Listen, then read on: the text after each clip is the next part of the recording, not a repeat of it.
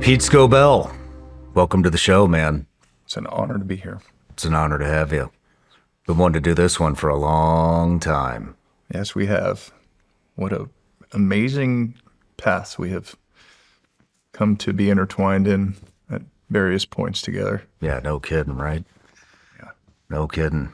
It's going to be heavy. It's going to be a heavy interview. But It is. I appreciate you coming, man. I know this takes a lot of courage. I appreciate you having me, and being here, I've avoided a lot of stuff in the last 5 years. And then we had these touch points, and it finally was like, okay, I want to talk, but I'm going to talk to Shawn, nobody else. So That means a lot, man. Thank you. I'm a big fan, and you're doing a great job. Thank you. I mean that. There's so much noise out there right now. There's so much noise, and trying to pull out what's real, what's not real. It's like you're being bombarded with the algorithm and trying to find the bits and pieces of truth in there, and then take the time to digest them and then filter them through the people that you trust. Like, what do you think of this, or what do you think of that? And I think in that mess, you're bringing a very reliable source of information it's not saying, oh, believe this or believe this. It's saying, here it is. What would you like to do with it? And nobody else is doing that. And nobody, but definitely not mainstream. Yeah, that's no kidding. I mean, I take it, very seriously, and I think we were talking about it last night at dinner, but yeah, it's getting harder and harder to find any real truth. And so it's, I'm not trying to make people think a certain way. I'm just trying to give them information, and then they do with it what they want, but I think that's important. But let's get to you, man. You want to kick it off with a prayer? Yes, but I want to kick it off with something. So you sent me this book on June 11th, I think was the first day I read, Calling Jesus by Sarah Young. And you sent me a note, and in the note, you said, "It was great hanging with you. I know we don't know each other that well, but I feel like we're carrying some heavy weight." I'll leave the rest of it, but you said basically this is an important book to you, and I think it'll be important, or an important book to yourself. It'll be important to you as well. And so I'm a big believer in anything. I'll try anything twice. I always say that. Someone says, hey, try this out, whether it was for TBI or, PTSD, all that stuff. I'll try it because I want to know personally, is it work, does it not work? So I started reading this every day and I would highlight it as kind of a reminder. And so this morning I got up, September 25th, and I want to read it to you. Pour all of your energy and trust into me. It is through trust that you stay connected to me, aware of my presence. Every step on your life journey can be a step of faith. Baby steps of trust are simple for you. You can take them with almost unconscious ease. Giant steps are another matter altogether. Leaping across chasms in semi-darkness, scaling cliffs of uncertainty, trudging through the valleys of the shadow of death. These feats require sheer concentration, as well as utter commitment to me. Each of my children is a unique blend of temperament, giftedness, and life experiences. Something that is a baby step for you may be a giant step for another person, or vice versa. Only I know the difficulty or ease of each segment of your journey. Beware of trying to impress others by acting as if your giant steps are only baby ones. Do not judge others who hesitate in trembling fear before an act that would be easy for you. If each of my children would seek to please me above all else, fear others' judgments would vanish. fear of others' judgments would vanish, as would attempts to impress others.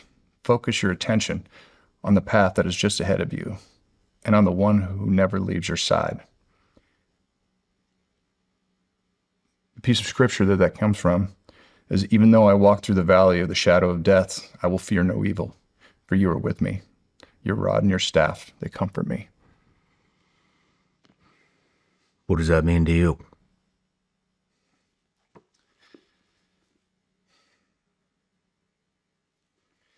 I think we're spirits having a human experience. We're not humans having a spiritual experience. And when you realize that, you realize this is all one big lesson. And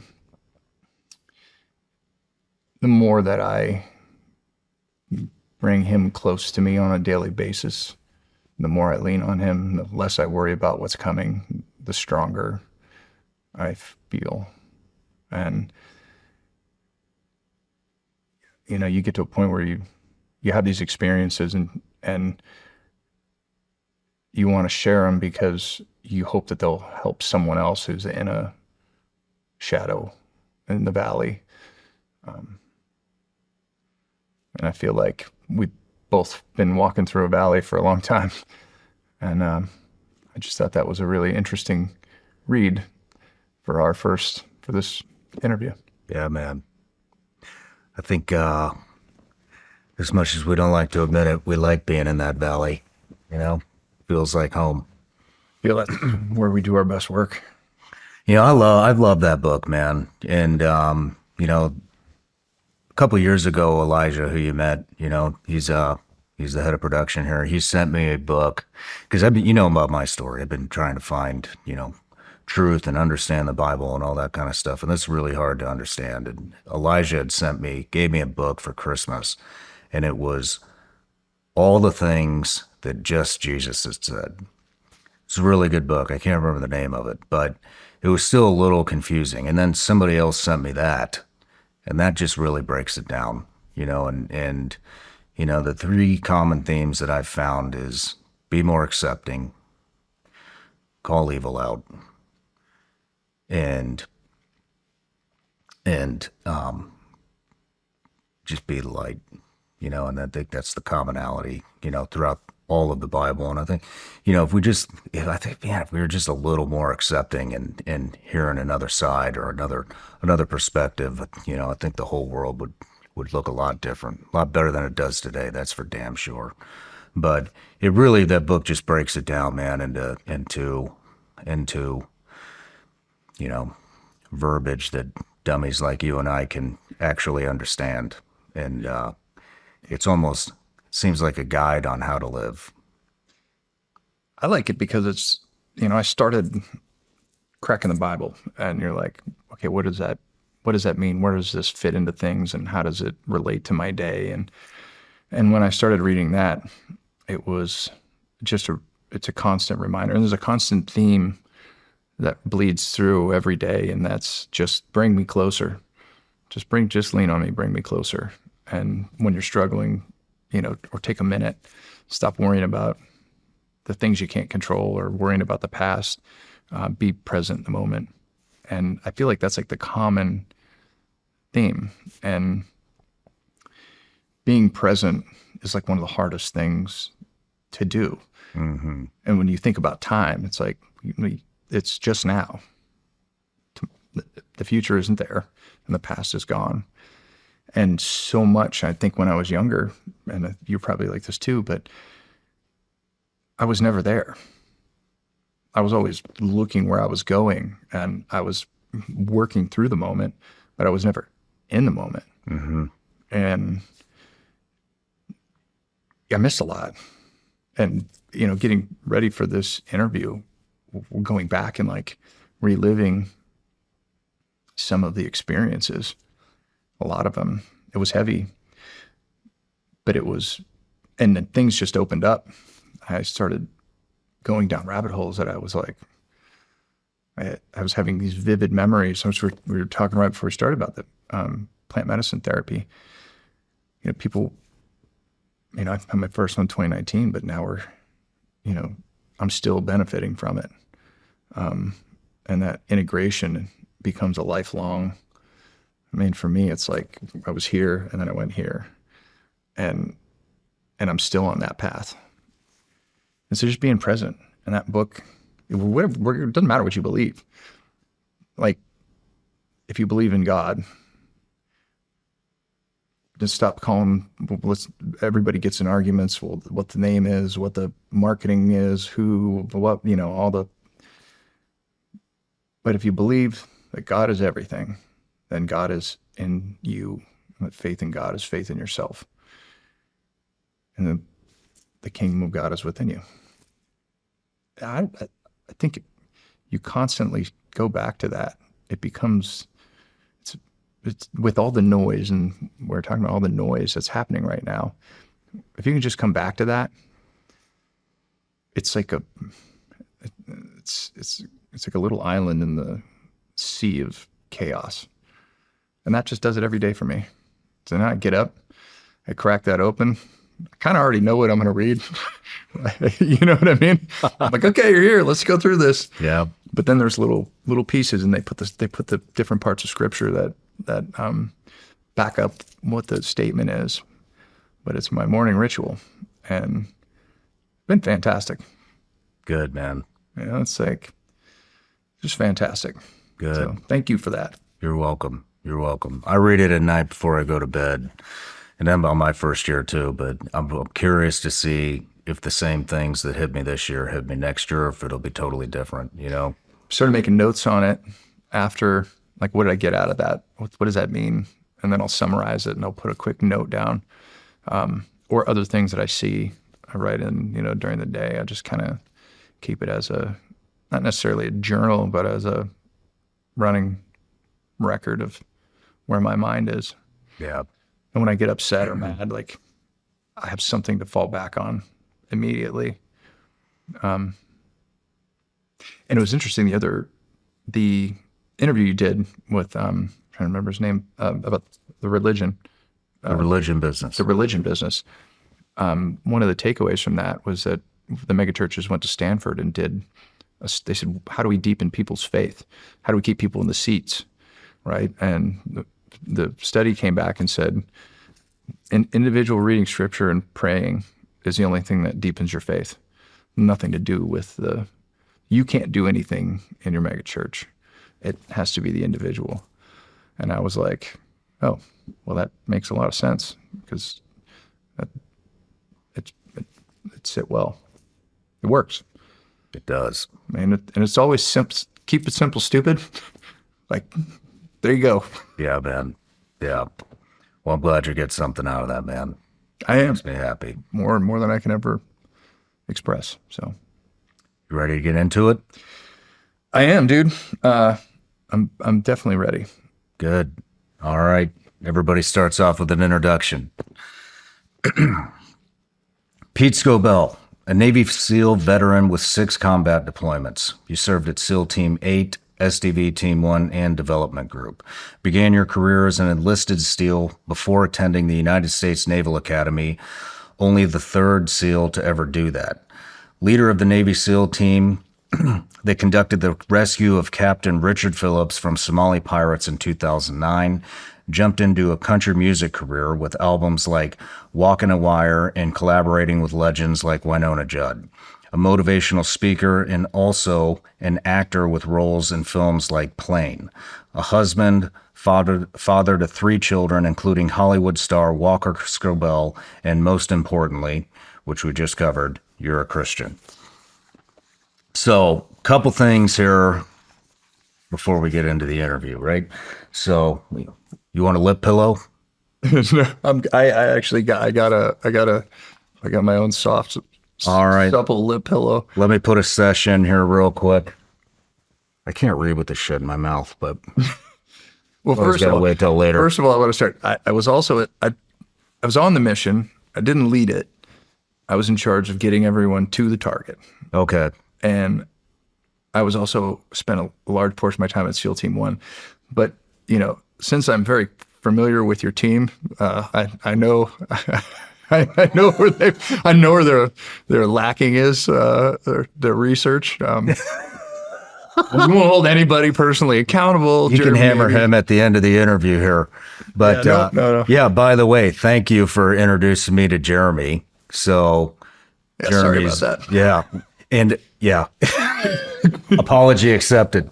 But dude, he's just been amazing. And you called me or you texted me and you said, if you don't hire this guy, you're a fucking idiot. And I was like, well, that's not happening. And then I was like, all right, maybe I'll call him and see what's going on. And dude, Jeremy has just turned out to be a fucking rock star. I mean, if you have a pulse in this world, we will find you and get in touch. Doesn't mean they're going to say yes, but every single person that we've targeted, we've got a response out of. And that's all Jeremy, man. So thank you for that introduction. It was really weird when that happened because I had watched some of your stuff and I was like, oh, this is cool. I started watching your interviews and then you cross paths with, then I recognized Cactus and Winona you were friends with them. And I was like, oh, okay, this is different because Cactus and Winona are family to me. And Cactus is just, I don't know where I'd be in this world without him. I absolutely love him like a father.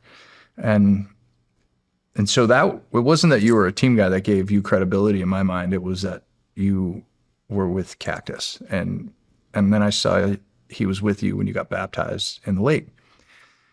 And Jeremy, my roommate from prep school all the way through graduation at the Naval Academy. And Jeremy had retired and was living up off the grid by himself with his family and kind of doing what he was doing. And I had come down and met you at Winona's birthday party in passing. We had a quick conversation. And Jeremy didn't know that I knew you or any of that. And Jeremy said, called me one day, we're just catching up as normal. And he was like, I feel called to respond to this X post that Shawn Ryan has about being his producer. And I was like, okay, do you realize you're going to have to leave where you're at and go here? And do you want this? Do you really want this? And he said, yeah, I feel called to it. And I was like, all right, hold on. That's when I texted you. I was like, let's see if this happens. Who knows? Let's see if this calling works. But his background is just unbelievable. And I saw how you thought and I know how Jeremy thinks. And I'm like, I think this is exactly what you needed. And I hoped it worked out. It's been a perfect fit, man. And then you got Eric as well. It's funny. I walk in here and I'm like, blast from the past, with your team. It's like my family. Yeah, it was interesting being the only enlisted scumbag at dinner last night. That's for. But I was like, this is fitting. I'm like, every enlisted team guy's like, look at this. 3 officers and the man at the head of the table is the enlisted man. The way it's supposed to be. Right on, man. But all right. So I got a couple gifts for you before we start here, right? So first one, Vigilance League gummy bears, made in the USA, no funny business, legal in all 50 states. That's a bummer. Yeah. Well, we go out to California and get the good ones, but those are just candy. And I think you'll appreciate this one. Oh my God, dude.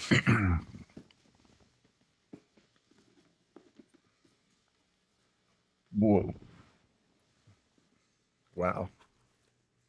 So that is the Sig Sauer P226 Legion.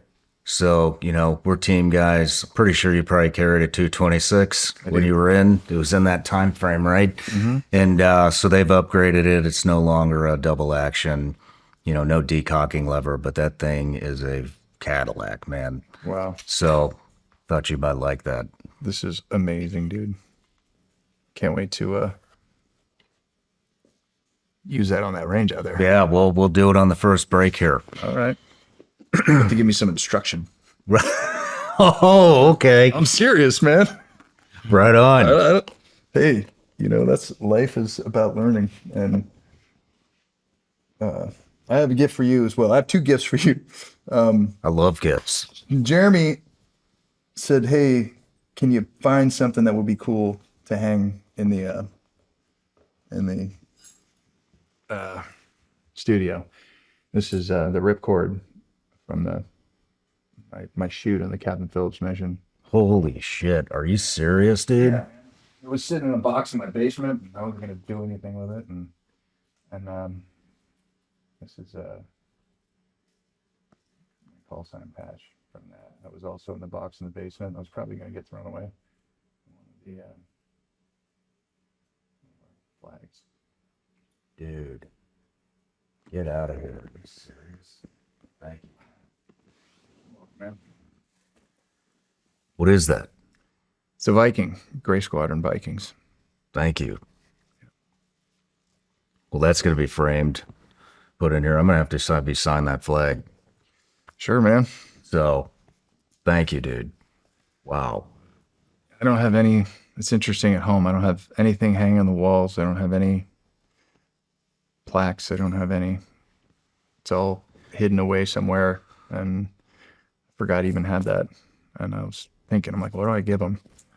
Then I'd seen some of the videos in here. I'm like, well, maybe you can find use for it. Dude, thank you. And the other thing I got, I was,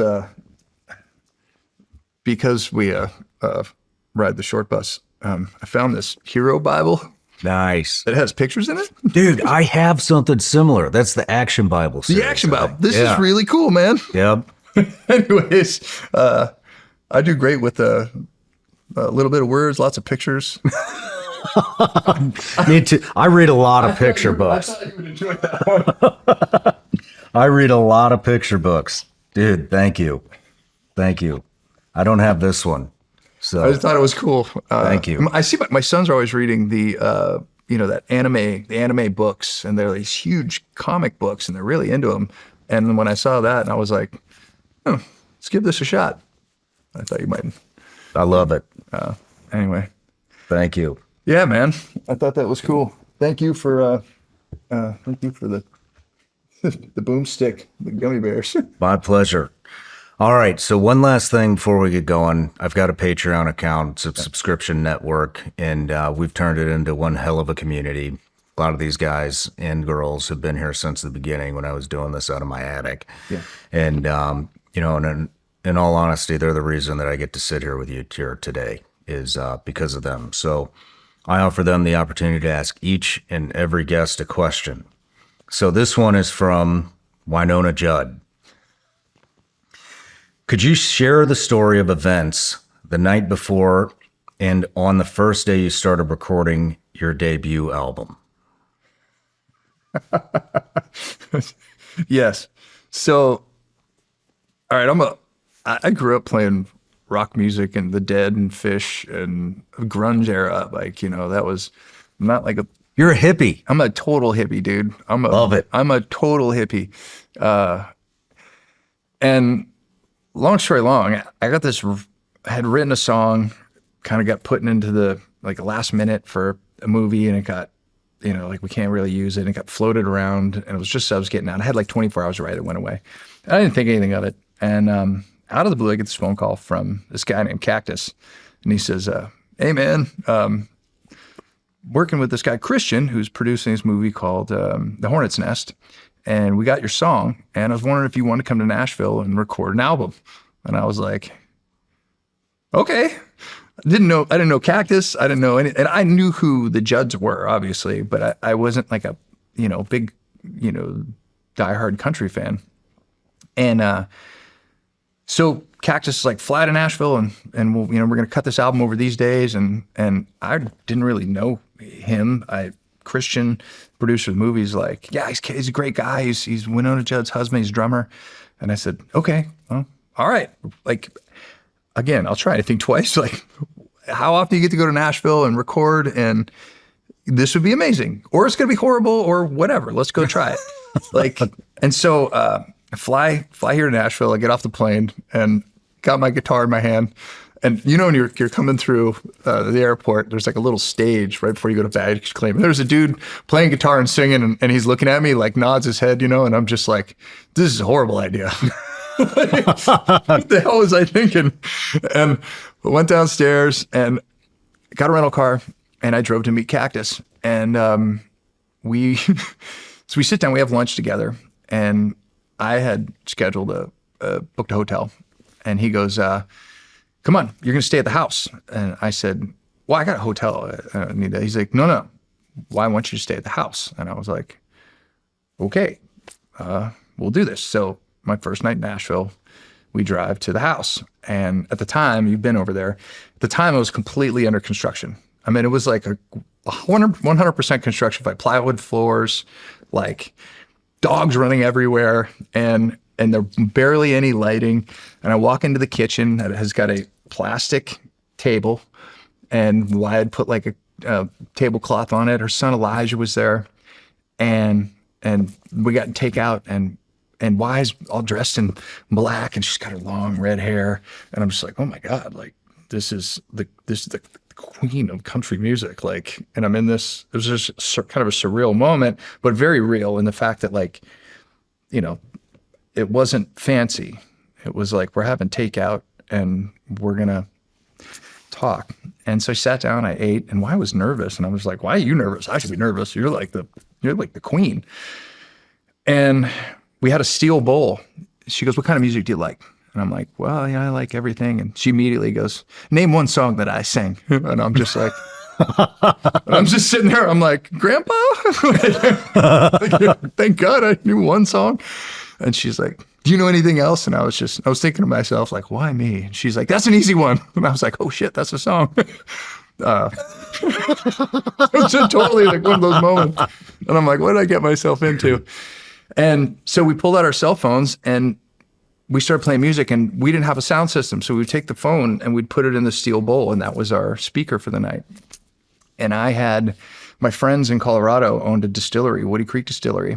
And I asked Cactus, like, hey, I gotta send you guys out like a gift. So I had sent out some Woody Creek vodka, potato vodka. It's unbelievable. So I sent that out, and we finished dinner. And Y comes over and takes a bottle, puts it on the table, and goes, we're gonna talk. And I'm just like, Oh boy. oh man. Like, so Y and I start drinking, and we're going, Cactus and I are supposed to be in the studio in the morning, right? And 8 a.m, I'm still in the chair, and Y's yelling at me, what, am I not interesting?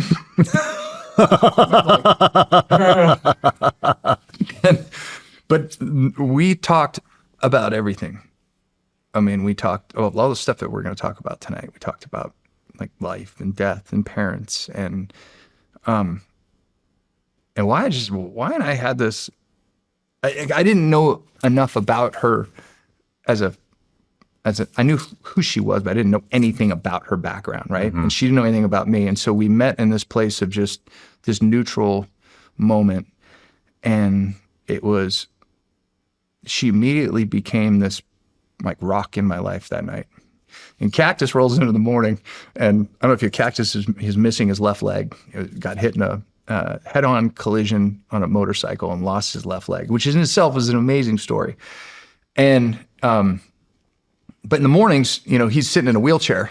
He rolls in the wheelchair in the morning. He's like, what the hell? Like, we gotta be in the studio in the morning, and he's asleep in a plastic chair. Like, how are we gonna pull this off? And he's like, get up. So we make coffee and we go in, and that kicked off my first album. Damn. in Nashville, meeting Winona. And she's been in my life pretty much every day since. That's awesome, man. In some way, shape, or form. They're great people. Great people. Yes. You never know what you're going to get when you meet somebody like that, and they're just down to earth, real people. And yeah, that's getting hard to find anywhere, let alone in the entertainment industry. And it wasn't until we went on our first tour together, the Songs and Stories tour. I was opening up for her, and after I finished my first, it's kind of a fun, that again is a funny story, because I'm standing on the side of the stage, and Y usually hides in the bus until it's her time to go. She walks up, she goes, and I'm getting ready to go on stage, and we did like these smaller, like 3,000 person, very intimate songs and stories. And she walks up next to me. She goes, "Okay, so here's the deal. No one here came to see you." And I was like, "I know that." She goes, "And you don't get a band." She goes, "If you can win them over, then you might have a chance in this industry, and I'm going to be praying for you." And I just, they announced me, and I walked out on stage, and I'll never forget that. And she just smiled and nodded and went back to the trailer. And I finished my first set, and I wanted to see her, so I went around to the sound booth in the back when she came out on stage. And she walked out by herself, all dressed in black. And beforehand, the band prays backstage. Cactus leads a prayer. So we do the prayer, and I hurry up and run around to the front, and I'm standing with the sound guy. And Y walks out alone, one spotlight, and she sings Pretty Bird a cappella. And I get chills. It is, to hear her, it's the voice of God. And I didn't realize in that moment all the stuff that we had talked about and all the pain that she had been through in her life and we had shared. And then I heard her voice, and I was like, "Oh, that's you have to carry that. Like, that's what you have to give this away." And it's a lot for her. It's a lot. And when you just hear, and you don't see too many artists in Nashville that walk out alone without a band, and they just, get after it, because everybody's hiding behind something, and she doesn't. She just walks out there and bears her soul, and I get chills. And that entire tour, I would go out to the soundstage just to listen to her, just to watch her do that. I have so much admiration for her and all the stuff she's been through, especially in the last year. And then back to the stadiums, and, it's just I don't know, every time I go over there, I was there yesterday, time I go over there, I walk in the kitchen, and now it's beautiful. It's all finished, and I'm like laughing. Just remember those first days of, who are these people and what are we getting into? Like, what is this? It was such a great part of my life. Thank you for sharing that, man. Yeah. I love them. I love Y. I love Cactus. Elijah, their son, who's a police officer, I think a brother. Just they're treasures. They're great people. Yeah. Let's get into your story here. Okay. You ready? Yep, I think so. All right, man. Where'd you grow up? Born and raised in Erie, Pennsylvania. My father was 51 when I was born. My mother was 25. My father was an attorney, World War II vet. He'd gone to Phillips Academy, Andover, and wanted to enlist to be in the airborne and he was trying to get into combat. And he got into the Army, took some tests, and they made him a bombardier, put him in the Army Air Corps. And he went to, became a bombardier navigator on a B-17. And he finished his time, I think he got over to England, missed the war, and then they came back. He did his 4 years, he got out, and his parents at the time were living in Chicago. And so he went to Chicago, and they said, "There's a school up the road, Northwestern. You should go check it out." And he had the GI Bill then. So he went to check out Northwestern, and he ended up loving it. So went to Northwestern, doing great till his senior year, played a fraternity prank, and he got kicked out. And in that time, his parents had moved back to Erie. But he had already been accepted to law school there, and at Northwestern. And so they said, "Your punishment is you got to graduate from somewhere else. You can still go to law school, but you can't get your degree from here." So my dad went to Allegheny He finished one semester at Allegheny, got his degree, and then went back to Northwestern undergrad, or then he got his master's in economics and his law degree. And then he moved back to Erie to start his own law firm. And a lot of this, part of the reason why I'm doing this is for my kids, because like I never met my grandparents. I didn't know, like a lot of this for me was hanging on my mind. Like where were these stories? What are my kids, what are they going to know? But anyways, so this is, my dad, he comes back and starts his own firm. He gets married, has a couple kids, and he gets divorced.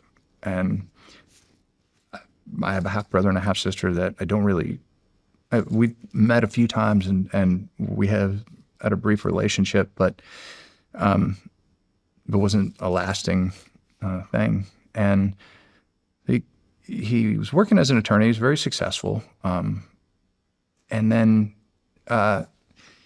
meets my mom, who at the time she was going to Edinburgh University and studying music. She was a viola player and also playing in the Philharmonic in Erie. My dad was just a newly divorced attorney. And he starts dating her, and they date for get married, I think when she was around 21. And, he's in his late 40s, and I'm pretty sure I was an accident. And here I show up. He's 51 and my mom is 25 at the time.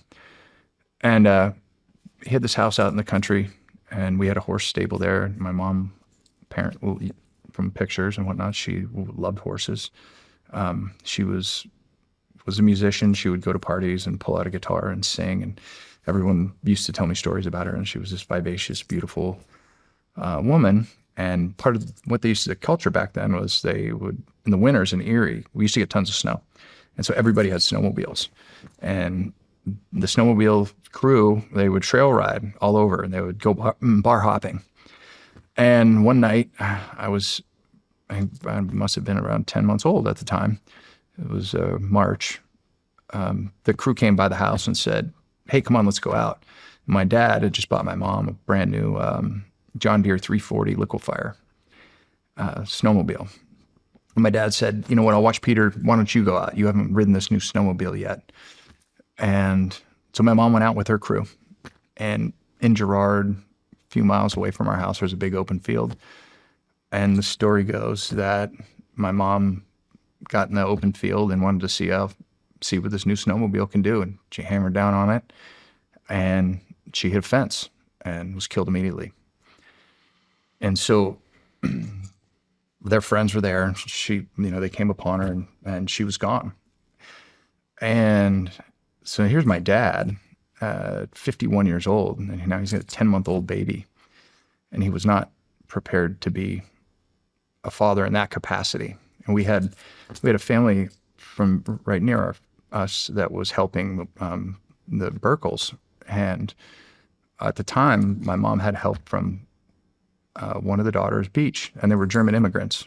Beach was actually born in Germany, and she came over, and her brother, Ralph, was actually born in Germany as well.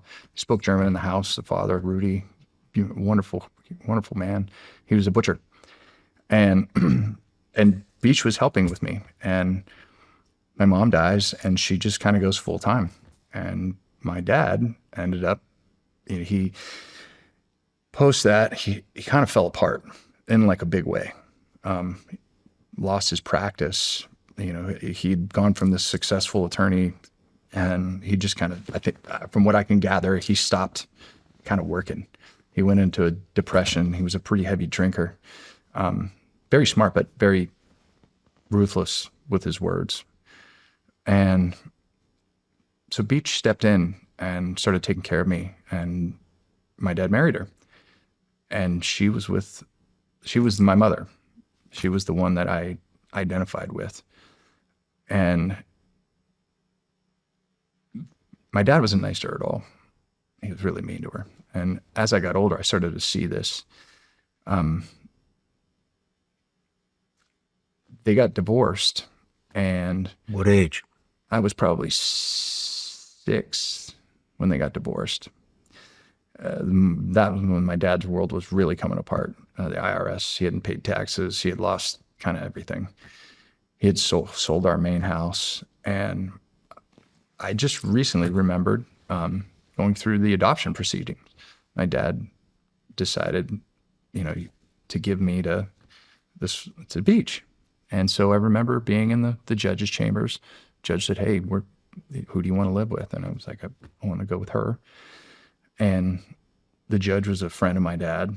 And I think my dad changed his mind at the last moment and said, no, he's not leaving, because she had decided to move. And her family was moving to Texas. Moved into a new house, and I would go visit her, and I'd stay at the house all the time. And the brothers were like my uncles. And one day she came to the house and she said, "I'm leaving. We're going to Texas." And said goodbye to me. And in that moment, and post Ibogaine and therapy, but in that moment, I had this they had told me stories about my mother, and I'd seen pictures, but I had a mother. So it wasn't like a priority, you know what I mean? It was like there, but it wasn't there. And then all of a sudden she was gone. And I remember laying in my bed, and I still go back to this moment. It was like the most horrific feeling. I felt like I was being torn apart in every direction, and I couldn't sleep. I watched the sunset, and I had this overwhelming feeling that nobody was coming for me. My dad didn't want me, and she was gone. No, you're not picking up the phone and calling. And then here was the pictures of my mom, and my dad was actually, and I started asking questions. But I go back to that moment because what I found is that with our community, I think a lot of people go through something at a young age that makes us driven, that lights this fire inside of us that makes us want to achieve. And mine was fear. Nobody's coming for me. My dad would always tell me that, and I'm going to die at any minute. Right after my mom died, my dad had a catastrophic heart attack and he was in the CCU, and he was a heavy drinker. And the physician actually told me, your dad left the CCU and walked down. He was at Hammond Hospital, walked down to there was a bar, the buoy. And he's like, "I found your dad sitting at the buoy in his robe, having a drink and smoking his filterless Pall Malls." He's just like, "I don't care anymore." He was just constantly telling me, "I'm going to die at any minute. You got to figure this out." How old are you at this point? I was about 7 or 8. 7 or 8 years old? Yeah. Well, I mean, what specifically would he say? It was a constant reminder, "Hey, listen, I'm not going to be here." And so after Beach left, he took me to Ohio to a family he was friends with. And we're going to stay a week. And he goes, we're kind of hanging out. They have 2 boys, the Buckles. They're very nice. My dad, "Oh, I'm gonna go home for a little bit." He goes home, and I overheard the family "Well, we got to enroll him in school, and we got to figure this out." And while he was gone, they took me to the local school, enrolled me in school, and I was like, "Hey, what's going on here?" And they were like, "Well, your father's," he was suicidal at the time, and he was ready to "Hey, this kid needs it better than I can help him, better than I can give him." And I figured I'm like, "Oh, he's leaving me with these people." And he came back to visit, and I crawled in the car, and I was like, "I'm not going anywhere without you." And he just kind of looked at me. I don't remember packing. I don't remember any of it, but I remember getting in the car saying, "I'm not getting out. You're not leaving me." We drove back, and we went home, and it was just a lonely, the feeling of loneliness still haunts me. It still really haunts me. It did. And some of the families in the area, knew what was going on, started calling my dad, saying, "Hey, he's getting to this age. You should enroll him in soccer. You should enroll him in sports." And so, but I lived out in the middle of nowhere. I mean, I was 10 miles from anywhere where there were other kids. And so we still had the snowmobiles, and my dad had this kind of remnants of toys. He called it the toy barn, and there was he bought me a 3-wheeler, and we had a pond in our front yard, and I would spend my time in the woods with a BB gun or fishing in the pond, and I would talk to my mother, just talk to her, and I had this relationship. And when I did my first Ibogaine journey, I was back in the woods walking around, and it put me back into those moments, and I didn't feel lonely when I would go in the woods and talk with her. That was kind of my sanctuary. I never felt lost. I felt where I was supposed to be. I felt loved. And then my dad started signing me up for sports. You got to stay busy. I'm super excited to announce a project that I've been working on. I partnered with Ironclad for their newest original series, Target Intelligence PSYOP. It's an 8-part audio experience where we find out who is really pulling the strings. Enjoy this trailer and stay tuned to the end of the show to listen to the prologue. Buy it today at psyopshow.com. Link is in the show notes. The stakes have never been higher. Do you feel it? That something's off?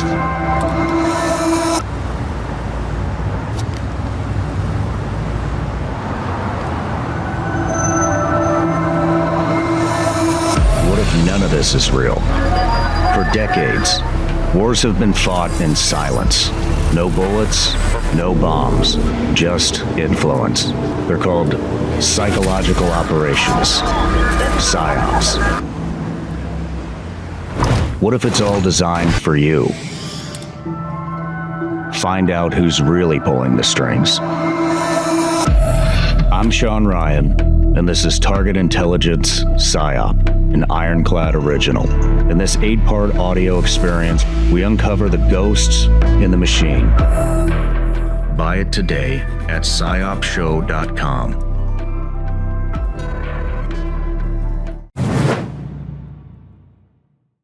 What would you talk to your mom about? Everything.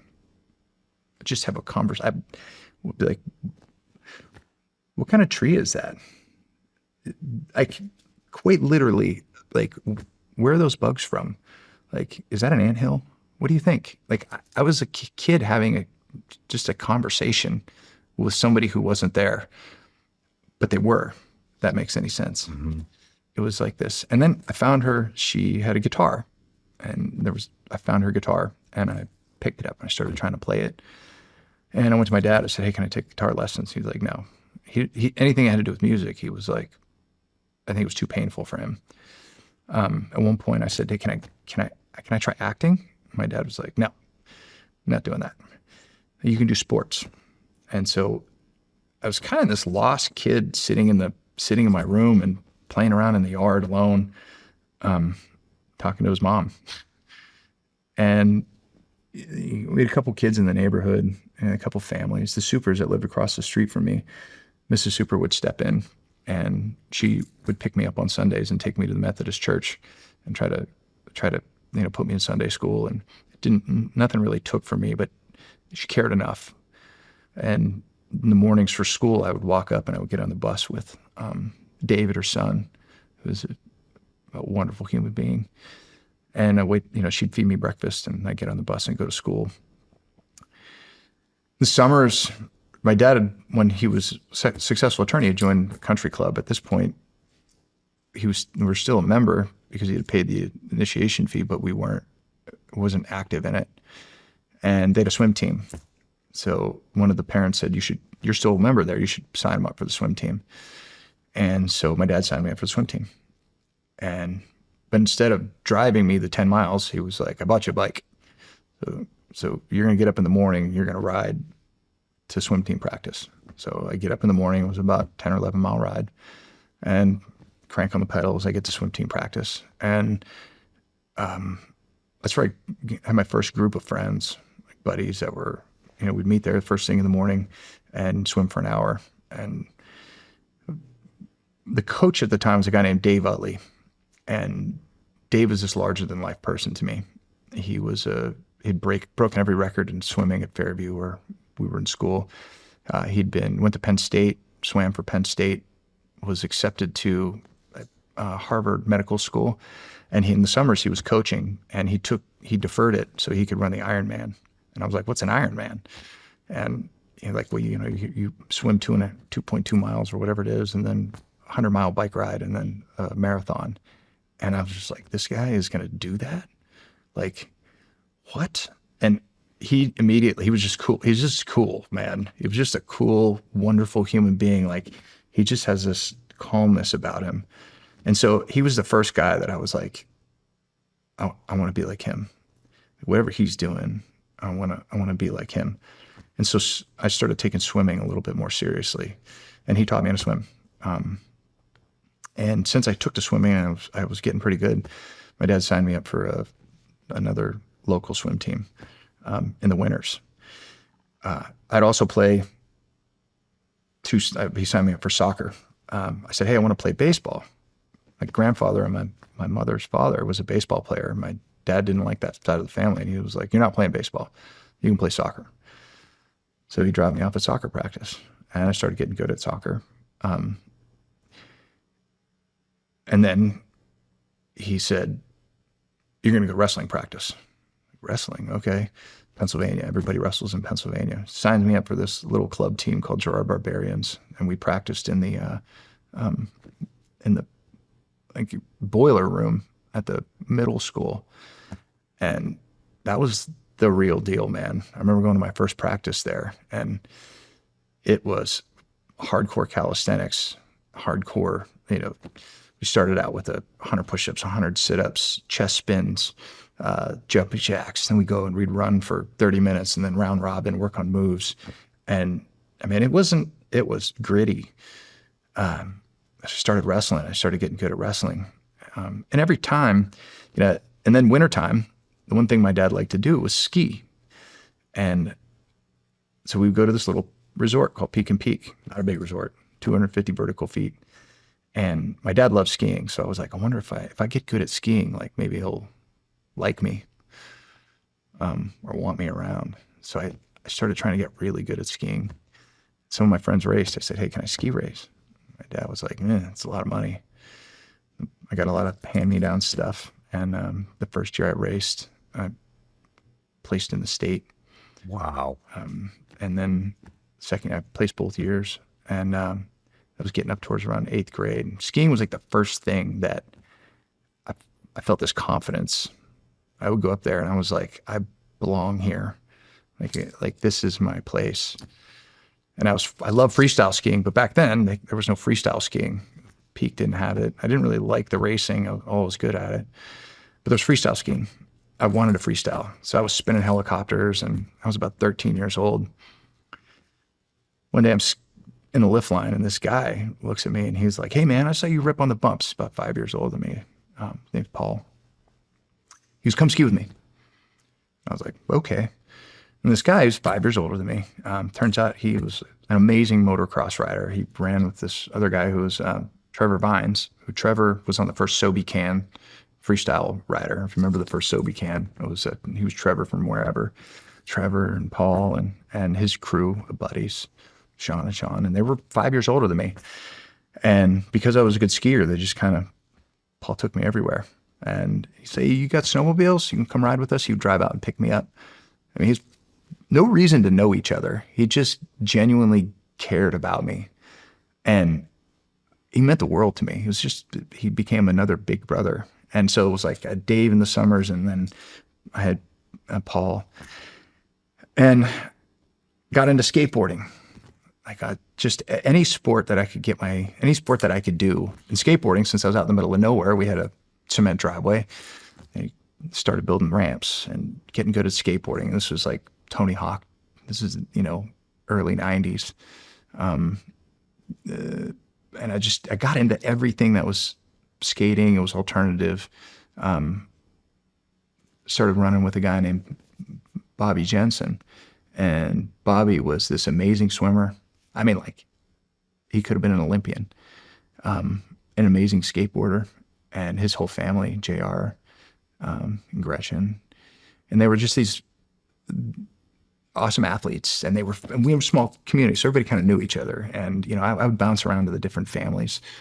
And people kind of knew my background, so I'd sleep on a couch, they'd feed me here or there.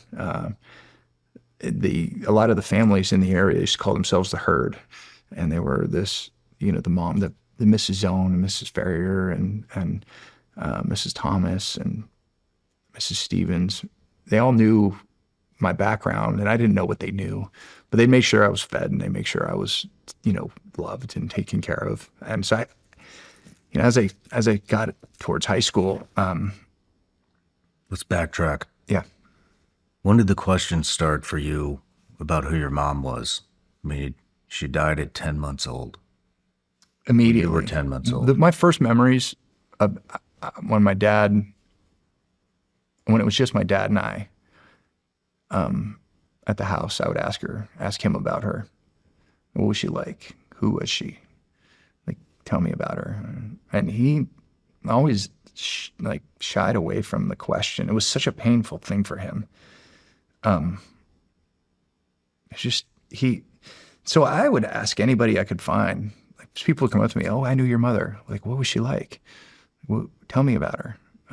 Oh my God, she was, so charismatic and beautiful, and she was such a great musician. And they'd tell me some random story about her, showing up at a party and grabbing a guitar and singing. And I was like, oh my God. My dad was just, he was a very reserved, he was really nice to other people. It was interesting. He was very nice to other people, but it wasn't really nice to me. And I just kind of felt like anytime I could get away, I would get on my bike and leave, ride to swim practice, go hang with my friends there, take my skateboard in a backpack. Somebody be building a new ramp somewhere and we go skate. I just kind of tried to get away from him. And in the winter, skiing was my way to get away. And yeah, it was this constant theme when I was younger of just to get away.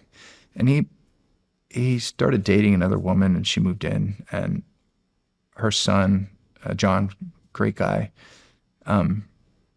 he was like a punk, hardcore punk. He was into alternative music. And I remember he didn't really live with us ever, but he kept stuff at our house, and he had this box of tapes, and I never knew what the bands were. They were just like mixtapes back in the day. You remember we used to have to make a mixtape? Mm-hmm. You just go through all these mixtapes, and I put them in my stereo, and I'm listening to like Black Flag and all these, Sex Pistols and all these punk bands, and I'm just like listening to this. Right, first heard the Cult, and I started to foster this love for music. It just came like I'd go to where I was drawn, and music really became this like sanctuary for me. And a couple of my other friends got into, I'll never forget it. We were going on a swim team trip, and we were sitting on a bus, and my buddy's like, "You got to hear this."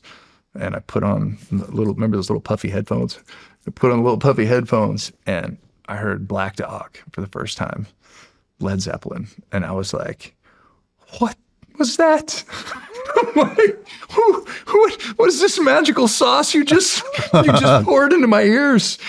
And it was like, oh my God. And Andy and Craig were musicians. Andy was a drummer. Craig plays everything. I was like, this is amazing. And so I was like, what are you listening to? And so it was like this time where music started to, we didn't have Spotify, like if you had to save up money to go buy a tape. Mm-hmm. You'd go to the mall and you'd like go through the tapes, and you'd be like, oh, I'm going to get this tape. And you listen to everything, right? Like you listened to both sides and over and over and over again, you read the inside cover, like what was going on. And like, so music became this like haven, sports and music. How do I like disappear from this world that I don't really feel like I belong in, or I don't feel like I'm wanted in? And yeah, I talk about music a lot because it really was this like safe haven for me. What about Beach? Did you ever hear from her again? Yeah, she moved to Texas, and she started dating a guy, and she was going to get married, and I was supposed to fly down to be in the wedding, to be there. And before the flight, my dad said, the trip's canceled. And I was like, what do you mean the trip's canceled? And he said, sat me down, and he wasn't really like nice about it. He goes, look, the guy she's marrying doesn't want you there. He doesn't want any part of her past. He wants a fresh start with her. And, you know,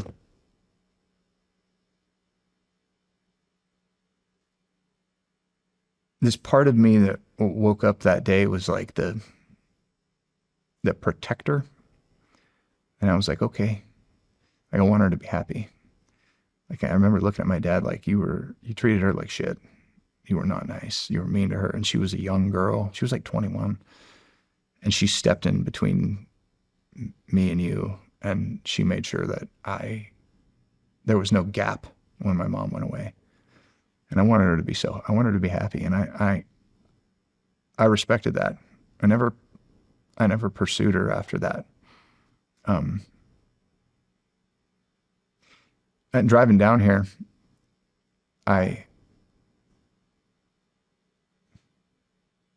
talking to God in the car, and I said, should I talk about Beach? And I looked down at my thing, and it's 333 miles to Nashville. I'm like, okay. A few more miles go by, and I pass an exit.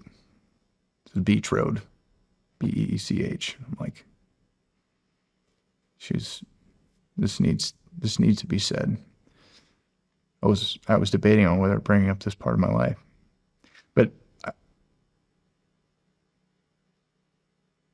I know she's been brokenhearted over this all these years. You know, she had her 68th birthday 2 days ago, and her brother still keeps me kind of informed, and I've let her be. It's always been heartbreaking knowing that she was walking the earth and she didn't want or couldn't. I don't know if she wanted to. But I want her to know that I forgive her. I know there's something, I feel it, but I forgive her. She did everything she could, and I hope she had a great life. I do. I hope she's happy. And, you know, and I wouldn't be here telling you this story had that not happened. It set me on a course that I'll never be able to, in a weird way, thank her for. That I forgive her. Yeah. In that day, you know, it's interesting. I go back to that day, and that was a day that when I felt like nobody was coming for me. I lost my mom too. She died in my head. Like, oh, she's gone. Like, this is what I was supposed to feel this. You know what I mean? Like, it ripped me apart.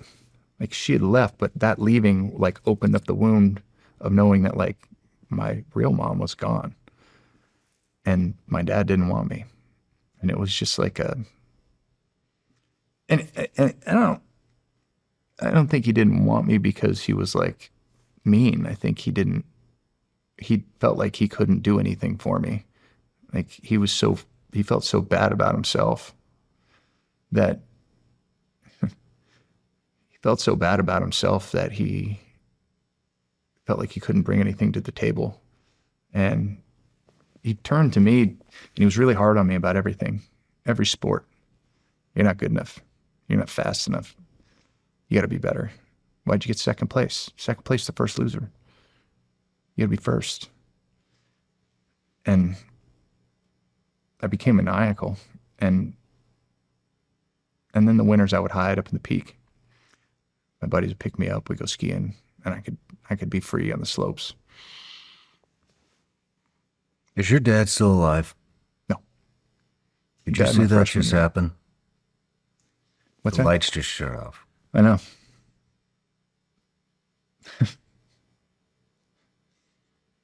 Yeah. He passed away my freshman year at the Naval Academy. Let me ask you this. I mean, you said you were talking to your mom in the woods. Yeah. Do you still do that? No, I don't. Why? Because I've realized that voice in my head was God. She's with him. And that's what that has been. That's what brought me peace. Do you think she's ever spoken to you since she's passed? I think she's had a hand in protecting me at every turn. No doubt in my mind. You go back and you think like, after I got hurt and you realize like you have 30,000 neurons in your heart and you got 30,000 neurons plus in your gut. And you have this access of, your brain's telling you one thing, your heart's telling you one thing, your gut's telling you one thing. And I was always really attuned to that. I think, and as I'm an empath, and I was always good at reading people and situations and finding my way. But because of that voice, I always trusted in that access, I guess. And there was definitely times where I'd be like, yeah, we're not going down that road in Baghdad. We're going to keep going straight. And then, I do find out like the next day, and M1 got IED'd on a culvert on the road that we didn't go down. And I just thought to myself, like, I'm going to keep in touch with that, with that access. And all my big decisions in life, I always knew what the right thing was. I didn't always do it, but I always knew what the right thing was. And I think that voice, and for years I've always thought she was watching over me. Do you think your dad has ever spoken to you since he's passed? I don't know if that was him. It just turned the lights out. I think it was. I think it was too. How does that feel? He was it's funny when I got to high school, spring sports, I played soccer in the fall, I swam in the winter, and we skied. And then spring came along in high school and there was track. I'm like, I walk on the track team. I don't know what I'm going to do. I'm a freshman. I see this pole vault thing and I'm like, I'll try that.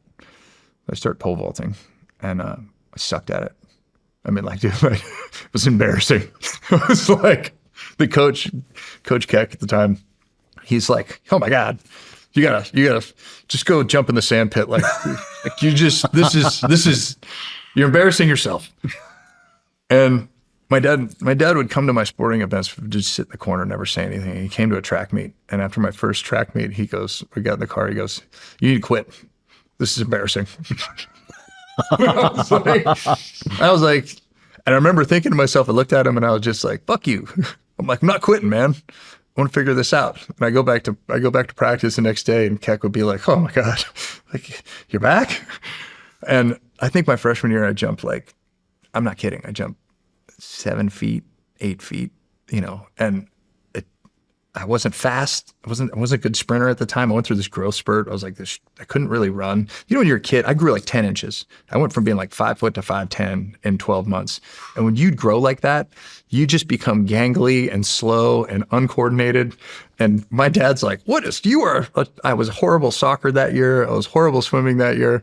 I was horrible at track. My dad was just like, and your grades suck. Like I don't even know what to do with you. Like, and he was just like, you got to figure something out. And the next year, I got a little bit, my legs underneath me in soccer, got a little bit together in swimming. And then track season starts. My dad goes, "You're not doing it. You're not doing it.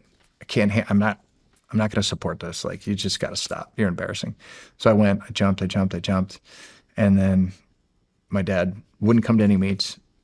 And then we had another jumper. His name was Ty Baird. Ty was just this amazing athlete. Everything Ty touched, he was just like unbelievable soccer player, leading scorer, unbelievable basketball player. And he's pole vaulting, jumping like 13 feet. And he was just a natural athlete, light on his feet.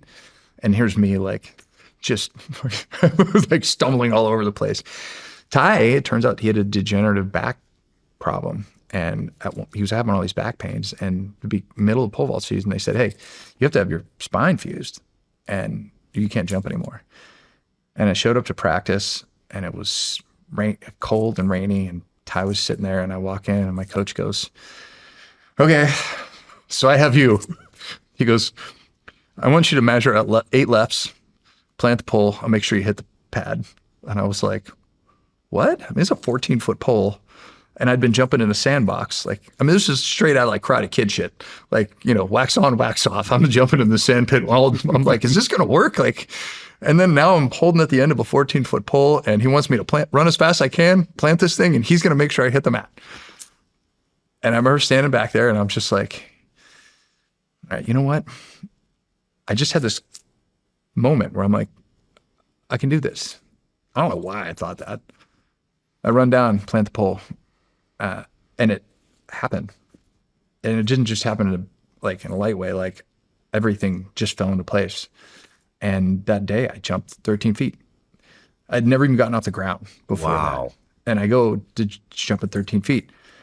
And I went into the next day in school, I had one of the other track coaches, and that happened at like 6:00 at night.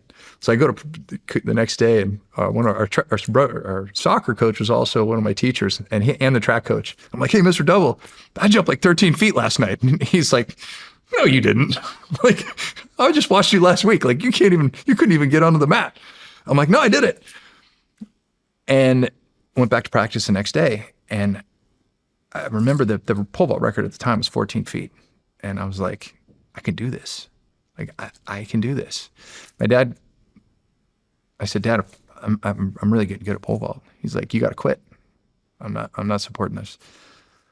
So I became maniacal. That year I jumped at the county meet and the district meet. I jumped 12.6. Didn't jump as high as I wanted to. But you get to 12.6 in Pennsylvania, people start to notice, mostly because your track season's so short. Anywhere else in the country, you can jump all year long, but you have 2 months or 3 months to run track. And so that summer, I started working with my coach, and my dad was mad that I was working with my coach all the time. And that winter, I stopped. There was my coach was like, "Hey, I think you can actually do this." He called the other coach from Joe Sanford from McDowell, and he says, "Can Pete jump with you guys and indoors in the winter?" And Joe was like, "Yeah." And Joe, another Christian, just absolutely the best human being I've ever met in my life. And I don't say that lightly. Like, Joe Sanford, he just is, everybody in Pennsylvania knows Coach Sanford. He was a football coach at McDowell. He played at Edinburgh as well. But he's like ball of positive energy, and he would run his pole vault. He was turning out state champions and record holders. So I show up as a Fairview kid, and Joe and so I got Joe and Keck. Meanwhile, my dad just like, "Yeah, you suck at this," and he's not coming to any meets. I jump all winter, and actually this summer I went to Slippery Rock pole vault camp, and spring comes around, my first meet my junior year, and I jump 14 feet, 14.3, and I break the record, the school record that had been there since 1976, a year before I was born. And I was like, I'm doing this. And that year I ended up, I won every meet I entered. I went to states. I tied for first and lost on misses. Jumped 14 feet that year. Damn. And senior year comes along. I'm blowing this thing out of the water. Like, I'm going to take this as far as I can go. And jumped all winter long. Senior year, same thing. Broke every record at every meet I jumped in. I jumped 15 won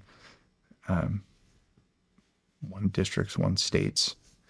And my dad came to the state meet, the only time he came to see me jump. And he shows up at the state meet. Weather sucks. I actually jumped the lowest I've ever jumped in that year. I jumped at the state meet. And I think partly because my dad was there. And I jumped 14 feet. And I tied for first, but I won on misses that year, even though I had jumped 15-1. The week before, I jumped 15-1. Anyways, it was like this, I don't know, pole vaulting became my way of rebelling. Like, I can do this. In the summers, my dad's you got to work, and there's Presque Isle State Park, which is it's a beach. It's actually the most visited state park in Pennsylvania and in the country, and it's like 6 miles of beaches in Erie, and they have lifeguard that go out every day and guard the beaches in the summers, and that was where like all the elite swimmers in Erie would go work. And you had morning workouts. So it's kind of like the teams. You'd show up and you'd have a morning, run, swim, run. You get your beach assignments and you headed out to your beach and you were there until 8 o'clock at night and, rinse and repeat the next day. And my dad's like, you're going to go work at the beach. It's where all the swimmers work. I know you like this track thing, but you're a swimmer. And I was. My junior year, I think I went to states in 4 events, a couple relays, a couple individual events. Yeah. And my senior year, I did the same thing. My coach, unbeknownst to Mr. Jensen, I didn't go to any practices. Then I showed up for districts and go to states and a bunch of events. He's like, you set a horrible example. I was like, I'm pole vaulting. But in the summers, I was working at Presque Isle. And that first summer, before I broke the record, was my rookie year as a lifeguard. And all these guys are like all swimmers that I looked up to in the town from all different schools.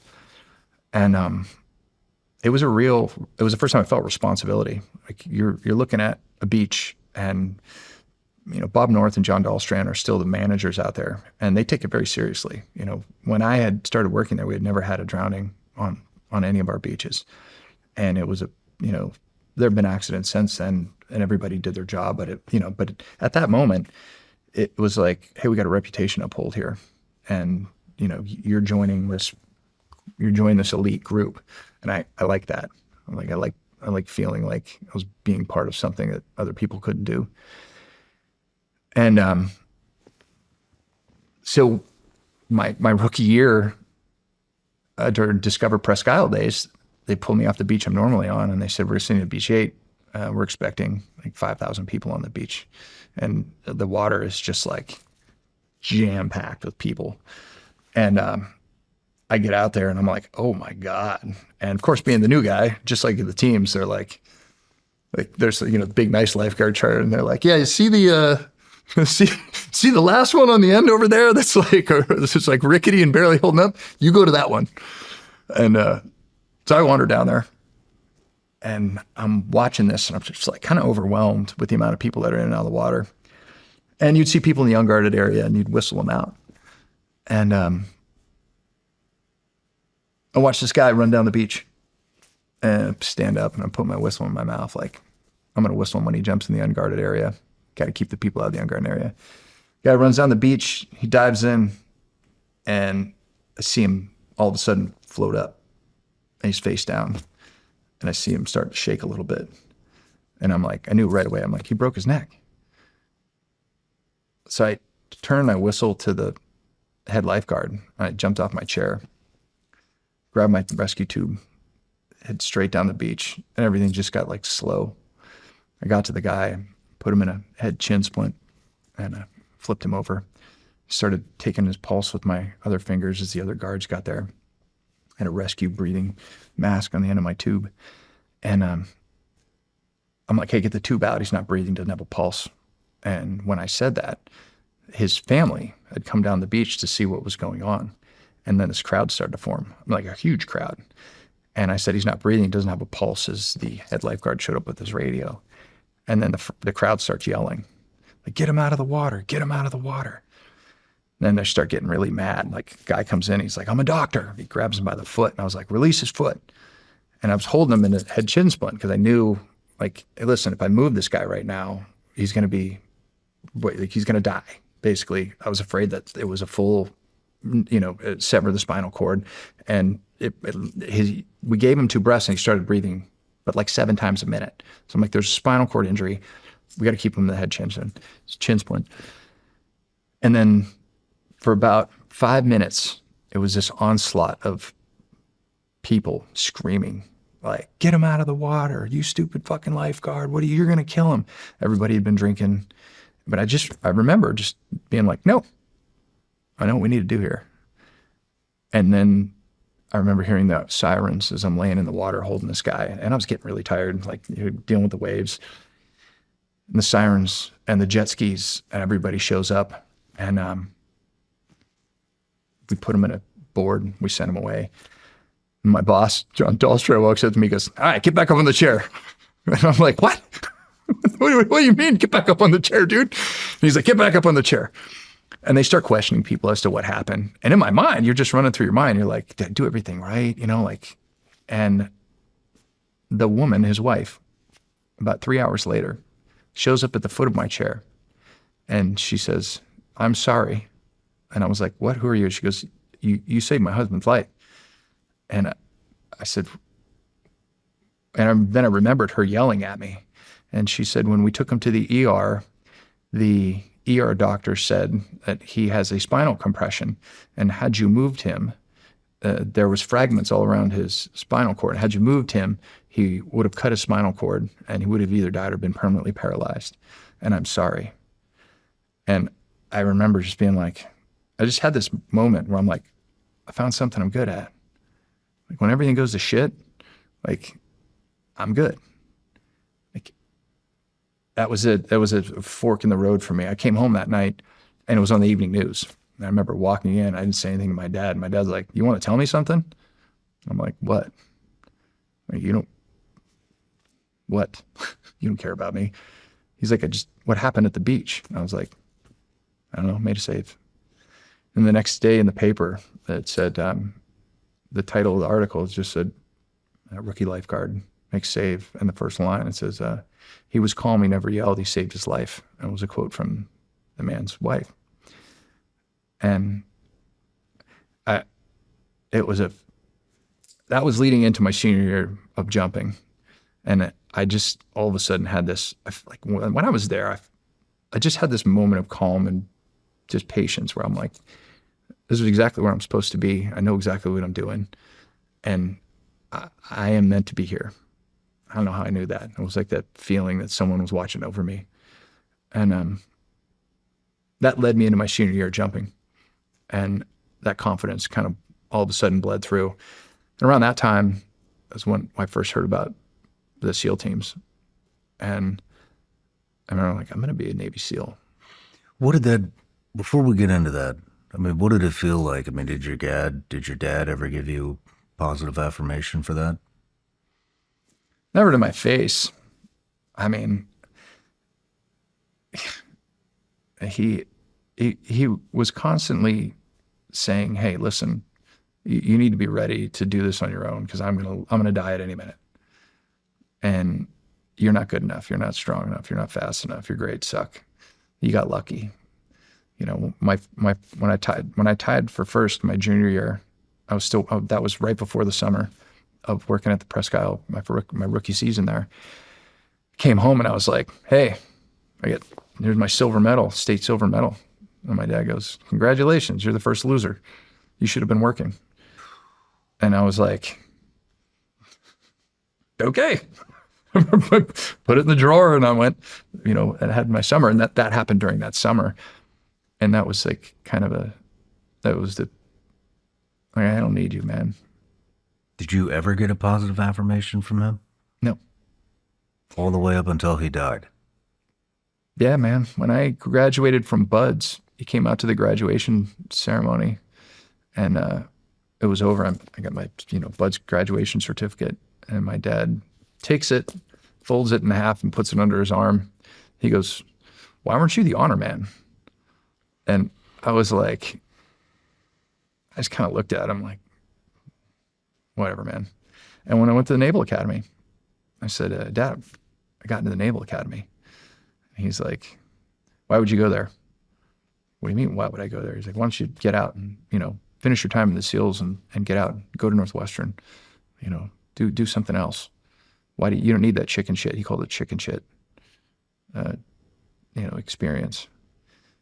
And not one time until the day he died, I just left class and I got an A on a calculus test. And my dad told me a story that the only class he dropped in college was calculus. You got an A on a calculus? I know, right? So I run into Fifth Wing and there's a payphone. And I had a, this is way before cell phones and all that stuff. Like there's a payphone. And I had an AT&T calling card. And I was like, I'm going to tell him I got a fucking A on a calculus test. And I call him up and he happened to answer. I was going to leave a message on the machine. And he said, what's up? And I was like, Dad, I got an A on a calculus test. And he starts laughing. And he goes, and he just had like a very calm way about him. And I said, I just wanted to tell you that I got to go. I got to go to track practice. And he goes, I love you. And I said, I love you too. He never said that to me. And I hung up the phone. What I didn't know was he laid down on the couch and he died probably 15 minutes after that.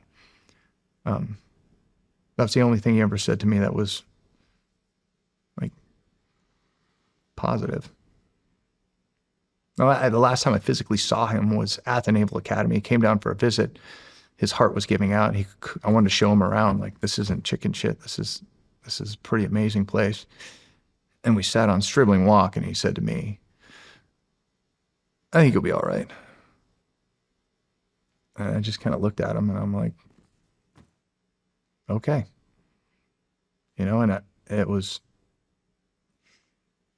I don't have any, I just remember thinking, like, when I'm a dad, I'm not going to be like him. That was in my head. When I'm a dad, I'm not going to be like him. What would you say to your dad now if he was here? I forgive you. Got a lot of lessons to learn in his time in this human experience. I hope you learned them all. I think I ended up all right. But Why do you think he was so reluctant to give you any credibility or affirmations? Or I think he thought I was gonna quit pushing. do you think he was trying to prepare you? I think he was. When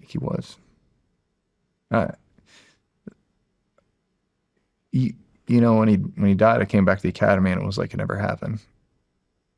I didn't think God had Jeremy and Brett and Johnny. But it was like, I remember feeling like alone in the world. Like, it was really kind of an empty moment. And to the credit of one of my friend's families, Bob Ferrier, he met me for breakfast the day I got home from the academy, and my dad was dead. And he goes, "You're gonna join my family." And I said, "What do you mean?" He goes, "You're part of the family. You're one of my sons now." And Bob stepped up, and I just put it behind me, and I moved on. Damn, man. Yeah, it was pretty heavy. I was a lot as a kid, but I really do forgive him. I think he was doing the best with what he had. I think he was depressed. I think he was dejected. I think he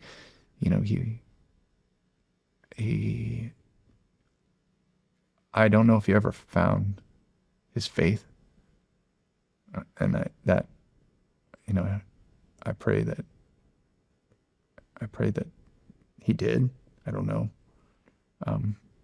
It wasn't a bad, I guess the way I tell it is it sounds like he was this horrible person.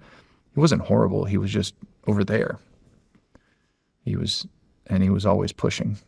And when you're a kid, you want somebody with you.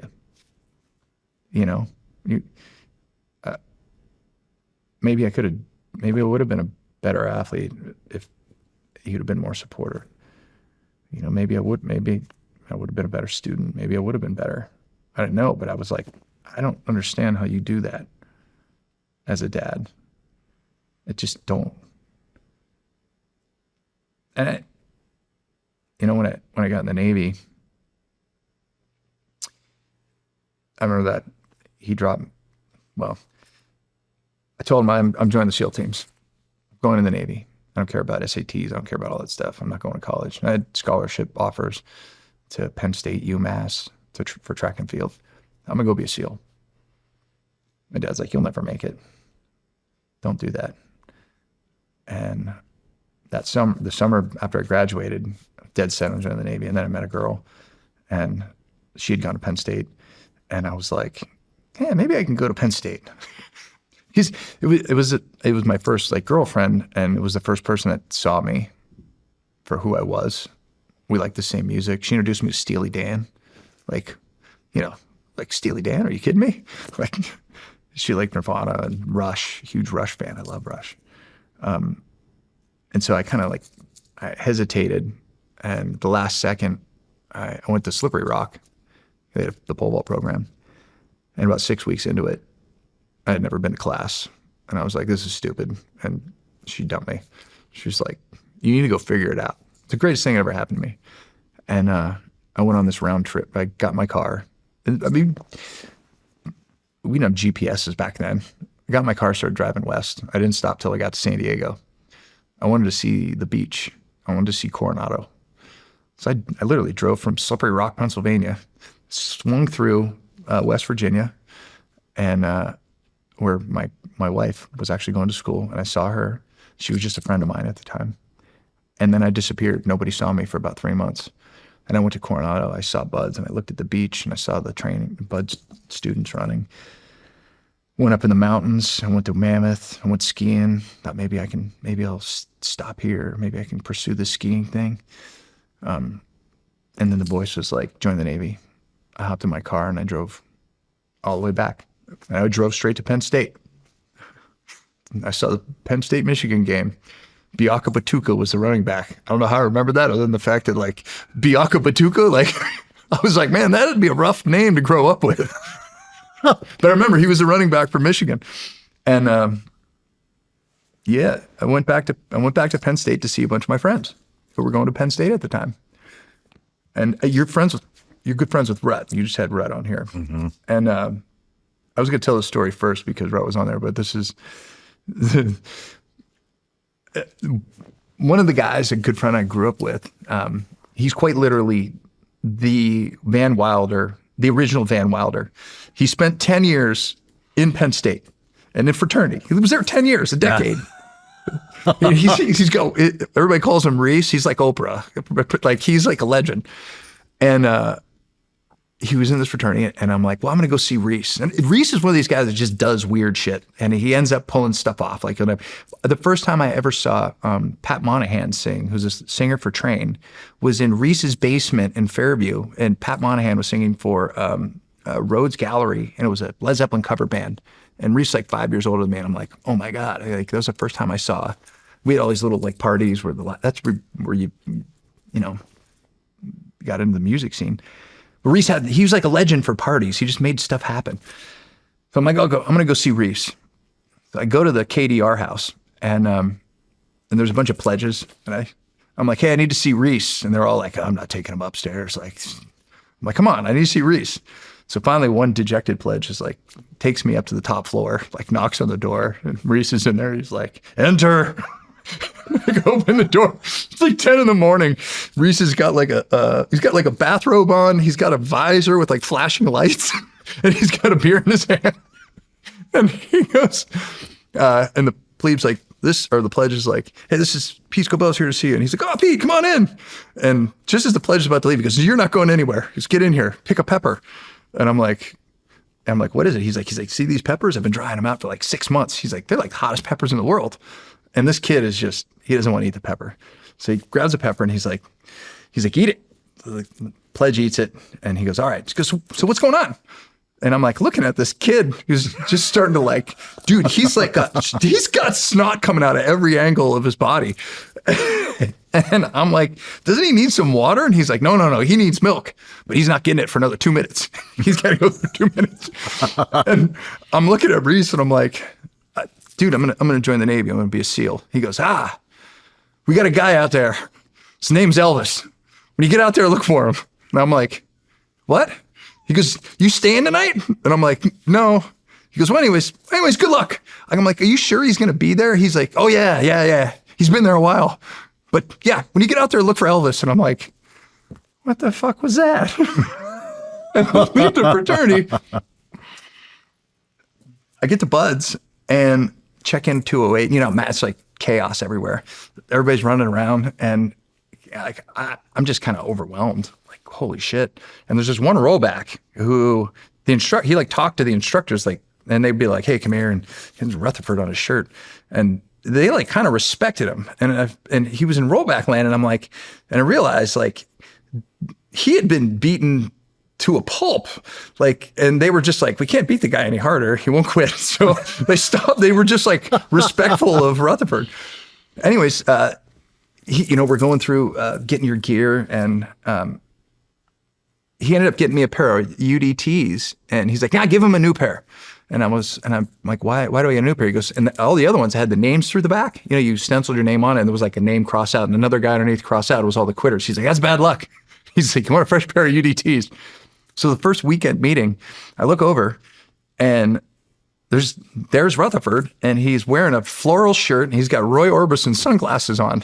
And I'm like, not much has changed. And I look at him, I'm like, and in my mind, I'm like, I think that's Elvis. So I walk up to him and I'm like, hey man, are you Elvis?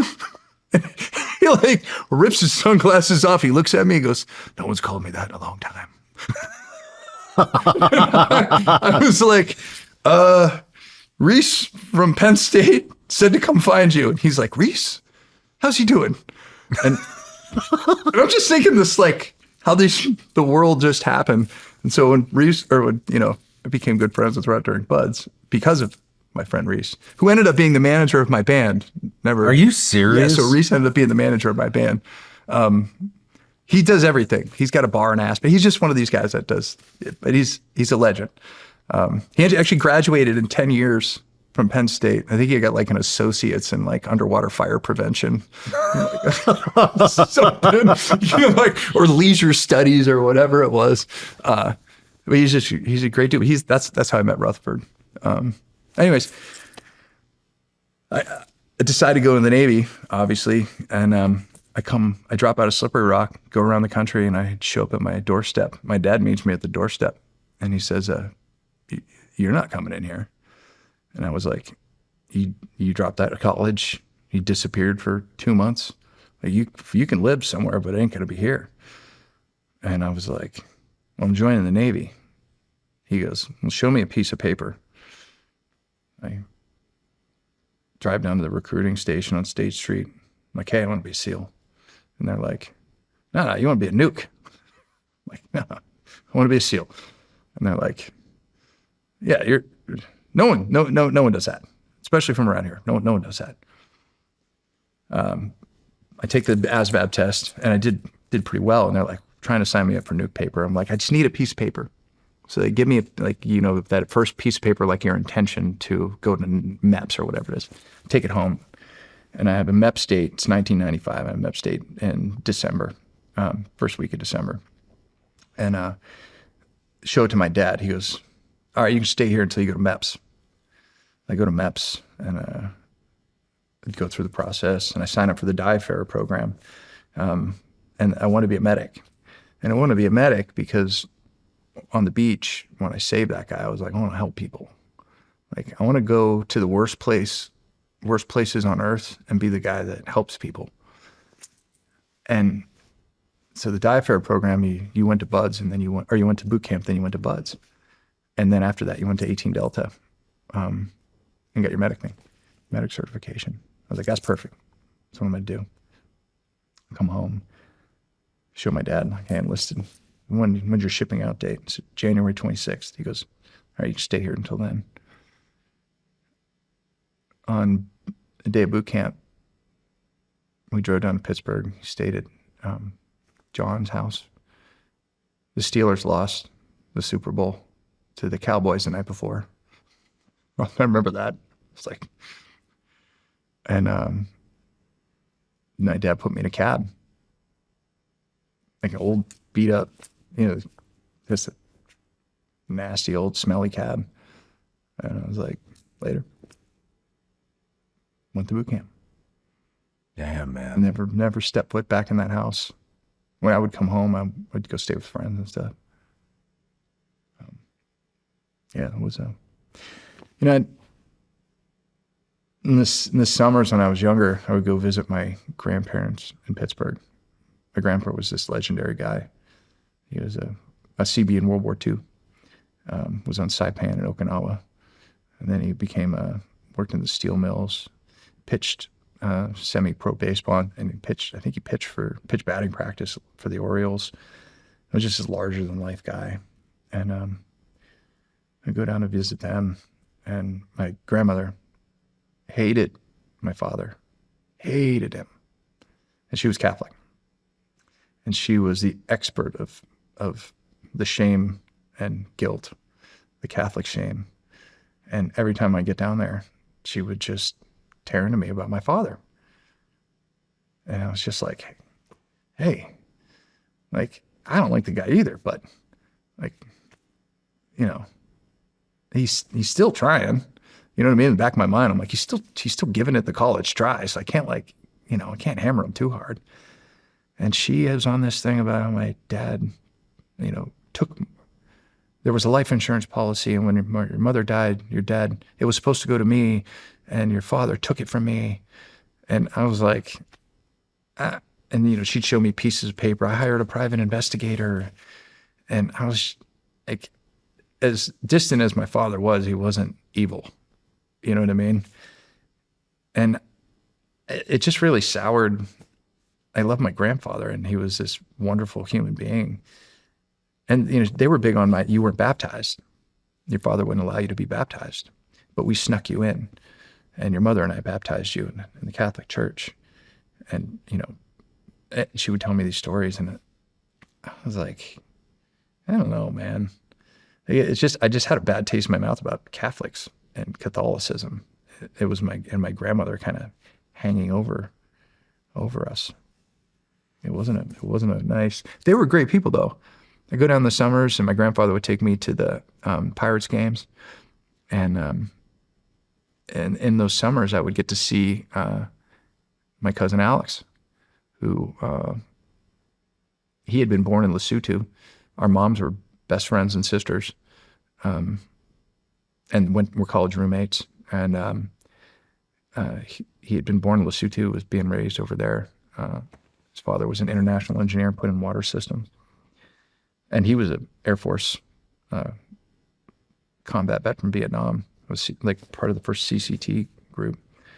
And I could see Alex in the summers. That was like my highlight. And he was the one summer we decided we wanted to be SEALs. And we're going to do this. And Grandpa, he told me about the frogmen at Saipan. And I was like, that's cool, man. Like, I want to swim ashore. I want to, like, the idea, like, being underwater and sneaky and being in places that nobody was and doing stuff that, that was cool to me. And I was good in the water. And that was both Alex and I. He went on to be a team guy as well. A couple years after me. And he retired from the teams as well. Still one of my. But that, those younger years, I couldn't wait to get out of there. But it was music. I was playing in bands, playing these little bands we would pick up and play, Grateful Dead cover songs or Jam to Fish, or then play Nirvana and Stone Temple Pilots and Led Zeppelin. And, I was like, into music, into skiing, and just anything to get away from my house. And then I just kind of walked in the Navy. Like, I used to start a new life. Doing all right? Yeah, man. Good. That was a lot.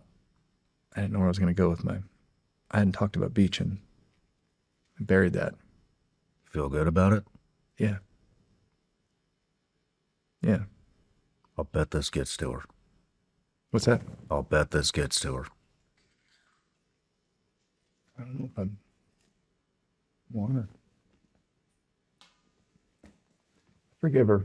I don't know if I want her. I think as a dad now, I look at it and I'm like, I get it. She was a kid. She needed to live her life, and I wanted that for her. I wasn't her biological son. So there was part of me that was like, understand that. But what I wonder if she understood was that, like, my bond was with her. Like, I didn't know the difference. Yeah. And that was what set, it just changed everything. That's a lot to go through, man. A lot as a kid, man. I think of that with my kids. Like, we'll talk about it later, but like, when it was an opportunity to be on set with Walker and be there for all of that. When we get into the Adam Project, dude, that comes full circle on Dad. That movie is a father-son love story about going back in time and talking to your dad. Yeah. Wow. That's when you're like, okay, I think I've been a little bit hard on him in the beginning of this interview, because when all of a sudden it was Walker and I alone for 4 months shooting this movie about fathers and sons, it was like, holy fuck.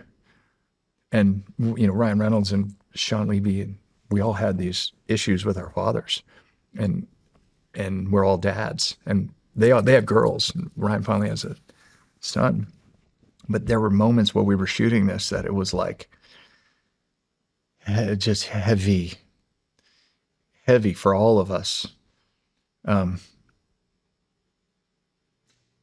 it was because like of the weight you've been carrying. And then like I saw my father from his side for that time when we're shooting that movie. You know what I mean? And I was like, oh man, that must have been much harder than I thought it was. You know, I just saw him pushing me, but maybe he did feel what I feel for him. And there was a lot of forgiveness in that, of his distance and behavior. Like he didn't, and I felt that, like my scars from the teams, like I didn't want to pour that onto him, you know, like, and I was pulled back with my kids. And I mean, that movie, I still, and I get on a plane, guy next to me pulls up Netflix and he pulls up the Adam Project and watches it. And I'm like watching this dude watch my kid, and he's crying, and I'm like crying next to him. And he's like, you ever watch this movie? This movie's amazing. And I'm like, yeah, that's my favorite movie. And I don't tell him. I can't even say another word about it, because it's like the ultimate dad moment, you know? I'm watching somebody watch my kid changing the world in front of me. And you're just like, whoa. Yeah. A lot of, I talk about my childhood is tough, and I'm tough on my dad. But man, if I didn't have the experiences that I've had, the failures that I've had, like pulled me into, the beginning of his career, and being home for that was so healing. It was like every day, so much, every day. And Shawn, we'll get into that. But that was Shawn. Those guys, that experience. I don't care about fuck politics, fuck all that stuff, man. We were there as raw human beings making a beautiful piece of art. And I watched a kid doing exactly what he was put on earth to do. Pretty amazing. Dude, I can barely watch that movie, man. I can barely watch a movie. And it was funny. It was punctuated with these moments we would have, just heaviness, and then Ryan's sense of humor. He's very much like a team guy. Like, is that our same? And you know what? He carries around a lot of weight too. I'm his dad, and he covers it up with humor. And you know, you spend 4 months with people, you see things and feel things and talk about things. And you know, that's everybody's going through that. Everybody's got an issue with their dad, I've found. And especially in driven people. Like what's you find, you go to these elite groups, whether it's athletes, artists, and veterans, whatever. You go to these elite groups called elite, achieving people. And a lot of it comes from pain in the past that lights the path ahead. Like, I'm not going there. I'm going somewhere great. And you're gonna be mad when I'm successful, or whatever it is, you know? Yeah, it's Dad was, again, I can't be mad at him. Do you think you would be who you are today if he wouldn't push you like that? No. On those moments in Buds, and you know what I'm talking about, like Monday night when you're like, fuck this. Like back in the surf, you're watching the sunset over Point Loma, and you've just been through Sunday, all day Monday, and you're realizing you got to go to Friday. And then you're watching guys just getting up in droves, walking away. You're like, fuck him. Fuck him. I can just see him telling me, you're not going to make it. Fuck this. And then the guy would quit, and I'd be like, see, I'm tougher than him.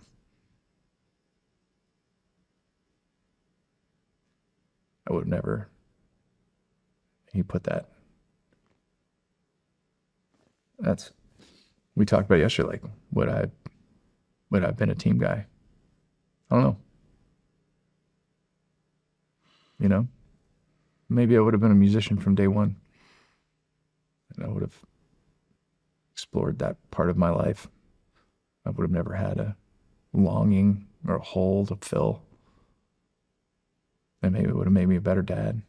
But I wouldn't have had these moments that I've had because of the shit and all the failure and all the pain that takes you right to that, like why me? And then a moment like your kid getting cast in that. And you're just like, oh, you know, Clay Pendergrass. I was talking, I got ID'd, and we were hanging out, and Clay, you know, we were having great careers, and then, and Clay, one night we were sitting around, and he goes, you would have died for me. And I said, yeah, of course. Overseas? Like, yeah.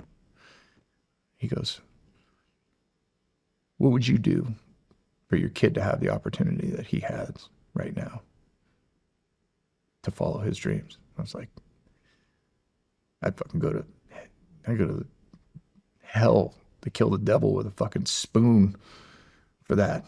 He goes, so was it that bad? Would you change it? I'm like, no.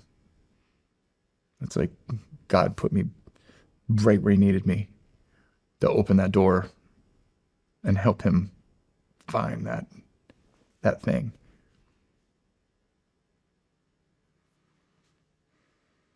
Like, yeah, bring it on, man. Well put. Let's take a break. All right, we're ready. Let's do this shit.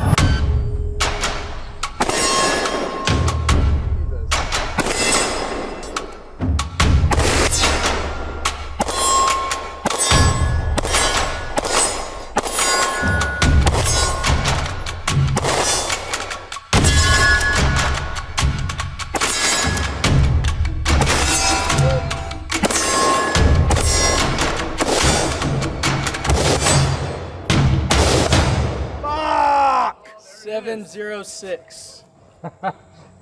You guys Let me go. again? No, I gotta. Damn it.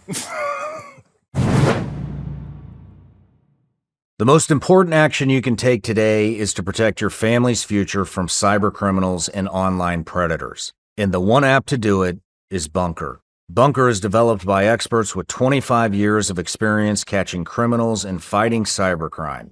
They created Bunker to protect their own family.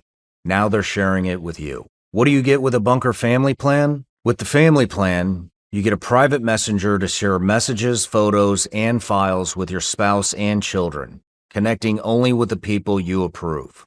No spam, no surveillance, no imposters, ever. You also get a password manager to safeguard your family's online accounts, including financial, shopping, streaming, and social media. And with the family plan, you get a vault to help securely store your family's wedding photos, baby pictures, and special memories. IDs, birth certificates, and passports, and a vault for your tax documents, wills, trusts, and insurance. Go to the App Store or Play Store or visit their website bunker.life/SRS and use code SRS for 25% off your family plan today. That's bunkr.life/SRS and use code SRS for 25% off your family plan today. Managing a household, especially with kids, is no small feat. I totally get it, and that's why I've made sure my family has a plan in place if something unexpected ever happens. But what about you? Do you have a plan to help protect your family's financial future? Don't worry.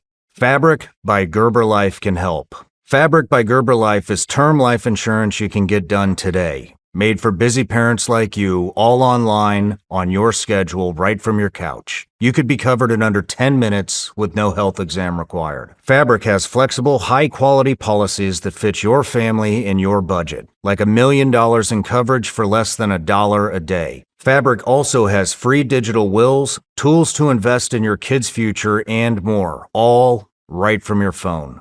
Join the thousands of parents who trust Fabric to help protect their family. Apply today in just minutes at meetfabric.com/Shawn. That's meetfabric.com/Shawn. MEET fabric.com/Shawn. Policies issued by Western Southern Life Assurance Company, not available in certain states. Prices subject to underwriting and health questions. All right, Pete. We're back from the break. Nice shooting, by the way. Yeah, well, that's the first time I've been on a gun in a while. How long has it been? I don't think I've shot in a year. Every year I have my, I'll take out my stuff we have a little property with some steel targets I set up, and I have some paper targets, and I do from the holster, and I'll shoot one full loadout. I'm like, because that's where I'm at. Yeah. You know, that's how I look at it. Like, and then I assess. I'm like, man, I'm good enough. Can I still get the job done? Yeah. Can I still? Yes. Yes. All right. We're good. Nice. Yeah, I like those lever actions now. I love all of them, but Yeah. I'm really into the lever actions right now. Just because it's like new to me. You know what I mean? Well, again, like I grew up shooting, you know, a 22 and a shotgun and a hunting rifle every once in a while. And so when I got in the teams, the pistol, I remember the first pistol I ever shot was a P226. And then you go to Shaw's and, you know, you get talking points just drilled into your head and decock, thumb, holster, retain. Like, and in that 2 weeks, that first trip to Shaw's, that first 2 weeks, you come away you're like, I am a gunfighter now. You know, it's like that. I think everybody goes through that. You're like, okay, in the back of your mind, what am I going to do when it actually happens? But then you go to Shaw's and you're like, all right, motherfucker, I got this. Like, fuck yes, let's go. And so I always stuck with the SIG and I'm like, I know it. And I've shot we've gone so many, back to Shaw so many times that those two platforms are ingrained in my head. And I'm like, well, if I really need it, I want the one that I know I'm going to be able to manipulate in any frame of mind. Yeah. So Same here. Those are my go-tos, but I like the other stuff. It's fun. I would love the lever action from a horse. Dude. I bet that would, I haven't done that yet. That's got to be, I've seen videos of that and I'm like, the Teddy Roosevelt, that guy's just, what a Teddy Roosevelt lever action. Like, all right, that guy was badass. He did it from a horse. I want to try it. Yeah. Well, let's get back to you. So we skirted around a little bit, got your childhood, got a little bit of Naval Academy, a little bit of buds, but I want to talk about, so I think where we left off was you told your old man you're going to buds. Yeah. I came home, I dropped out of school, and showed up. Dad was like, no, you're not living here. Figure it out. Like, you are a official fuck up. Dropped out of college. You don't have a plan. Like, what are you going to do? And so I went to the recruiter, got my first paperwork, did my tests. We hit all of that. Yeah. And then shipped off to boot camp. And, the first day of boot camp, that feeling when you get in there and you're like, I had like long hair. I'm like, cool. I had like earrings. I'm like, right on. And then all of a sudden, I'm here to be in the Navy. I'm going to be a SEAL. And they're just tear into you. This is January 96. And your head shaved. You got 28 vaccination shot in you. And then you're laying in that mattress. You're laying on that mattress that's covered in plastic, like alone in the dark. And you're like, what the fuck did I just do? Yep. The boot camp goes. And I remember about halfway through boot camp, they're like, hey, you got to take the SEAL test. Whoever's in this program, SEAL test tomorrow morning. You have to leave here at 2 a.m. to get in line for the swim. And I remember showing up. Well, let me back up. Before I joined the Navy, and I was like, I'm going to be a SEAL. There was one guy in my hometown, two guys in my hometown. One guy was a guy named Jake Banta, who was... You know Jake? Yes. So I forgot to tell you about this. So I'm lifeguarding on my beach. Now at this time, I'm a huge, I love Stevie Ray Vaughan. I got posters of Stevie Ray Vaughan all over my room. Huge into music. I bought an old Squire Strat saved up, and I was like, I love Texas blues and like into Stevie Ray Vaughan. I'm lifeguarding on Beach 10, and they're having a free concert, and Jake's Blues is playing, and I'm listening to this guy, and I'm just like, holy shit, like this dude is just tearing it up. And on my lifeguard break, I go back there, and I had heard that they're like, oh yeah, that guy used to be a SEAL. And I'm like, okay. And he's playing a left-handed Strat. It was like, I forget what year it was. I think it's like late 60s Strat. And I look, and he's got a tiny little trident on, like pinned to the front of the Strat, and a 69 on it. And he is just tearing it up. And I'm like, whoa. So he finishes up, and I walk up to him, and I'm like, hey man, are you a SEAL? And he just kind of looks at me. He's like, yeah, I was, and I'm like, I'm going to Buds. And he goes, okay. I'm like, all right, well, whatever. So I met Jake on the beach, and where I'm working. And another one of my friend's fathers was a SEAL. It was in Vietnam.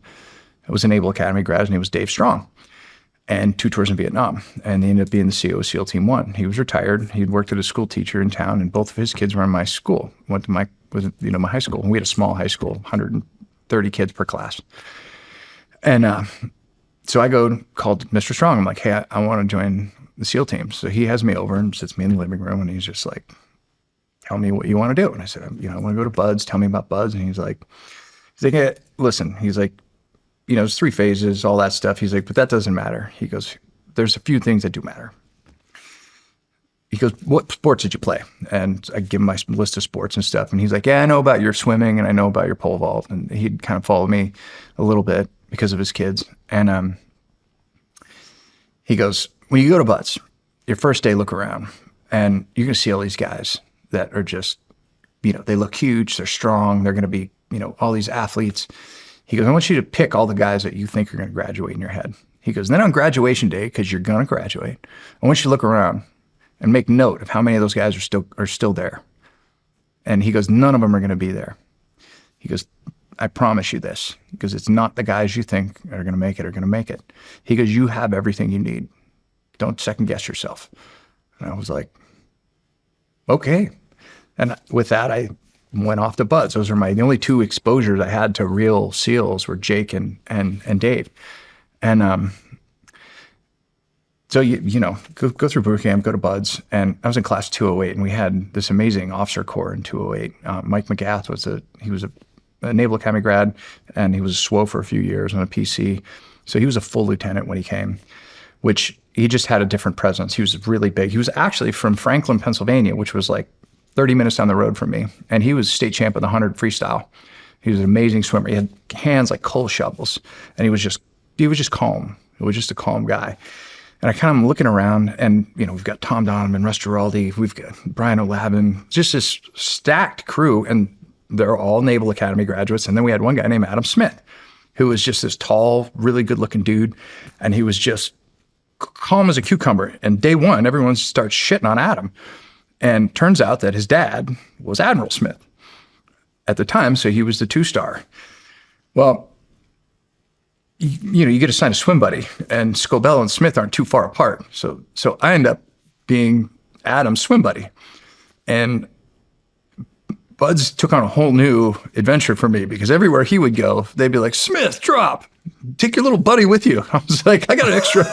Like, nobody knew who I was, but I was, Adam's little, buddy. And, he'd get pulled in front of the different phase offices. You better not tell your dad his shit goes around here. You think you're going to make it, And I'm just like, damn, dude. And Adam he played football. Played football for Coronado High School. He was like the captain football team, went to USD. He's just he was bigger than life. And I looked around that class, and we had some professional. I think there was a guy who was like Olympic swimmer. He quit like the first week. Or some other dude was an Ironman triathlon. He quit like the first week. And I looked at the guys that I'm like, I'm going to listen. I picked like Mike, I picked Tom Donovan, and I picked Adam. And I'm like, those guys are going to make it. I'm following them. And that's what I did. I kind of just tucked in, and the water stuff was, I love going to the water. Anything in the water I was very happy with. No one was yelling at us. No one was beating Adam and I. Like I could, tie me up, throw me in the pool. Like drown proofing is like, no one's yelling. Like, this is great. All I got to do is exhale. And in high school, I could do like 100 yards underwater.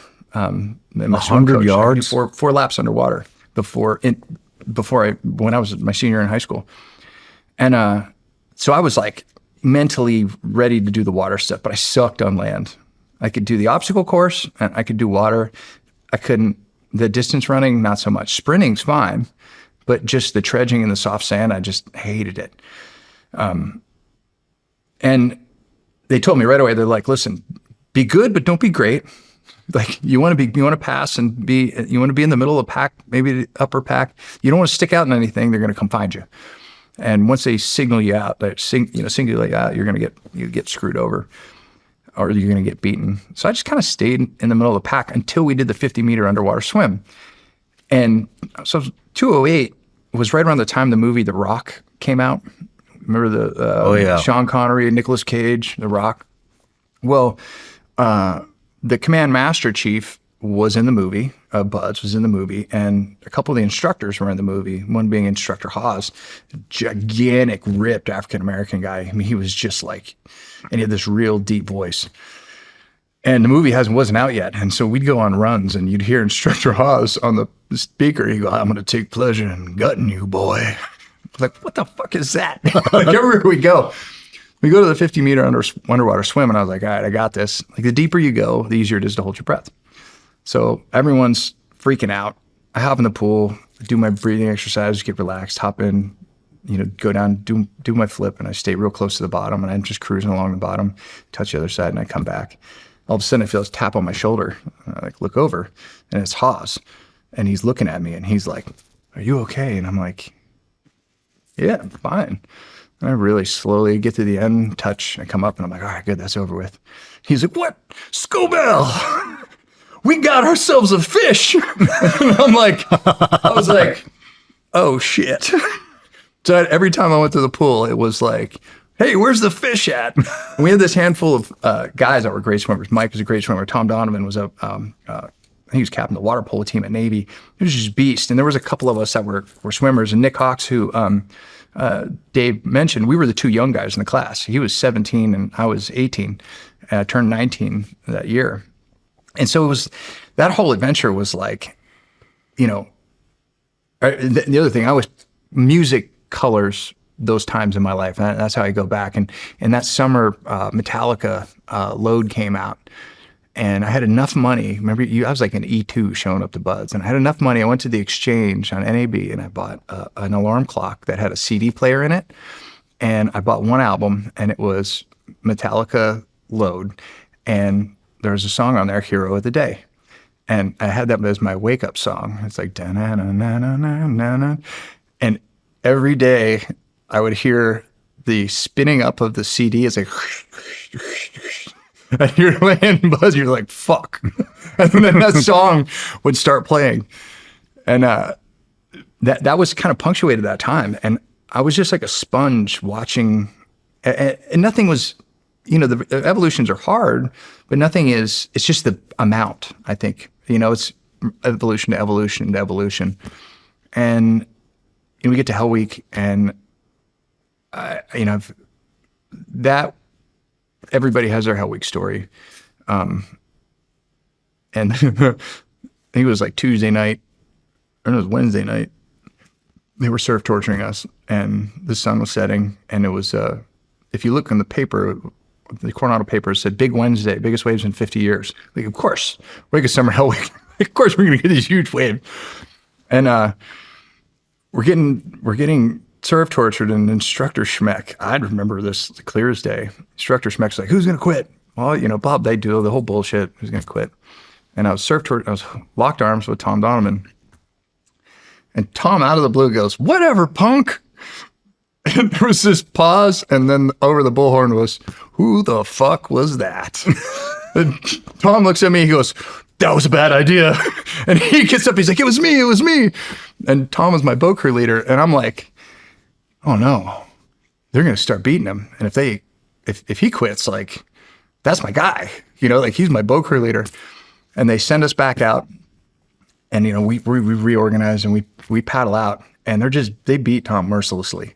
I remember the trucks going down the beach, and his feet up on the bumpers, getting wet and sandy. And in my mind, I'm just praying. I was like, please God, don't save him, save him. I'm like, and we come in. They put him on right before we do surf passage on Chiefs Beach. They put him on back on the boat, and Tom was like, all right. He's like, that guy is just born to be a leader. And he's like, all right, guys. And I'm like, is he okay? We paddle out, and we see these waves roll in, and I'm just like, we start getting closer and closer, and the sun's going down, and like these waves are like at like 2 boat lengths vertically. And I'm watching the back of the waves, and we're like sitting out there, and they're giving the signal to come in. And I'm just like, what the fuck is this? And Tom's like, ready, paddle. We start paddling.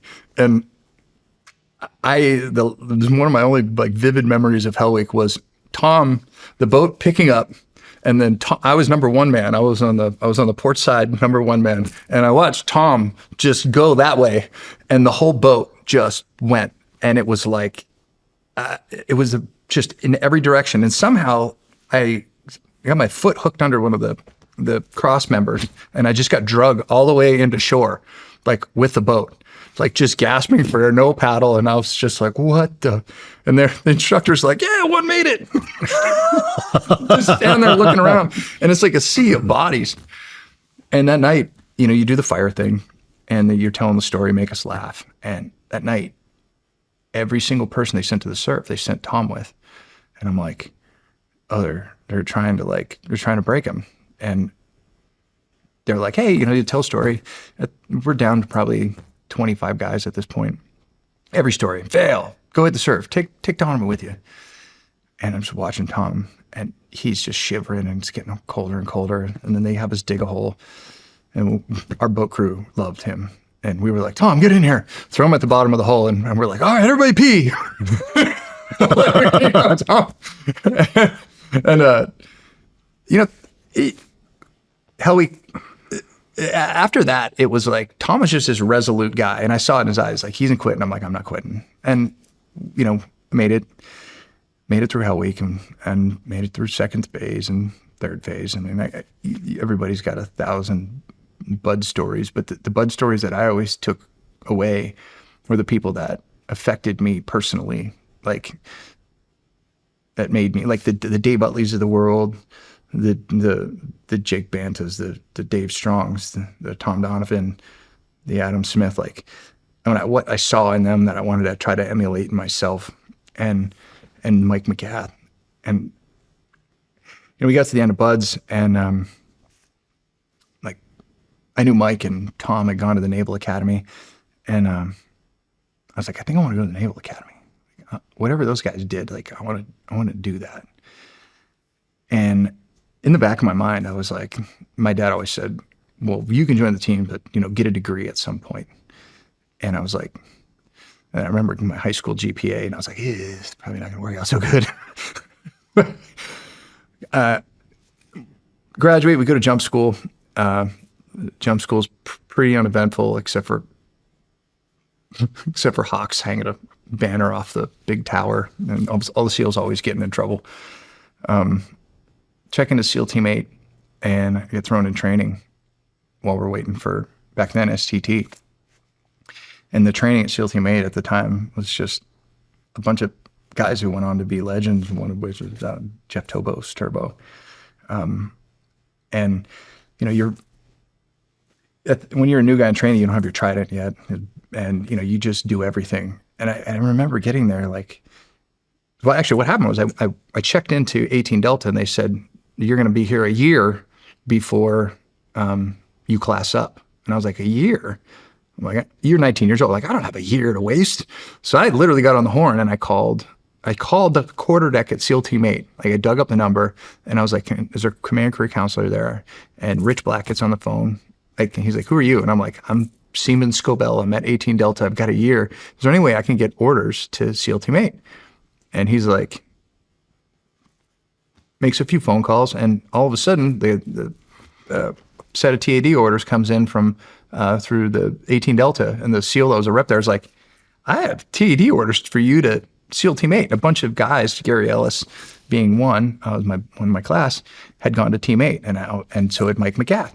And so, you know, kind of politicked a little bit, and they got me orders, and I checked in, and I started doing team guy stuff. You know, like, hey, we're jumping tomorrow, and I got like all 5 jumps in a day, and I got my gold wings, and you know, we're gonna go do VBSS at the time, and you know, hey, got to set up some kit, got thrown in a stack, and you're like, this is cool. Like, I wanna do this. I don't want to go to that 18 Delta course for a year, and so Rich Black's like, hey, listen, if you just go up and go to quartermaster school, you can get your rate, and you can just stay here. You don't have to go to 18 Delta. And I was like, all right. They sent me up to quartermaster school, and I was like, well, in the back of my mind, I was like, if I apply to the Naval Academy, I got to like do well in one of these schools. So I went into quartermaster school thinking, which is being a navigator, and I ended up finishing first in the class and being the honor grad or whatever from QM school. And I came back from that, and I looked at all the programs that were available, and there was like ROTC, Seaman Admiral, and the Naval Academy, and I was like, and there was an age limit on it. And so I talked to Rich Black, and I'm like, I want to apply to the academy. And I'm like, I graduated BUD/S. I was first in my class in A school, a pole vault state champion, good athlete. And he's like, dude, we don't send SEALs to the Naval Academy. Like, it just doesn't go that way. Well, I'm like, well, what would I have to do? And he's like, you're going to have to get some letters of recommendation. You're going to have to go up there, visit. There's like a whole process. So I called Adam Smith, who was my swim buddy in BUD/S, and I was like, hey, man, I want to apply to the Naval Academy. Do you think your dad would write me a letter? And he's like, I don't know. Let me call my dad, but I'll be happy to ask for you. And 10 minutes later, my phone rings, and I'm sitting at home, and it's Admiral Smith. Hello, is this Pete Scobell? And I'm like, this is Admiral Smith. And I'm like, what? Damn. He's like, Adam called me. He said, you want to apply to the Naval Academy. He said something about you being track and field. I said, yes, sir. I was a state champion in the pole vault. He said, how high did you jump? I said, I jumped 15-1. He's like, when I was at the Naval Academy, I was captain of the track team. And I thought to myself, I'm like, this could be good for me. He goes, and my coach is still the coach there, Al Cantello. What are your grades in high school? And I was like, well, I got like a 2.3. and I didn't take the SAT. Well, I did, but I only showed up like halfway through. And he's just like, He hangs up the phone. He calls me back. He waits, like a day goes by, he calls me back. He goes, drive up to the Naval Academy. You're going to meet with Al Cantello. I drive up to the Naval Academy. And Al Cantello is this legendary Navy track coach. He was an Olympian. He's from Philadelphia, Pennsylvania. He was an Olympian javelin thrower. And coach at the time, he was coaching both cross country and distance at Navy. And we used to have Cantelloisms. He just had these one-liners that would fly out. And he was just to the point. So I drive up to the Naval Academy and knock on the door, and he's just like, come on in, sit down. He's like, I talked to Ray. So I'm like, that must be the Admiral's first name because it's Admiral to me. He's like, I talked to Ray. And he said, you're a 15-foot pole vaulter. Tell me more about your pole vaulting. So I told him my background. He's like, you can jump Division I. He goes, now tell me about your grades. And I was like, well, and I'd got my transcripts at the time. I went back to my high school, and my guidance counselors, I was like, hey, can I get my transcripts? They're like, why? I'm like, because I'm applying to the Naval Academy. They're like, shoot, you're never getting to the Naval Academy. And I was like, show it to him. He's like, oh my God. Well, fill out the paperwork. We'll see what we can do. And I go back to the team. I'm like, whatever. At least I tried, you know what I mean? But I remember walking on the yard and being like overwhelmed with the architecture. I remember the first time I walked there and I was like, I want to be part of this. I'm like, that's what made Tom and Mike who they were. Like, there's something about this place that makes you want to be better than who you are. And I just felt this like calling to the academy. And no shit. Yeah. You had your trident. And I already had my trident. I had just gotten my trident. And I was in, and so I went back and I'm in the platoon and we're doing BBSS, and I'm actually in the platoon with another one of your guys. And I come back from BBSS one day, and the admin officer, who's a senior chief, she's like, meets me at the quarterdeck, and she's like, you've been accepted to the Naval Academy. And I was like, what? And immediately she goes, well, you got to go to the Naval Academy prep school first. And I was like, oh, what's that? And they're like, well, that's kind of like that's for the guys that they're usually a bunch of athletes that they redshirt or prior enlisted. And in your case, we're going to see if you can actually hack it academically at the academy. So you go up there and you do 10 months and it's an academic course. And I immediately got this sinking feeling. I'm like, oh shit. I'm like, I'm not smart enough to go there. Like, I'm going to fail. Like, I hate school. What I didn't know at the time was I'm kind of dyslexic, dysgraphic. I mean, I have a tough time reading. And I'm like, oh no. And I just dealt with it through high school, but it was, I was a good listener. And she's like, yeah, get ready, pack your bags. And I call Adam. I'm like, dude, I got into the naps.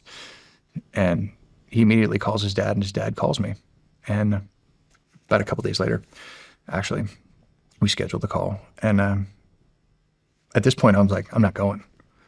I'm like, I don't want to go to the academy and fail and then try to come back to teams. Like, the teams are going to eat me alive.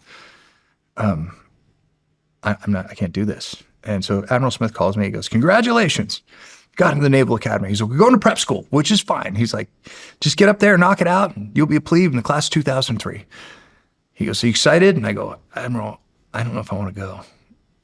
And there was just a pause on the phone. I go, I really love being a SEAL. I worked really hard to get here. I'm in a platoon, jumping out of airplanes. I got my own car. I got an apartment. Like, I got a life. And the idea of going back to, shaving your head and pulling your socks up and somebody yelling at me again. And long pause on the phone, Admiral Smith said to me, the greatest piece of advice I've ever been given in my life. He goes, Pete, when you're forced with a hard decision, always choose the hardest path. It's always the right one. Every time. Call me tomorrow with your decision. And I hung up the phone. I was like, fuck. Oh no, this is going to suck. Great response. Yeah. Called him the next day. I said, sir, I'm going to do it. And a couple weeks later, check out and head up to Newport, Rhode Island for another round of boot camp. And that's where I met Jeremy. And I show up, and all the prior enlisted guys are kind of looking at each other. You're looking at each other's chests, and a couple Marines wandering around. Everybody's doing the butt sniffing thing. And this circus began immediately for me. I get your little issue. I go to my room, and I'm like, he gave me a robe. I was like, oh, cool, man. I got a robe. I'm like, I'm on my way to be an officer. They gave me a robe. So I put on my robe, and I'm like so I get my shower shoes. I'm like, this is awesome. I got shower shoes. I got a robe. I put my toothbrush in my mouth, and I'm just cruising down the hallway. And I didn't know what midshipmen were. And there were some midshipmen there from the academy that come in and they do summer detail, and they have their collar devices. And when you come from the fleet, the midshipman collar devices, they don't mean anything to you, And they start kind of like, what are you doing? And I'm like, what? I'm like, just chill out, man. I'm just going to the bathroom, brush my teeth. They're like, you don't talk to me that way. And I'm like, whoa. I'm like, everybody needs to take a wrap off here. I turn around, and this gunnery sergeant hat hits me in the bridge of my nose. And this gunnery sergeant, he just starts tearing into me like Marine Corps boot camp. And I was like, I remember I put my hand up and I just pushed his hat back. And I was like, everybody needs to calm down right now. I'm just trying to brush my teeth here. That's exactly it. I'm like, I'm just here to brush my teeth right now. Like, get in this office. They dragged me in the office, and it's the Marine captain. And they knew exactly who I was. And they were like, okay, here's the deal. They put the paper in front of me, like, sign this and you can go back to the fleet. And I was like, I just got here. They're like, we don't want you here. We don't want the trouble. We know you're going to be an issue. And I was like, okay, well, I didn't know we were starting this stuff. Take a second. I didn't know that we were doing this. So can you give me a little read-in as to what's happening? And they were like, well, this is boot camp, and you're back into boot camp. And I was like, okay, well, that would have been good to know before this whole thing unfolded. I didn't know we were playing boot camp here. Yeah, well, exactly it. I was like, I didn't know we were doing this game. But now that you told me, I'm like, now I'm here. So you don't need that. I'm not going to quit. And I went back, then I just pull my pocket, put it in my pocket, and I'm just, fine, I won't brush my teeth. Yes, I guess we don't brush our teeth. We don't wash our hair. And they, everyone starts to show up, and all the priors go through this adjustment period. And it's athletes, division. It's all the red shirt athletes from the football team, and they had a track team. And so now, mind you, when I was in high school, I was 160 pounds pole vaulting. I was 5'11". I went to Buds as 160 pounds. I graduated about 180 pounds. And then I really started to lift at Team 8, and I got to be about 205. So I show up at NAPS at 205, and I'm there to walk onto a Division I track team and pole vault again. Pole vault is a math equation. It's how fast you can run, how far you can long jump, and essentially the lighter you are, the higher you can go. So I'm like, I got to like recalibrate my entire mindset now, and I got to start losing weight. And that's what I did. I started running like 15 miles a day and not eating. And I was like shedding pounds. I just became like the shell of myself. Did you know that you were the third ever? Were you the third? So or were you? Yes, I was the third second one. or There were first? two before me. Jim Galladay, who was a 1995 grad, he was on Petit Airfield when all those SEALs got shot up and he got the Bronze Star. And so he showed up as a plebe with the Bronze Star and a combat action ribbon. So this is 1998 at the time. And there's the stories of Jim, like just saturated. Like it was this legendary, he was a legend. Like he was mystical. And there was the second guy was Jim Foreman. And Jim was SDV-1, super cool dude, surfer, blonde guy. He played lacrosse at the academy. And I actually met him when I went up to visit. And he was getting ready to graduate. And I was like, "What, would you do it all over again?" He's like, "Fuck no." I'm like, that wasn't exactly. That's encouraging. That wasn't what I was looking for, man. So, and I knew I was, I'm number 3, but I hadn't been in there was no combat, there was, and that was part of the reason why I went. I was like, well, I'll go to school. Like what can it hurt? Like take advantage of everything that the Navy throws at you was what I was always told. If you get the opportunity to go to school, go to a school. If you get the opportunity to better yourself, go do it. Father Frank Mulcahy told me that. He was head of training at SEAL Team 8 when I was going through this, whether or not I should go. And he's like, "Hey, heard you got in the academy." And I'm like, I don't know if I'm going. He's like, "Nope, you're going. Anytime the Navy offers you an opportunity to better yourself, you go. And don't fuck it up." Just like, everyone's like, "Don't quit." So, yeah, AKA, naps. don't embarrass us. Yes, this is what it really was. We don't really care about you. Yeah. We care that you don't embarrass us. And, plebe year, that boot camp, that first year, it was academically unbelievably difficult. Because they basically take your plebe year and they shove it into 10 months. So you get a head start for your plebe year, right? So you're taking chemistry, you're taking calculus, you're taking I want to say English class, but it's a pretty heavy English class. And chemistry is always an issue at the academy, and calculus is an issue. And I was scared shitless of all of this. Like my academics, I always stayed away from academics in high school because I'm like, I had a tough time reading. And now I'm in this is all you're here to do. This is buds for academics. And oh, by the way, you're wearing this, target on your chest. You wear the SEAL trident in yes. the academy? Yes. What is that like?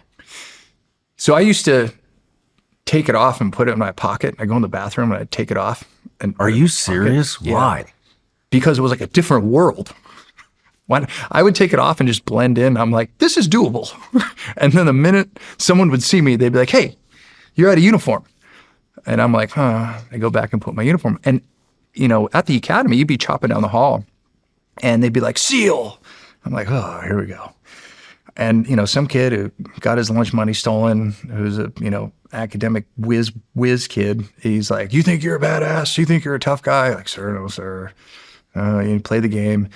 And then they'd hold me up and I'd be late for class, and then they're like, then you're getting in charge, you're getting in trouble for being tardy, and then you're getting extra tours. And anytime I would go to do anything, everyone's measuring themselves against me. And so it was like being a celebrity at the academy. Mm-hmm. There's only 16 billets a year, and everybody wants to be a SEAL, and everybody talks about being a SEAL. And here I am wearing this Budweiser, and they're all like, is this guy that guy? And they all want to find out. Meanwhile, I'm like, dude, I'm in chemistry class and like, this is not easy. Like, you can have all of this misery, but I need to focus on studying. And, so NAPS was amazing. I played rugby at NAPS. I got my first taste of rugby. I got my first taste of, I jumped again. I started losing weight. And, but I was focused. I was like, I really want to pole vault. Like, I want to see how high I can go. It was in the back of my head. I want to see if I can do this. Like, I just have to try this. And, and then you go to plebe summer, which is another 6 weeks of boot camp. So at this point, I've been through regular boot camp, and then I went through buds. Then I went through boot camp at NAPS for 4 weeks or whatever it is. And then a year at NAPS where you're basically loosely treated like a plebe. And then plebe summer where you're back to being like literally shark shit, lower than shark shit in the ocean. You're like back to zero again. And boot camping it all over. And mentally you're just like, and now it's not drill instructors yelling at you. Now it's 19-year-old upperclassmen, right? And they're getting in your face and you're just like, and meanwhile in your head, you're just like, what am I doing? Why? This is like the worst thing. Like I went to a place where I suck at everything, right? Everybody's competing with me. And now people are yelling at me and I want to beat everybody up. Like I want to beat everybody up every day. And during plebe summer, and that's when you start to find your Did you crew. just have Jeremy beat him up? So Jeremy ends up in my company. We go from NAP, so we end up in the same company. And so he's prior enlisted Marine. And boot camp comes around and we're playing the game. Plebe summer, we're playing the game. And it's easy. It's not hard. You're just, folding your socks and folding your uniform and the same shit. You're memorizing stuff. And but both Jeremy and I were just kind of overplaying the game. And so a lot of they were like, oh, are you a Napster? Oh, you're a prior. You kind of get like earmarked. Oh, you're going to be, trouble. And we all have fun because we just end up fucking around with the upper class, just like, and we're having fun on our own. And that's when we met Brett. And I've been hesitating to tell this story because it's hilarious, but it's kind of disgusting. But it's hilarious. And one morning, and Brett ended up in our room, and our roommate, and a big part of our life. I mean, he was like a huge part of my life. They wake you up in the morning and you chop. So every time you go somewhere, you have to go Navy, and make a right-hand corner. So you run out of your room, you run to the center of the hallway, and you go Navy, and then you turn right. And then you say, beat Army, and you run down to the next corner, and you go Navy, beat Army, and you have to square all your corners everywhere you go.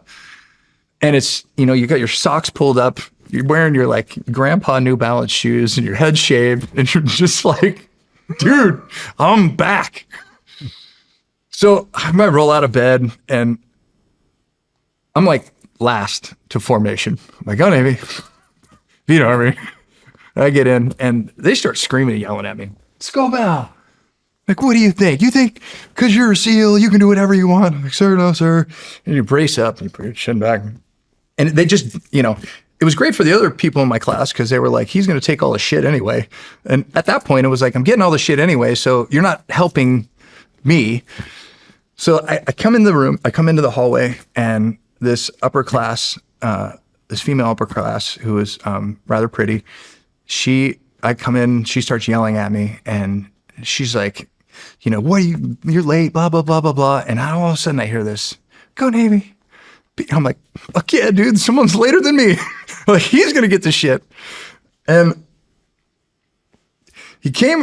Brett came around the corner. And now in the mornings you have these mesh shorts that are like down to your knees, and you have your shirt tucked in, a blue rim shirt, and your socks pulled up.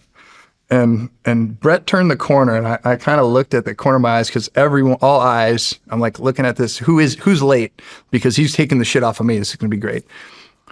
Brett comes around the corner, and the first thing I see is his member, and it is massive, and he has morning wood. And he comes around the corner, and I'm like, oh. And he's high-kneeing. He's like, go Navy, and the thing is bouncing. Like, he turns in and he stands across from me like you are, and he whips around and he braces up and he looks at me and he has this infectious smile, and I look down and I'm like, oh my god, dude. And the pretty detailer, she looks at me, she's like, why are you smiling, Mr. Scobell? Why are you smiling? What's so funny? And I'm just like, You'll find out in a minute. She goes, you think I'm cute? Is that why you're smiling? And in the back of my head, I was kind of like, well, yeah. But and she turns around and she goes, Harmon, oh my God. She goes, get in a room. And very calmly, he has this gigantic smile on his face. He goes, go Navy. He goes into the room. And I'm like, that guy is a legend. And halfway through that day, I mean, I was laughing all day about this story. And halfway through that day, they pulled me aside. They're like, we're going to put you and Mr. Harmon together. You know, he needs to mature a little bit more and he needs to grow up. And we think that with your experience as a prior enlisted SEAL, you can help him raise his standards. And I was just like, who's helping who here? Like this guy. So they put me with Brett, and the plebe summer ends, and you know, we it was always a joke. You know, his nickname was Tripod.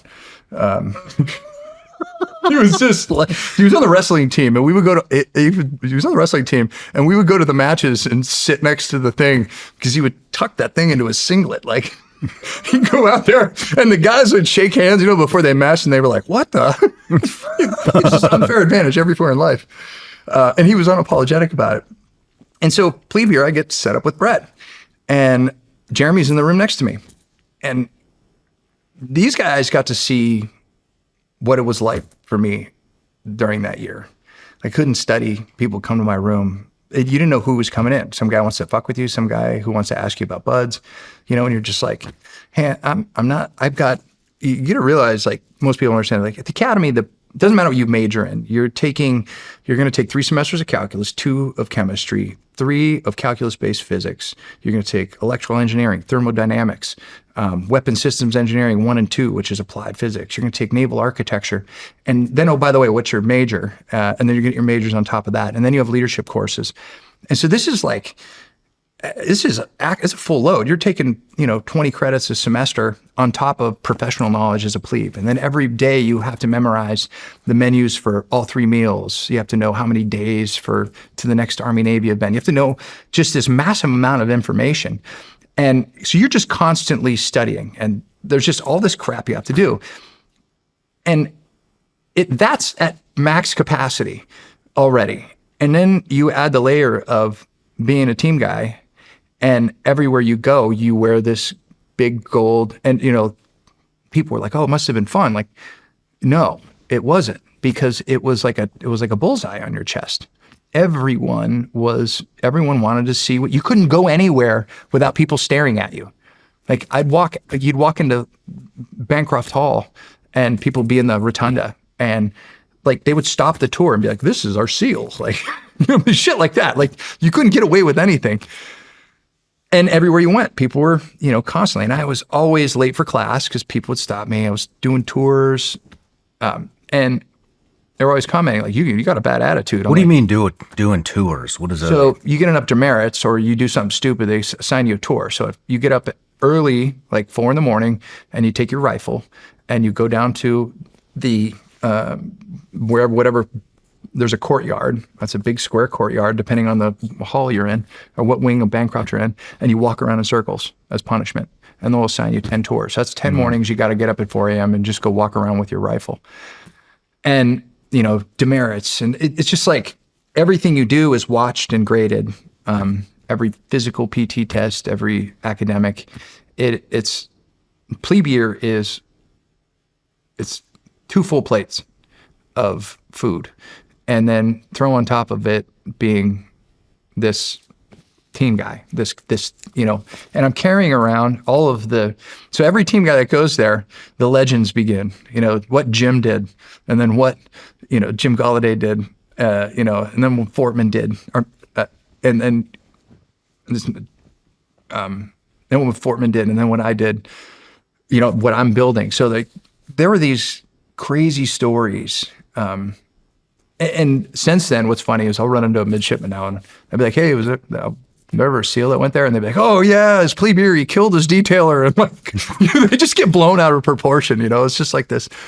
But what happened is, Jeremy and Brett, they saw what was going on, and Johnny, our other roommate, they saw what was going on, and the rugby players, and those guys would run point for me, and the prior enlisted Marines, and I'd be getting raided on my way to meal by some other upperclassmen, and Ryan Curry and Mark Pavandra, these 2 prior enlisted Marines, would just slide in between me and the upperclassmen, and they'd be like, leave.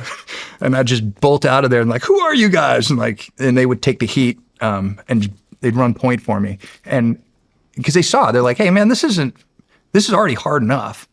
It's not fair. But whatever, like I signed up for it, And meanwhile, I'm trying to walk on a Division I track team. That in itself. And so got back into jumping. I went down to 170 pounds. I went from 205, 208 or whatever, back down to 170 pounds. So now everyone's like, they're looking at me and my uniform's like hanging off me. And I'm like skinny little SEAL, trying like dangling, getting yelled at all the time, like just getting my ass handed to me on a daily basis. But I started jumping well. First semester, I did okay academically. And then beginning of second semester was February. And we had a 4-star lecture. So every Wednesday night, you have someone will come in and give a lecture. And that night, it was Ross Perot. And Ross Perot is a Naval Academy grad, and he came to give a speech. And so Wednesday nights, you get in your full dress blue uniform. So you go to school, you go to class all day, you go to sports, you go to track practice all day, you come back, get dressed, then go to meal, then go to a couple hour 4-star lecture, and then study for the next day. And I go to the 4-star lecture, hear Ross Perot speak, head back to the hall.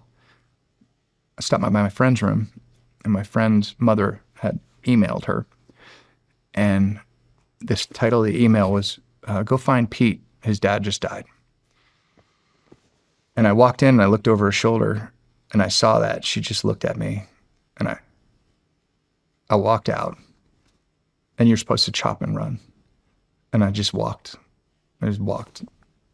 Upperclassmen are yelling at me, and I'm just like, I just had this, I was like that. People don't, unless you've lost a parent, you don't know. It's like the day after the day, the feeling that the world is never the same without that person in it again. Good, bad, or ugly. Like, I walked back to my room that night, and the upper class were like yelling at me in the hall because I wasn't chopping. I was like, fuck you, literally. And they go tell the company officer, about my bad behavior. And I walk in, and Brett was there, and I just collapsed into his arms. And he's like, what? My dad's dead. And upper class come to the door, Scobell, get out here. And Brett just fucking slammed the door.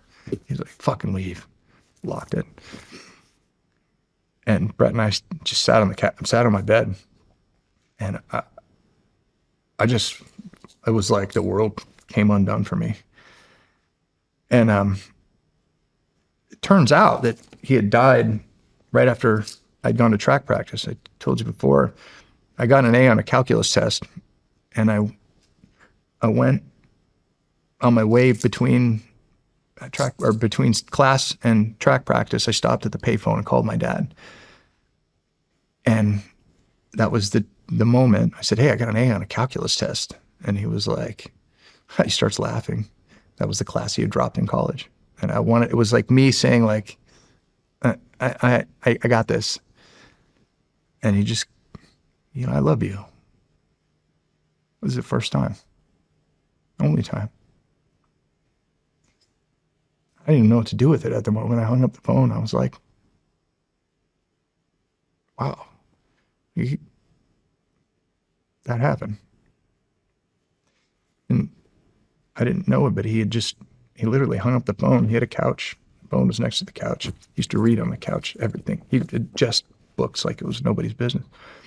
Laid down, take a nap, and his heart gave out. He died on the couch. His girlfriend came in and found him. They called the academy, and they knew before, like while I was at track, that this had happened. But your attendance at meal and at Forrestal lectures counts for a point system for your company at the academy. And we were up for color company, and that's a great fit rep for your company officer. And they waited, the word had gone out, and they waited till I had gone to all of that. And the chaplain, I had already found out. I found out via email, and I was sitting in my room, and the chaplain shows up in the room, and he's like, "You want to come to the company officer's office?" And I walk in, and like, "Your father, dad passed away." I'm like, "Yeah, I found out on email." They're like, "Well, we're gonna send you home." And immediately the company officer's like, "You gotta watch your attitude." And I was like, next day I got up, that was a Wednesday. Thursday morning I got up, I flew home. My friend's parents picked me up, took me to the airport. I flew home, got there, immediately went to the funeral home. He wanted to be cremated, picked an urn, came home. My dad's girlfriend was like, "Here's the will. I get everything. You can have whatever pictures you want." And I was like, whatever. I went to a lawyer that afternoon. I pointed to the executive state. And I was like, listen, I couldn't get everything done. I actually had to sign some more paperwork. I forget what it was. But I had to be there. I had to be there. Monday was a day off, and I had to be there on Tuesday. I'm like, I have to be here on Tuesday to sign paperwork. So I called the company officer, and I said, "Hey, sir, I need an extra day. I got to clean this mess up. It's just me. There's no one else." And he's like, "Pete, you're not focusing on being a midshipman right now." I was like, what? Like, come on. Like, enough with the games. Like, this is, I got to deal with this. So I called the SEALs in the yard, and the SEAL chiefs in the yard were like, "What the fuck?" And I get a call back from the company officer, and he's like, "All right, you're extended until Tuesday. So you have to be here Wednesday morning," and I'm 6 hours away. I sign everything, hop in the car, drive 6 hours back to the academy.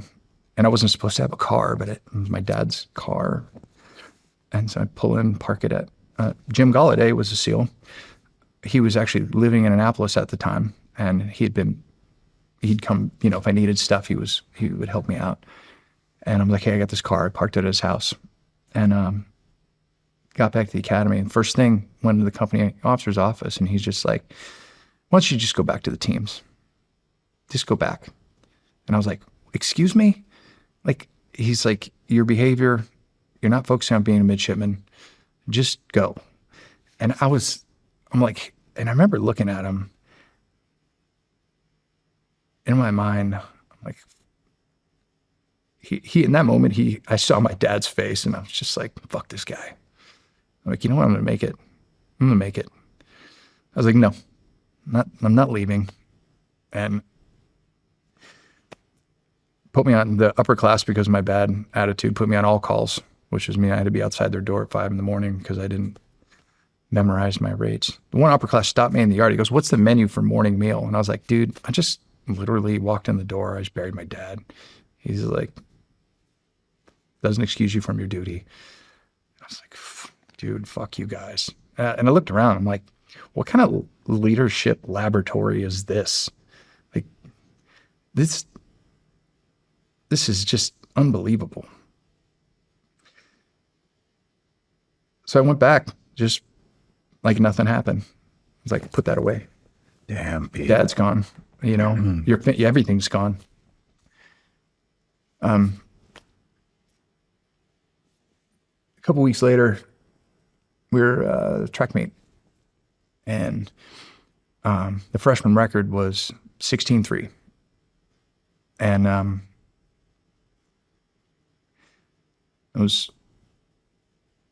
the weather was perfect. It was like, the sun was out. It was March.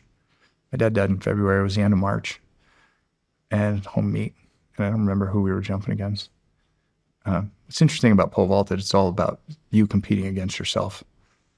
And that day I just had an amazing day. I broke the freshman record. I jumped 16.3. And I swear to God, on that jump, I felt like something pulled my hips up. So I swear to God. And for me, it was just like, I had that moment and I'm like, okay, like I continued to run track. Plebe year ended. At the end of that year, the woman my dad was dating at the time, she sold everything, had a sale. The house was gone, but my friend's parents had welcomed me into their family, and life goes on. And I just kind of put that part of it. I mean, that's just what it is.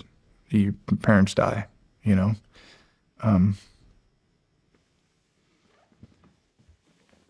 But yeah, my junior year or my sophomore year, I ran track again. I was jumping well. I jumped mid 16. In the beginning of junior year, 9/11 happened. And Johnny, Jeremy, Brett, and I walked out of one class into the heart room upstairs. I got a cup of coffee, and they had those gigantic TVs. Remember the big screen TVs that are like 4 feet deep? Mm-hmm. It was not now where you have the thin screen. And I saw everyone's crowded around it. Like, what happened? They're like, a Cessna crashed into the World Trade Center. And I was like, dude, you ever been to New York City? I'm like, that's not a Cessna. And I said, that's a terrorist attack. I just knew it. I was actually in a political science class. I walked out of political science class. And in between, I was going to a philosophy class called Friendship and Death. Just then the second plane hit the second tower. And we all scurried off to class. I went into Friendship and Death, and the teacher's like, all right, let's talk about last night's. And I'm like, no, turn the TV on. Like, this is happening right now. I turned the TV on, and everyone was just, holy shit. Like, we watched the towers fall. And then the announcement came, everyone go back to Bancroft Hall. And so all 4,000 midshipmen are back in Bancroft Hall, which I was like, then you're hearing like the planes crash into the Pentagon. And I'm like, well, I'm not sure the smartest thing in the world is to put all 4,000 midshipmen in one building right now, And we get back there, and a lot of the guys from my class who would always come in. Brett was a legend. He would cut everybody's hair. And so, guys from every team and would, come in, and he'd have this hair cutting. We'd all talk and BS. Travis Mannion, Brian Stan, who's a UFC fighter. Brian came over that night, and he's like, what do you think, dude? I'm like, we're going to war. Like, this is war. And we just had this moment of like, holy shit, we were juniors. And all my buddies from Naps, Ryan, Pabandra, we're all kind of like looking at each other like, the game just changed. Like, the game, and we were settling in on that. And I was like, I need to be a part of a team. And I quit the track team, and I walked on the rugby team. Like, I need to be around. I need to get ready for war. And that was my way of like shifting gears. Like, enough of this. My dad's gone. I broke the record. Now it's time to get ready for war. And so I walked on the rugby team. And my last 2 years, I played rugby. Started A-side. Played NCAAs a couple times. And yeah, it was. That's one of my most vivid memories. Was like, it's fucking on. But rugby team is right.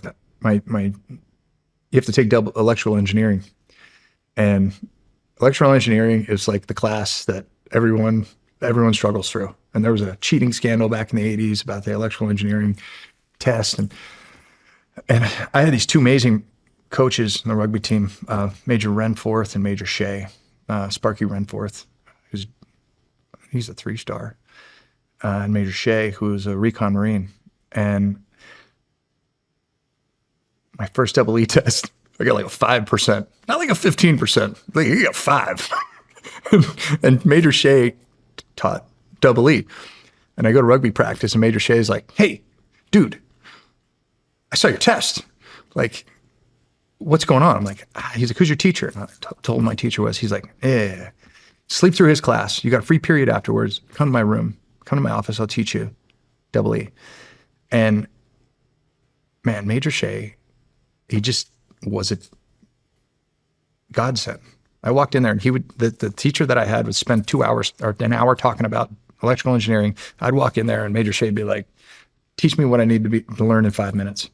And I was like, and I ended up getting great grades in double E after that. Like right before the final, I remember Jeremy and Brett and Johnny came out and I'm like giving extra instruction to other mids. And they were like, is he? He's teaching me? And, but I had applied to come back to the teams. So it wasn't a foregone conclusion. And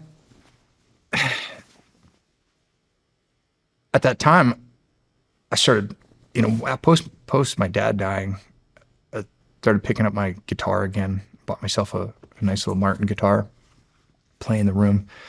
And it was my way of like just calming it, making it going away. And I like kind of a communion with my mom. It was like, I like that part of my life. I want to go back to harnessing that and to get the noise of the academy out. And I started playing in the bars.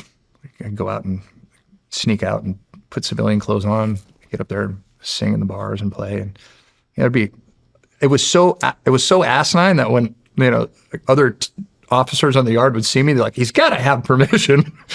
Meanwhile, I'd be like, throw my guitar in the back of my car, sneak back on the yard. And so, the years went by and I had a selection again. One of the summers I went, the SEAL rep at the time said, you got to go to Mini Buds. And I'm like, For what? thank you. Well, you got to, just because you went through Buds before doesn't mean you're gonna go back to the community. And everyone was like, wait, What? Fortman and Galladay went back. He's already got his Budweiser. Why would you? And at the time, that officer was he was a team guy and he was on the rugby coach as well. And I was butting heads with him. I was just like, come on. He's like, hey, listen, there's 16 billets. And he called me in his office. He's like, there's 16 billets. These guys have worked really hard. Just go out and go to SWO, put SWO as your second choice, go out to a ship, get your pin, then you go back to teams. And we get an extra billet. And I was like, no, that's bullshit. I went to NAPS. I'm here for 4 years. I'm like, the war is on? Like, this is asinine to me. And I go to rugby practice one day, and Major Shea is like, Pete, come here. Major Shea and Major Renforth. And one of the summers I did a Marine training, and I won a leadership award when I was there. And you have to go to like Leatherneck, and I hadn't gone to the formal Leatherneck. I'd just gone to like the Marine fam. And Major Shea goes, hey, we found out that they're trying to boot you. And I'm like, yeah. They're like, you want to be a Marine? And I'm like, but I didn't go through any of the stuff. And they're like, doesn't matter. We'll take you. And I looked at Major Renforth, Major Shea, and I was just like, they're like, put it as your number 2 choice. And that's like the kiss of death. The academy, you put your number 1 choice to spec war. You put your number 2 choice, it has to be SWO, because then you can lat transfer, and that shows you're committed to the community. And so when I had to fill out my preferences, I put down NSW, then I put down Marine Ground, then I put down Marine Air, and I put down every other service selection except for SWO. And I put that at the bottom as my like, kind of fuck you. And I went into right before I went into my interview, I had to go into an interview for NSW. It's all the NSW officers. Major Shea and Major Renforth knew when my interview was, and I was standing outside the door, and they walked up to us. They're like, hey, we want you. So if they don't want you, we'll take you. And I was like, these are 2 of the best leaders I've ever come across in my life. I mean, they were just absolute champions. And I'm like, I want to be like those guys. Like that's leadership. And I looked around the yard, and the Marines were the guys I looked up to the most. And I was like, you know what? Whatever. I went into my interview, and I was not very good in Spanish, and there's a slide behind you with your grades, and the captain, who he goes, and they're all looking at me. I got a Budweiser and a Jump Wings, and they're just like looking at each other, like, wait a minute, what? Why is he in here? And the officer at the time briefs your record, and he starts briefing my record, and not very kindly about my attitude, my behavior, and the admiral, or the captain, who ended up being an admiral after that, he goes, well, I'm not going to ask you any questions in Spanish, given your grades. He goes, but you put Marine Ground as your number 2 choice. You want to explain that? And I said, sir, I'm 26 years old. I want to lead men in combat.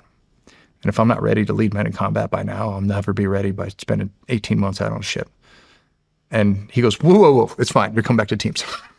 It's a done deal. But it was stressful. It's like you get to your senior year and, like the guys that you think got your back, they, Man, that's didn't. crazy to me. What is that? What's Ego? that? Is that an ego problem? Are they just fucking with you? Why would they do that? It's fresh after 9/11. Fresh after 9/11. You're a SEAL, Yep. fresh officer, Yep. and they want to send you to a boat. Yeah. A lot of times when you get an officer program, a lot of this, they'll compete for officer programs, enlisted SEALs, and they'll take a SWO billet just to get a commission, then lat transfer back in if there aren't enough billets. So it's not an uncommon thing. Some guys come in OCS, they want to be SEALs, but there's not an NSW billet, so they'll go get their SWO pin and then lat transfer in. It's the easiest way to get into the community. So we have a lot of SWO officers that turn into SEAL officers. And I think at the time,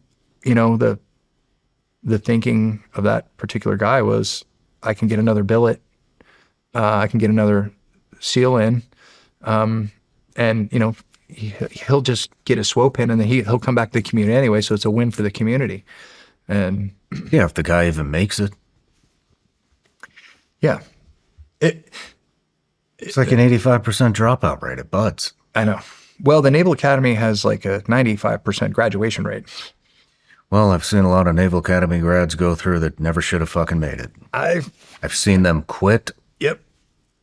and then the instructors ask them, are you sure you want to quit? And miraculously, they're better the next day, Yeah, which is a fucking shame. it is.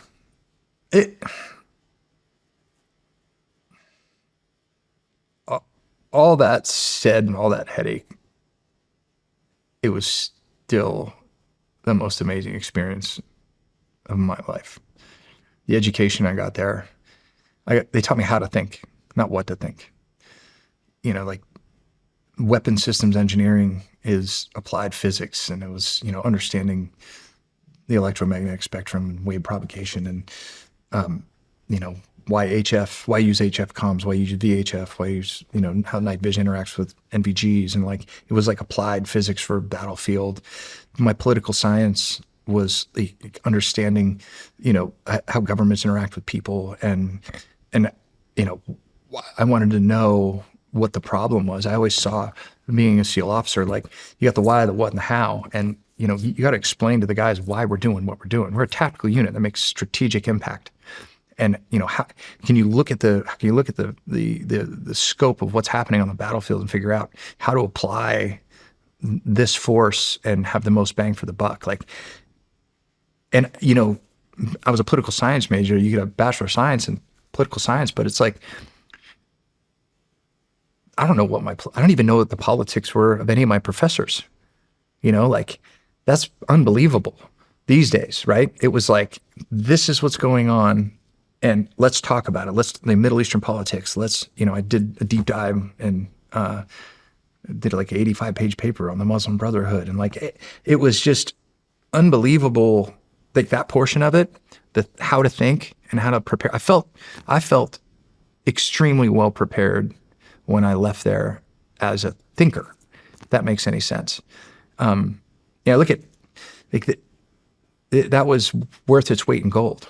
Like that place, they always say it's a great place to be from, not a great place to be. And I will double down on that one. But the education that I walked away with was, we used to joke around like, that's a $500,000 education shoved up your ass, one nickel at a time. It's like, it is. But it was worth it. It was all worth it. You know, graduation day, everyone else you get 30 days of basket leave, and I hopped in the car and I drove straight out to Coronado, and I joined a SQT class, went through a brush up, and then went over to SEAL Team 1, found Commander Wilson, and said, hey, you guys are deploying first. I want to deploy. And Commander Wilson sat me down and he goes, all right, here's the deal, man. Your education's on the battlefield. You run a gunfire. Any chance you get to deploy, you deploy. You don't take your disassociated tour and go get a master's degree. You go back. And this is like, we don't know how long this war is going to end. And to be an effective officer, you need to be downrange. And so that was I went back to the team. I was just like, okay, like, let's go. Like, I want to do this. How did it feel getting back to the teams as an officer? It was weird because as an officer, you have to go I was enlisted on the East Coast, and then I had to go to the West Coast, because they don't want you being enlisted in the same on the same coast. But I've been gone for so long that it was like, you know, I knew a bunch of guys, and it was great because you had a ring, so you were part of the circle. But I had a good conduct medal, and I was a prior enlisted team guy, and so I didn't get sloughed off by the enlisted guys. You know what I mean? Mm-hmm. It was like I was able to have one foot in each. And getting back to the teams was like, I was like, okay, this is what I did all that bullshit for, and there's a war. Like, I have purpose. Like, I want to go downrange. It was like coming home. Coronado was home to me. You know, my senior year, so you have different sponsors at the academy and their families that take you in during the time. And you go there on the weekends, you can wash clothes, hang out with their families, you become like a part of their family. And oftentimes you have multiple families because you'll go home with your roommate's family and become friends with them, and then they come to your family. And so there are all these families in Annapolis that take care of the mids, and it's a really cool aspect of it that often gets overlooked when people talk about the academy. And I had two real groups, and one were the McWaters. And she was a Navy captain. She lived on Captain's Row. And my plebe year, when I met her, I go over to their house and we knock on the door, and her husband answers the door, Bernie, and he sees my trident, and he's like, "What the hell are you doing here?" Like, and I go, "I don't know." And he goes, "Where are you from?" I said, "I'm from Erie, Pennsylvania." And he goes, "I was an intel officer in Vietnam with the Navy SEAL from Erie, Pennsylvania. His name was Dave Strong." And I was like, "I know Dave Strong very well." And he's like, "Come on in." And they became, it was one of those moments where you're like, "Oh, I'm in the right place." They were this amazing family that took care of me. And then Jeremy, we had these two gentlemen, Alex and Joe, who owned the Annapolis Inn, and they've sponsored hundreds of mids. And Alex and Joe were our other sponsor family. And, you know, we go over there, and Alex was a Spanish teacher, thank God. He tutored me through Spanish so I could get through the academy. But my senior year, the McWaters came to me and said, "We're going with the Catholic Midshipman Club to Rome and then Medjugorje on spring break. We'd like you to come with us." And I was like, "Hell no." Like, spring break my senior year, we're about to go back to war. I'm like, "I'm going to Cancun." Like, there's no way. And, you know, Bernie's like, "Our son Brendan really looks up to you, and we want him to go, and we'd really like for you to come with us." And I was like, "Okay, I'll do it." And so I went, and I was, you know, I had my grandmother as a Catholic, and my dad always just did not like the whole Catholic Church. And I'm like, but these people were so important to me, and they were so good to me. And when they asked me, I'm like, okay. And Bernie and I, you know, he was an intel officer with the teams, and he's just the nicest. They were just the nicest people ever. So I went, and we went to every basilica in Rome, and there were some admirals. There were some young midshipmen, some old retired admirals, and it was this massive group. And I was like kind of security, I guess, like this gaggle. And so I'm like, all right, I'll go this, but I'll just like, I'll just kind of look over everybody. I don't buy any of this stuff. And the chaplain became my drinking buddy. And they were doing communion like 4 times a day. And I was just like, oh my God, this is crazy. And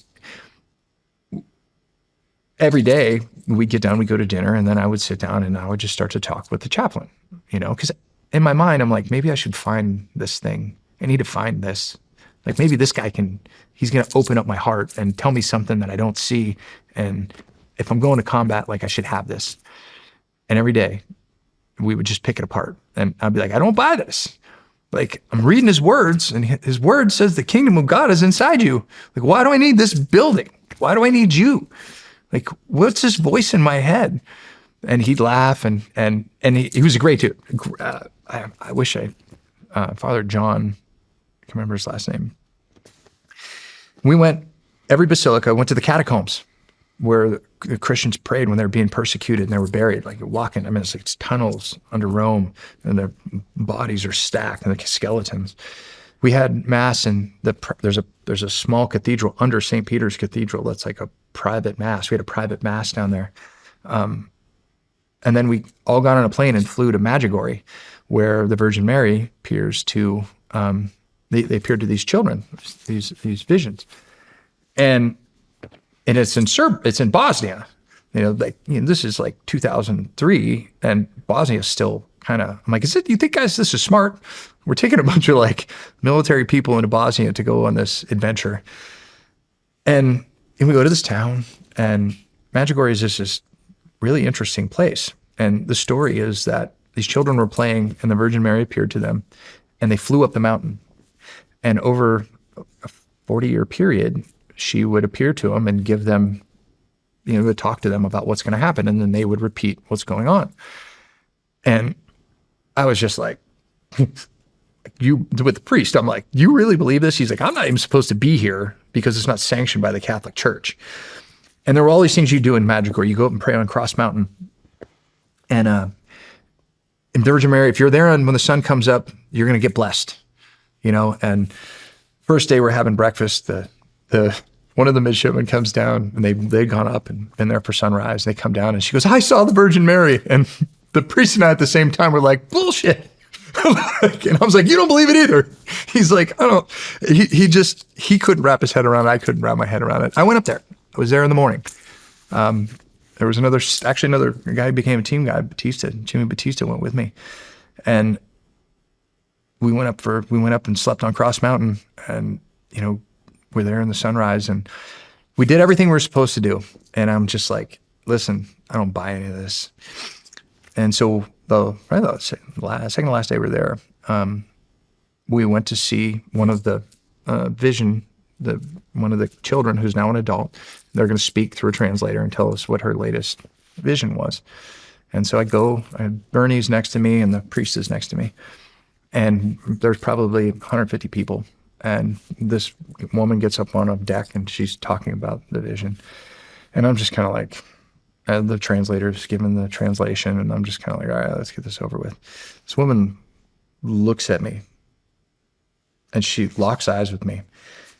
And I feel this, like someone's grabbing me on my shoulders and pulling me down, and I can't move. And I'm just like, and I start to sway a little bit, and I'm like, what the fuck? And the priest like looks over at me, and I'm just kind of like, and this wasn't like 2 seconds. This is like, now we're into like 10 seconds. And I'm like, I can't move. And finally she just smiles, and she looks away from me. And I look over at the priest, and he goes, what was that? And I was like, I don't know. And I turned around and I walked away. And he came and found me, and he's like, what happened? And I was like, I don't want to talk about it. He's like, something happened. And I was like, I don't want to talk about it. Like, I don't want to talk about it. And we left there, and I'll never forget that. I wasn't instantly converted. I wasn't like, oh my God, I found it, I was like, I don't know what that was, but that happened. And I was afraid to tell Bernie and Marty because they're like, see, you're meant to be a Catholic. And I came back and I signed up for confirmation classes. And I'm like, you know what, I'll try this out. And so I went to my first Sunday confirmation class because the priest was one of the chaplains. And I went in and he does the mass. And then at the end of the mass, if you're in confirmation class before communion, they go, okay, you guys leave. Like you're not good enough to be here. And when we did that, I turned around and I just looked, and it was like this feeling came over me of like, well, why am I pledging? The word says he's within me. The kingdom of God is within me. Why do I need to do this? And I walked out, and after mass, Father John was there, and I was like, I'm not doing it. He's like, why? And I'm like, this just doesn't feel right to me. And that was it. I left it, walked away, graduated. And I was like, I tried. I gave it a shot, man. I did your trip. I'm trying to play this game, but I couldn't wrap my head around the way it was structured within the Catholic Church. It just didn't make any sense. It's like, well, what he said, like, isn't what he didn't. He said this church thing doesn't. He said he was flipping over tables.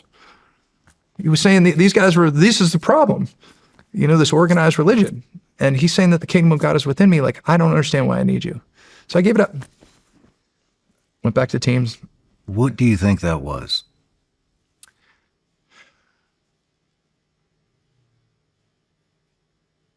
I don't know. What comes to your mind? Guardian angel. My mom. Like, hey, time. I don't know. It was real. It happened, and it freaked me out. But I couldn't. When you're not there mentally, well, my ego was in the way. I was like, I'm a Sierra Leone commando. Like, I'm gonna go do this. I'm going to war. You know what I mean? Like, I'm just playing these games for you. Like that. Mm-hmm. That's where I was mentally. I think you weren't open. I wasn't. I was like, I'm trying. I'm playing your games, but I'm just not there yet. And I don't. But it happened. That's real. 100%. And it freaked me out. Does it still freak you out? Not anymore. I think it was my mom. I think it was my guardian angels. Like, they just make our job a little easier. Can you just make, like, you are a complete shit show. Can you just, like, let's try this. Like, we can guide you a little bit. We'll have more pull. Otherwise, we got to work overtime with you. You got too much going on.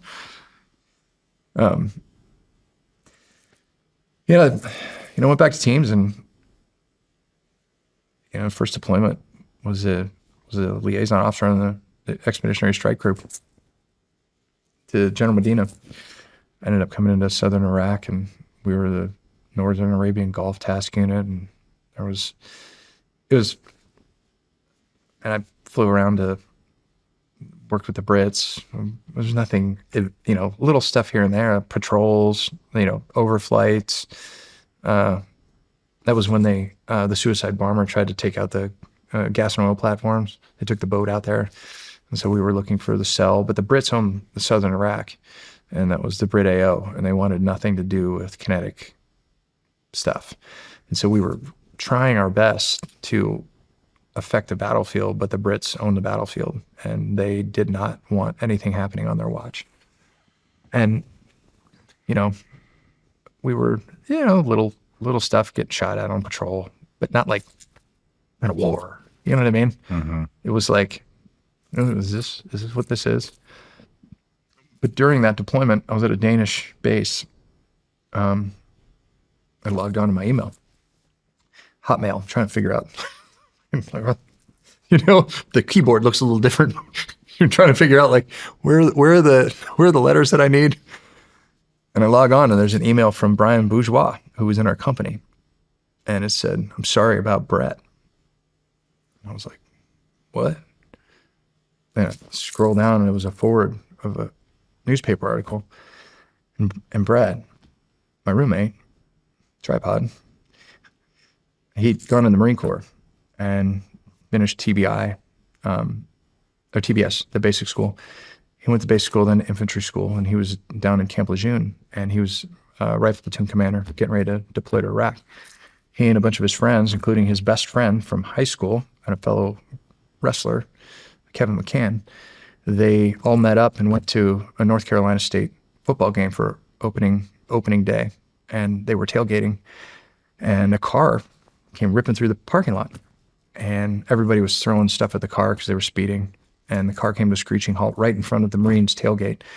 These kids get out, and altercation happens, and with Brett, they almost hit a little girl, and all the Marines are like, "Hey, man, you got to calm down.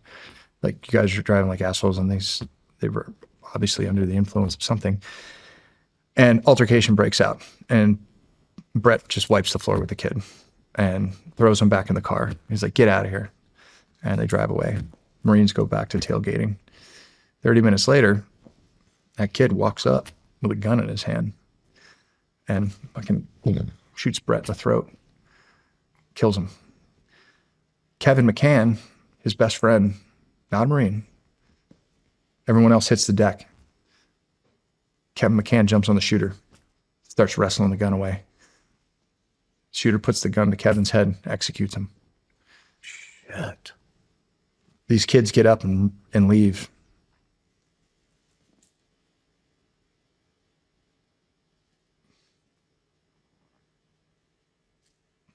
It's gone. Not war. He'd spent every single day of my time at the academy. He was 2 feet from me. He held me when my dad died.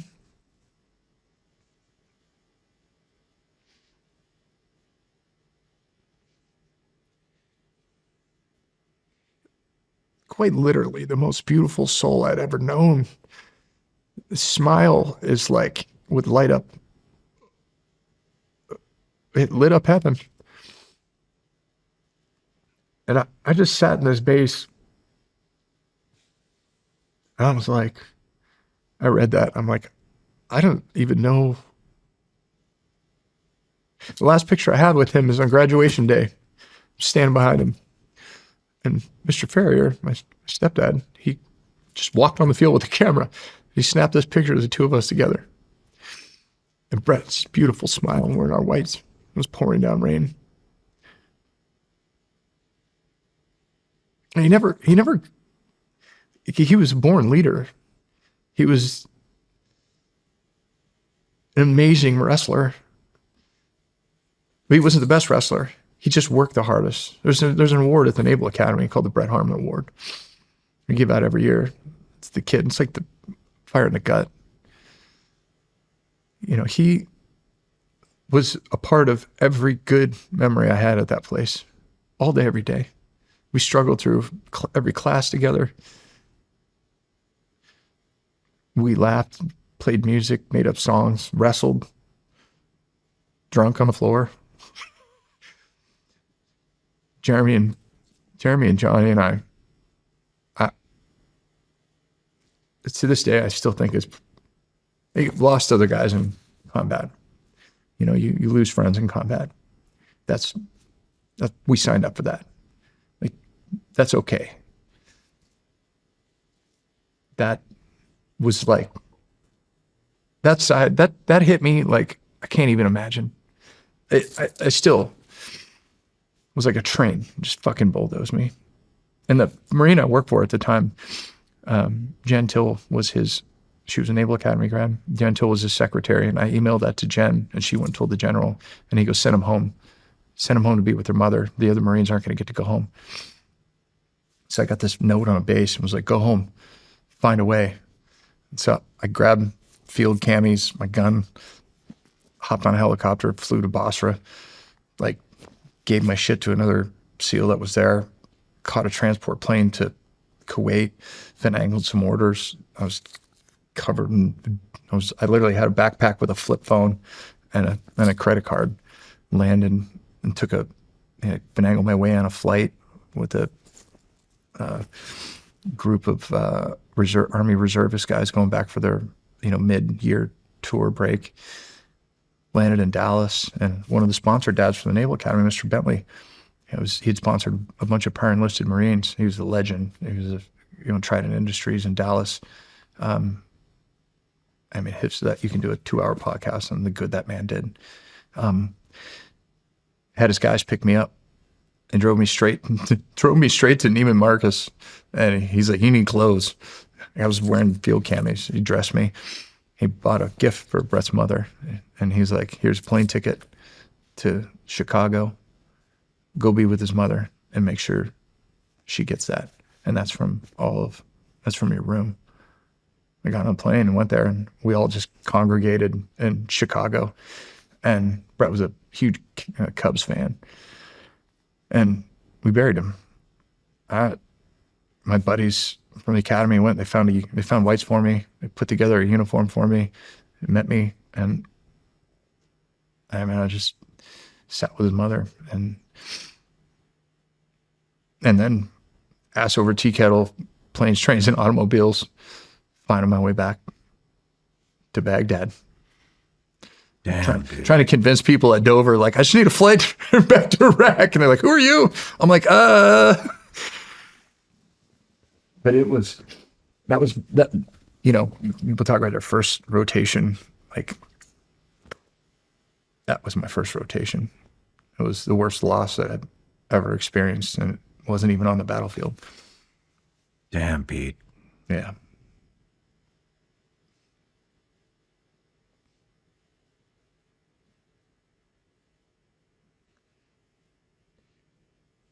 He was the best of us.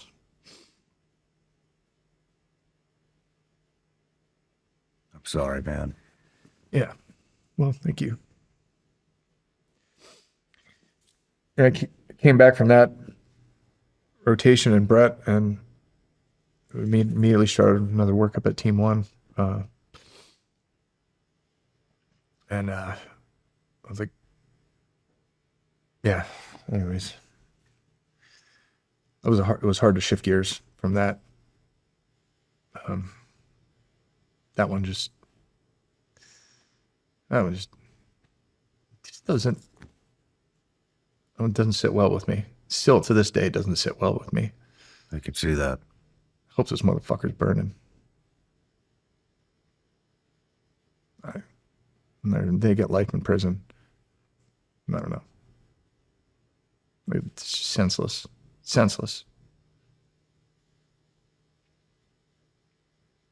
Want to take a break? Yeah. This show is sponsored by BetterHelp. October 10th is World Mental Health Day. BetterHelp therapists have helped over 5 million people worldwide on their mental health journeys. Behind each of those journeys is a therapist who listened, asked the right questions, and helped someone move forward. BetterHelp is committed to helping people connect with credentialed therapists because the right therapist can change the way forward. A short questionnaire helps identify your needs and preferences, and BetterHelp's 10-plus years of experience and industry-leading match fulfillment rate means they typically get it right the first time. If you aren't happy with your match, switch to a different therapist at any time at no extra cost. This World Mental Health Day, we're celebrating the therapists who've helped millions of people take a step forward. If you're ready to find the right therapist for you, BetterHelp can help you start that journey. Our listeners get 10% off their first month at betterhelp.com/SRS. That's betterhelp.com/SRS. Check this story out. A new discovery found a massive trove of gold coins in the Czech Republic, minted by a long-lost civilization. It's from before the 2nd century BC. They also found silver coins among artifacts. I mean, the proof is there. Not only have gold and silver been valued for thousands of years, but they can physically last that long too. Just another reason why I'm partnered with the award-winning company Goldco. They sell gold and silver, and they do an amazing job with it. So if you're ready to learn how gold and silver can help you protect your savings, I want you to go to ShawnLikesGold.com. You can get a free 2025 gold and silver kit. Plus, learn how you could get 10% in free bonus silver. It's the best silver offer out there. Don't miss this one. Go to ShawnLikesGold.com or call 855-936-GOLD. Performance may vary. You should always consult your financial and tax professional. All right, we're back from the break. Where are we picking up from here? Get back to the SEAL teams. Yeah, SEAL Team 1. Back in a platoon and starting work up again. Go to pro dev and whatever. But I got picked to go to JTAC school, and I was like, right on, this is cool. And my shooting buddy at the time was Bo Nankibble, and Bo's roommate and best friend was JT Tomlinson, and JT and his platoon had been picked to be a JTAC as well. And so Bo and JT and I always were hanging out together. I said, you guys are going to go to the same JTAC school. So JT and I loaded up my pickup truck with 2 dirt bikes, snowboards, road bikes, all of our kit, and we headed up to Fallon. And we had 2 hotel rooms. So one hotel room was the gear box with all of our shit, and the other hotel room we slept in.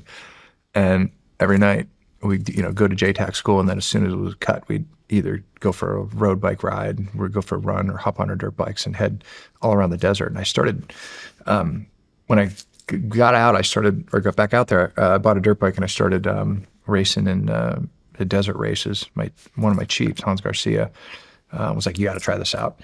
And so I bought a YZF 250, and we would go out, and the desert races are like 60 miles, 120 miles, and it's just a loop. And it is a physical, it's unbelievable. It's a great workout, but it's like, as a team guy, being a competitive person, the minute they drop the bomb on that thing, you're just like, pin it. And you're like, ah! And you go until you crash, and then you get up and you crash again. And it's just like, but it is unbelievable. So I started doing that, and we're at JTAC school, and there's all kinds of trails to ride around Fallon. So JT and I are ripping around Fallon. On the weekend, we'd go up to Tahoe. We'd go skiing. He was a snowboarder. I was a skier. And we just had the best time. And during that, I think it was a month, JT and I became extremely close. We were together all day, every day in class, and then all day, every day after class. And it was like, I don't know. That was the best part of that workup, was that trip, dropping bombs, learn how to drop bombs with the Top Gun guys. And then that night, heading out on our dirt bikes and, tearing up the single track around Fallon. So that was, we came back from that. And then my troop commander at the time had just come over, Team 5, Dave Silverman. He said, hey, do you want to augment Damneck? And I was like, yeah, let's send me downrange. So I went over, and it was right after Red Wings. Those guys were on their way back, and I was coming into country, passing the airfield. And it was my first augment. And as soon as I got there, Damneck is SEAL Team 6, for those who don't know. Yeah. And so as soon as I got there, I went over the compound. So you have CJSOTF and JSOC, and CJSOTF is Combined Joint Special Operations Task Force, which would be all the foreign guys plus all of the white side, Green Berets, SEALs, STBs, and then JSOC is obviously JSOC. Anyways, so as soon as I got there, I went over to the compound. I mean, they just lost, not like the biggest loss in NSW history. And a couple of my friends, Dave Williams was on the helicopter behind the helicopter that got shot down. And There was just weight on that compound. And it was just heavy. And Kevin Pope was like one of my sea daddies at Team 8. He was a master chief at the time. Found Kevin and just what happened. And you didn't see the effects of war, and I hadn't seen the effects of war until that moment. Like you saw it on guys' faces that were like, they looked older. The guys that were young, happy, laughing dudes at the Naval Academy, like Dave, like he was visibly shaken, and it was like this is real. Like, and it was a really, I remember that very specifically. And I was, at the time, I'd just gotten over there, and we were running some of I was working the desk at the Omega desk, and we were putting together so the minute the helicopter crashed, the investigation went from Siege of Sodef, and it became a CSAR, and the authority went to JSOC. So at that moment, all of the investigation was shouldered by JSOC of the Red Wings operation. And they were in the middle of it. And since it was out by Asadabad, and I was working with some of the Omegas, which were the outstations, we were tasked with helping with the investigation. And so going through all the reports and just getting to, see the whiteboards were still drawn with like, hey, timelines, and this went to here, and like trying to, piece this whole thing together. And being in the jock suck, man, it was like the plywood palace. And one of the master chiefs, Billy, he's like, we had a couple other team guys that I had been through buds with, and they're like, "Oh, you were prior enlisted?" I'm like, "Yeah." They're like, "You got any good quals?" And I was like, "I just went to JTAC school." And they're like, he's like, "Perfect. There's a helo leaving in 30 minutes for Kandahar." He hands me a wad of cash. He's like, "Take this down to Omega down there. Get out of here and don't come back." And I was like, "Roger that." And so, I got to, that deployment was fantastic, because I got to call in some airstrikes. I got to see the different outstations. Got to see how JSOC operated, which is completely different from how the regular teams were operating in country. And that was went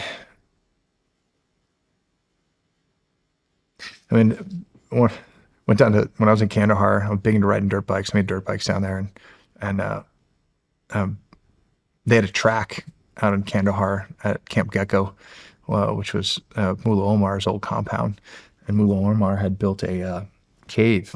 Osama bin Laden had built a cave for Mullah Omar, and it was on the compound. And there was a statue at the front of Camp Gecko that had it was like his interpretation of what hell looked like. It was this crazy, like, it was really freaky. We'd go out on the dirt bikes and rip around the track. And we took him into bin Laden's cave and did donuts. And that was I think we were there at the same time. Yeah, probably. So that would be 2005. Yeah, because we were July and August. July, August into the beginning of mid-September 2005. That's when I was there. Yeah. Weird. Yeah. The 50-meter single shot. There was a plate at 50 meters. You go out in the morning, one shot from the holster, pistol, steel plate, and then the hike up behind Camp Gecko. Yeah. Little workout. Yeah, that was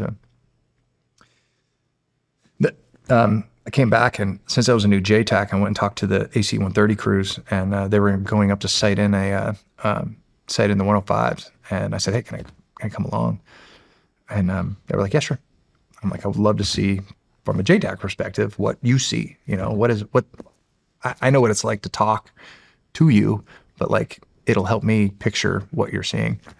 So I went up, and we were over the range. I was up in the cockpit, and the selector, the phone of Ahmed Shah, who was the guy they were going after during Red Wings, the selector popped on a mountain, and they spun us over there, and they said, "Hey man, we're gonna roll over there. You want to clear hot on this guy?" And I was like, "Fuck yeah!" Like, it was a guy under a blanket making a phone call at the top of the mountain, and I don't think it was. I think there's no way it was Ahmed Shah, but it was a bad guy nonetheless. And so he's no longer on a blanket laying under a blanket on top of a mountain. He just picked up the wrong cell phone. Yeah, that was interesting to be in the plane, and we're just like, looking down. What was that experience like? Just seeing it from the pilot standpoint, seeing the flare and how everything, how the whole system worked, and being in the plane and watching the air crew, and sitting up in the cockpit and watching the pilots, AC-130 pilots, like that platform that's the most amazing platform we have in, the spooky guys. I can't say enough about those guys because they fly low and slow and they hang it out there, man. And the amount of firepower that they are able to bring to bear in a fraction of a second. I mean, because you said the TGB, the green beam, it looks like a lightsaber, and you just kind of on the ground, you just hey, rope, yeah, I'm Mark, here, call contact, and then they just start hammering, and their precision is unbelievable. So to see that from the sky, and to watch the crews and just kind of be present in there was a really amazing experience. But, had the chance to, I'm not sure who we got, but we got somebody. Nice. But yeah, we came back from that rotation, and they immediately put me in, I had about a month, and they threw me in free fall school. And my wife, Heather, at the time, not my wife, she was my friend growing up, and we used to ski together. She actually knew my dad. I had this huge crush on her. I met her in the 6th grade, and I was like, oh my God, this girl's amazing. And she's a awesome skier, an awesome soccer player. She post-college, she went and played soccer at WVU, and she's beautiful. I just had this thing for her, and I wrote her some music. And I sent it out to her. And in the mail, unlike a CD, what I mean?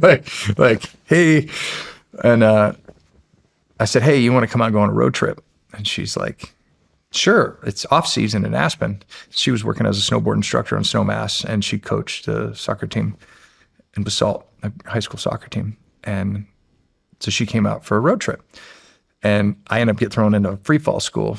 And at the time I was living in Coronado, my sponsor parents from the academy, the McWaters, they had this awesome house, and they had a back alley apartment. And so they rented me this back alley apartment that was a single car garage converted into a living space. It had bunk beds. I'm 26 years old. I got bunk beds and a tiny little bathroom, and there's a dirt bike in there and like a love sack. And it was like the crash pad for all the team guys. They get drunk at Danny's, and they'd be like, I'd come into my apartment, and I'd be like dudes I didn't even know, like, crashing, because I'm like, hey, if you're drunk, don't drive home, just crash at my place. And so you'd wake up in the morning, and it was like littered with frogmen. Like, dudes would be coming in the middle of the night, like, hey, can I stay here? I'm like, yeah, whatever. Dudes coming. I had this tiny little window, and and I had cinder blocks with like 2x8s. That had like a little TV on that were on the windows. And I can't tell you how many times dude came through my window and wrecked my whole 2x8s. It would be all over the floor in the morning, and there's like some half-clothed frogman like laying on the floor, and I'd be like, hey dude, I'm heading in. Do you need a ride? Like, what team are you at? I'm team 5. All right, let's go. And so I had this awesome little apartment, and I didn't really leave Coronado back then. I love Coronado. Like, it was awesome. Home. We go to Danny's. It wasn't the tomb that it is today. It was just kind of lighthearted. I met Eric Schellenberger there, and I thought Shelley was a bartender. Turns out he was actually at Team 1 at the time. I was like, oh, you're the bartender from Danny's. He's like, actually, I'm in Delta Platoon. I was like, oh, cool. So I invite Heather out for for a road trip. And I'm like, let's just hang out and do something fun. She comes out and get stuck in free fall school. And I show up and she's sitting in my little apartment. And I'm like, this is my dream girl. And we ended up hanging out 6 days. And after 6 days, I was like, you want to marry me? And she's like, yeah. And I had hoped something like this would happen. And on my deployment to Afghanistan, I actually ordered a ring on USAA. So I was like in the jock, like ordering a ring. I sent it, and it was supposed to be like delivered, to the apartment. And they delivered it to the apartment the house across the street because I couldn't find my little back alley apartment. I came home freaking out. I'm like, was there a package here? It says it's delivered. And she's like, no. I'm like running around knocking on everybody's door, and this woman hands me this 1 carat diamond ring in a box.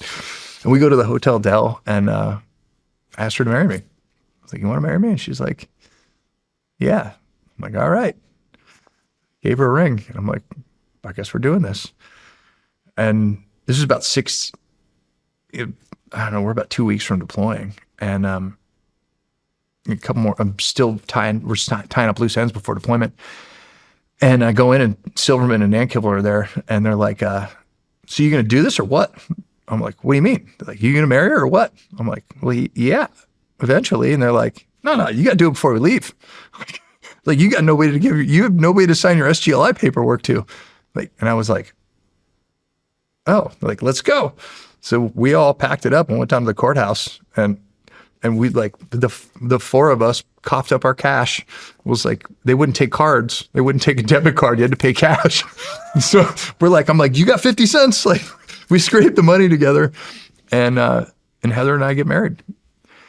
And we go to Danny's afterwards. And of course, Bo and Dave are like calling the platoon. They're like, Scobell got married. And everyone's like, wait, what? And so they all show up because they're like, who is this girl? And the guys show up, and everybody's, we're all drinking and hanging out. And one of the guys goes, Mrs. Scobell, would you like to order a shot for the troop? And she's like, sure. And they're like, what would you like? A lemon drop? She goes, I don't drink that pussy shit. Jack Daniels. And they were like, this is the girl. And so we hopped in the car. So after we got married, we hopped in the car. I take that, the party happened before the marriage. The next day was the marriage. We went to Dave's house, we had pizza, and we hopped in the car, and we drove up to do like a road trip. And we ended up pulling over at a rest stop, and we slept in the back of my Toyota Tacoma. And so our first night was in the back of a pickup truck. Nice. Headed up to Healdsburg, and went up to Healdsburg. We stayed at this place called the Madrona Manor, and it was a cool bed and breakfast. We were there like 2 days, did some wine tasting, and then I bought a ring in town in Healdsburg, and we drove back, and it was like getting on a plane the next day. I mean, like, wow. It was that fast. And I'm like, well, so I did my paperwork. I'm like, so here's the deal. Like, I don't have anybody. I don't have family. I don't have anybody. But, if something happens to me, then, you'll get this. And here are the keys to my car. I don't know. That's what she drives me to the North Island. And it's right out of a movie. You got the band playing, everybody's saying goodbye to their families, and we were flying out on C-5, and the guys get on the plane, and I'm sitting with Heather, and I go, I don't know how we do this, and she goes, don't be careful. And I'm like, what? She goes, looks at me, just very calmly, and she goes, don't be careful. What? She goes, every time you try to be careful, you do something stupid. She goes, just go all out, kill everybody, and come home. And I was like, all right. I handed her my keys, and I got on the plane, and Bo goes, what'd she say? I'm getting on the plane. I'm like, she told me not to be careful. And Bo goes, oh, this is going to be a great deployment. Told me to kill everybody and come home. Yeah, not to be careful, kill everybody to come home. And they were like, dude, that's awesome. And, that was goodbye. And she never even drove a standard, and she drove my Toyota Tacoma pickup from San Diego back to the Valley, Roaring Fork Valley, and I bought her a computer. We went to the Apple store. I was like, and we set up an email. And I was like, I'll email you. And later. See you in 6 months. Yeah, see you in 6, well, 8. Ended up being 8 months. And that's, we got to Baghdad, and it was 2005 in Baghdad. And it was like, you had the invasion, and then there was that lull after the invasion. And then we came in and made a bunch of stupid decisions, like firing the entire leadership of the army, the Iraqi army. I mean, the makeup of Iraq is like about 70% Shia, 20% Sunni, 10% Kurd. And Saddam Hussein was a Sunni. And so he was in a minority leading, he ruled with an iron fist, the Shia. And Iran is Shia, right? So that's, the Iran-Iraq wars over the border down south. So you said it was the massive influx of Shia, and most of the officer corps of the Ba'ath Party was Sunni. So when we fired these guys, it was like chaos. And that's, these guys all packed up, and that's what started the insurgency. It was like, it was, in my mind, probably the worst decision. And I still hadn't figured out, like I get Afghanistan. That one makes sense. Bin Laden, Al-Qaeda, that makes sense. What are we doing over here? I was like, it was from a geopolitical standpoint in that moment. Halliburton. Yeah, I was just like. That's what we were doing over there. We were what? Halliburton. Oh, yes. That's what we were doing over there. Yes. Feeding Dick Cheney's company. We were feeding. I mean, this kind of jumps a little bit. I remember coming in from an op one night, and it was around Thanksgiving, and we roll in onto Bayat, and we've just been out getting after it, and there's an ice sculpture in the chow hall, and I'm sitting there looking at my chief, and I'm like, what the fuck is this? Like, we had been working with the Iraqi counterterrorist force, and we had no budget, right? It's like we're trying to scrape together, gear and whatnot for these guys, and you roll into the chow hall, and there's a ice sculpture, and I'm just like, I remember, this is fucked up. This is, how do you explain to the guys, yeah, we're doing God's work. We're God and country. What are we doing here? Anyway, so when we get there, we kind of got chopped away. It was an interesting time, and the insurgency was starting to pick up. And there was a Green Berets that had trained the Iraqi counterterrorist force. So the SIF companies had been training these guys for about 2 years, and they had been billed as the Delta Force of the Iraqis. And so we're like, well, that sounds cool. And they wanted to put an Iraqi face on all the operations. So we were in this hybrid mode of out doing assaults, but with Iraqis. So, we total of maybe 10 Americans going out, and then, 50 Iraqis. So we get there, and we're working with 5th group. So over there time, we're at 5th group, 3rd group, and 7th group. And we were kind of chopped away in this really odd, we weren't working for Siege Sodif directly, and we got loosely attached to 17 or 16, which was JSOC. And at the time, Delta, that was when Delta was spinning up, dude. Those guys are legends, man. I mean, I remember rolling in the green zone and just watching every night the little birds lifting off the green zone, and those guys are just getting after it and slaying people. It was like, holy shit, man. I got so much respect for the D-boys. Those guys, they were living the dream during that time. I mean, they were just running and gunning. So, but we got the Delta Force, the Iraq, and they break it up. We get over there, and they're like, you're gonna take recce guys, and you're gonna do ground mobility, because I was into the mobility thing. I was riding dirt bikes, I was doing all the off-road stuff, and we had NSW didn't do ground mobility. Until we got to Afghanistan, it was we weren't allowed to touch anything that had wheels on it, because everything that we touch breaks. Remember that old saying about put a frogman in a room with a room with no doors, no windows, and 3 steel balls, and he'll break one, lose the other one, and get the third one pregnant. Like that's the, like nobody was going to give us vehicles, right? And we get over there, they're like, okay, you guys are going to patrol in Humvees. And so the NSW mobility was in this like infant stages. And so it was like, write the book on it. How are we going to do it? And so at the time, we got over there and like looking at the battle space, and the IEDs were going up, and we were like 5 or 6, like a week. And then it started getting more and more and more. And I was in charge of ground mobility and the recce guys. And so as soon as we got there, I'm like, hey, I went to the EOD guy and I'm like, let's plot every IED on Falcon View. So we had Falcon View, which is flight planning software. And we were actually using that as our navigational software, because it's like the only other way you navigate around Baghdad is like, there's like a map, right? And you have a GPS and you try to match it up. And so what we did was we took GPSs, like maritime GPSs, and we would take the GPS feed, put it into Toughbook, and then we would download all the available maps and geolocate them, including overhead imagery, into there. And then I would start to layer, hey, this road isn't here, the latest imagery of whatever got blown up the night before. And so we built this database with every IED time stamped, and we started to see these patterns emerge. And it was like, right before curfew, IEDs would go off, and then right in the morning, and they were on the main MSRs, and then you'd see them around the FOBs. And so, as a lead navigator, I was like, all right, so I would throw these potential routes in there, red, yellow, and green routes, and we'd head out, and we would navigate on flight planning software, so we could use the latest and greatest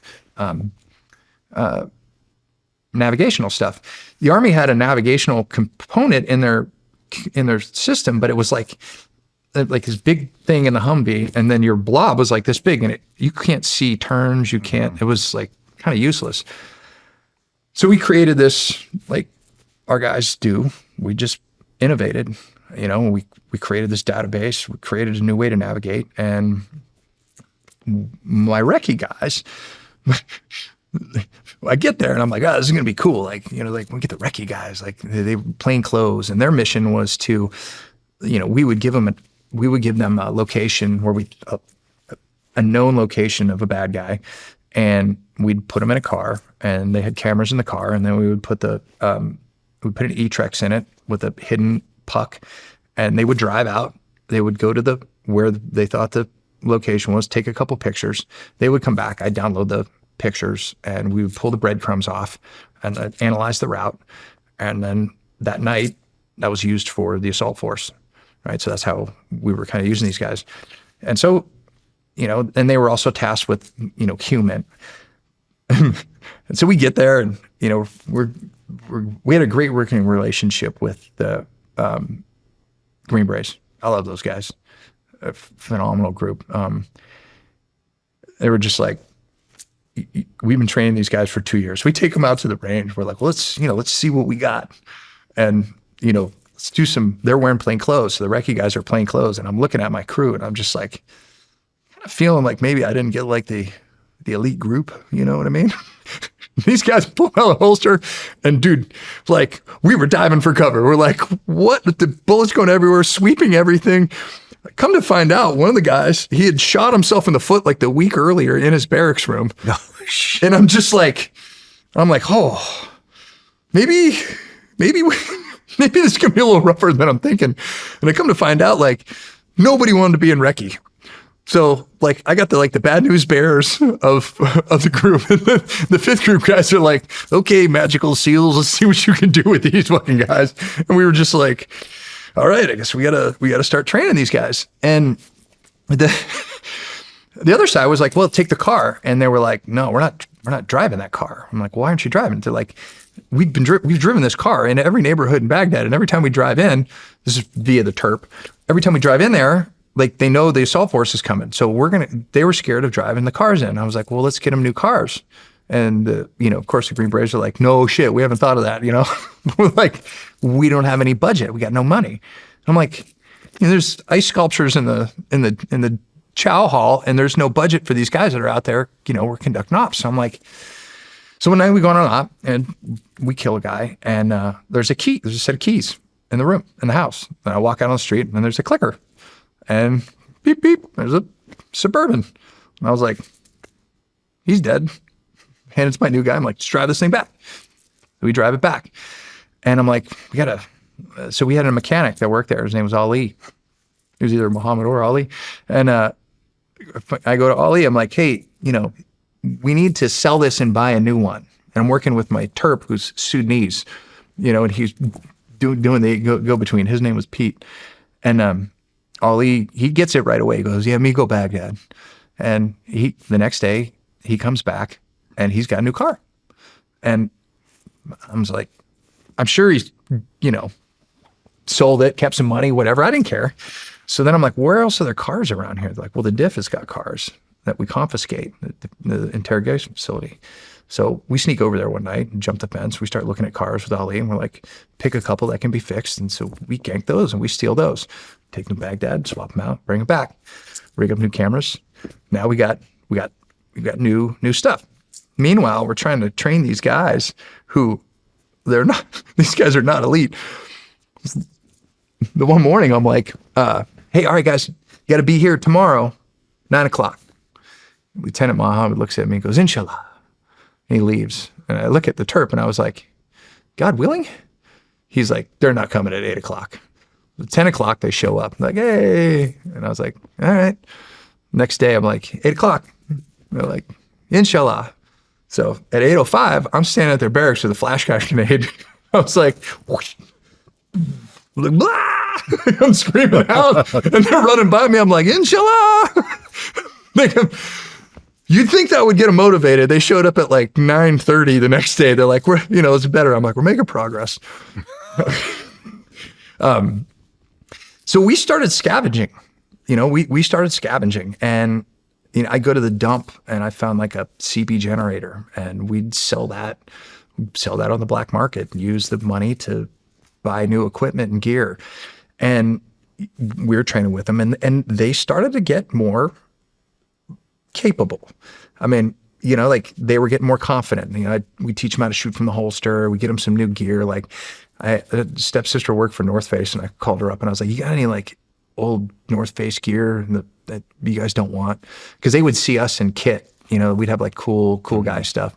So I had her, she mailed over a bunch of old stuff from the, that was like laying around, extra inventory, and I handed it out. These guys get like black day there. They're like, we're like cool guys now, They're running around, and Recce like started to become like cool. As that was going on, Dave Silverman was just, I call him the Silvermanian devil. He just knows how to get shit done, and he just spins. And Dave's working the liaison piece, and we send a couple guys up to MNFI. We send a guy over to 16, and at the time, like there's a whole bunch of there's rivalry everywhere, but it was just like inter service rivalry and within the Army, from the Green Berets to Siege Sodas to SIF, or JSOC to SIF, and so we send one of our guys up there, and he won over the trust, and they started farming out targets to us because we had the Iraqis, and so our op tempo started to increase, and so they'd come back. I'd take the information, throw it in Falcon View, and our op tempo started to increase. And just during that time was when all of the cell phone stuff started to take off. And that's when like Delta's ops went to like 4 a day. I mean, they were just over and over. And,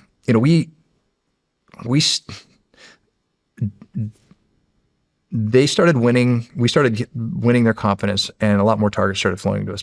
I think what also happened was they just had too much work. And so they would send us to the sensitive stuff. Anything that was, we don't want an American face on that, we need an Iraqi face on that.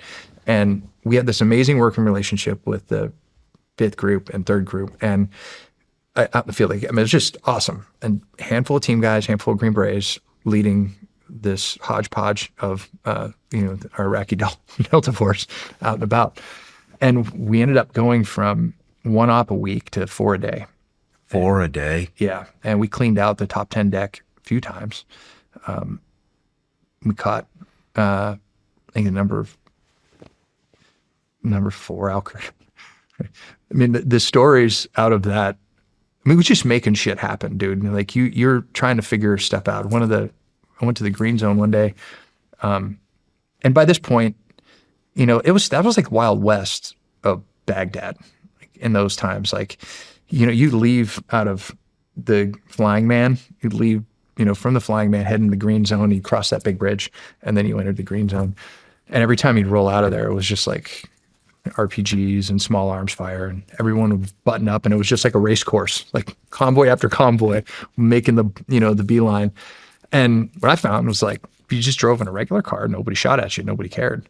So my assault force was sleeping all day, and they were up all night. And since I was working with my recce guys, I was up all day. I'm like, hey, I need to get done. So I would just take one of the cars that we still drive in and meet the guys in the green zone, get target packages, come back. And, we were just making shit happen during that time. And it was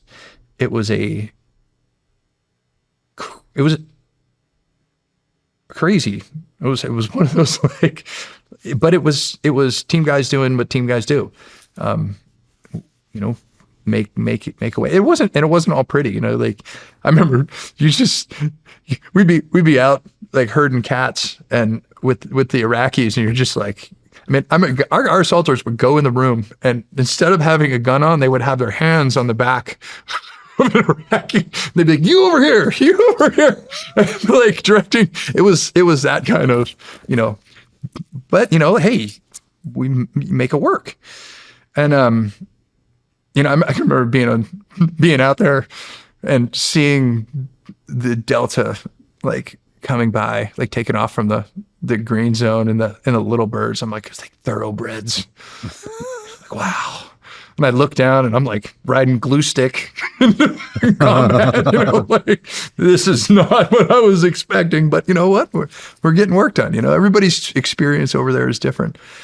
And, that a bunch of interesting little stuff happened during that, but it wasn't until the end of that rotation.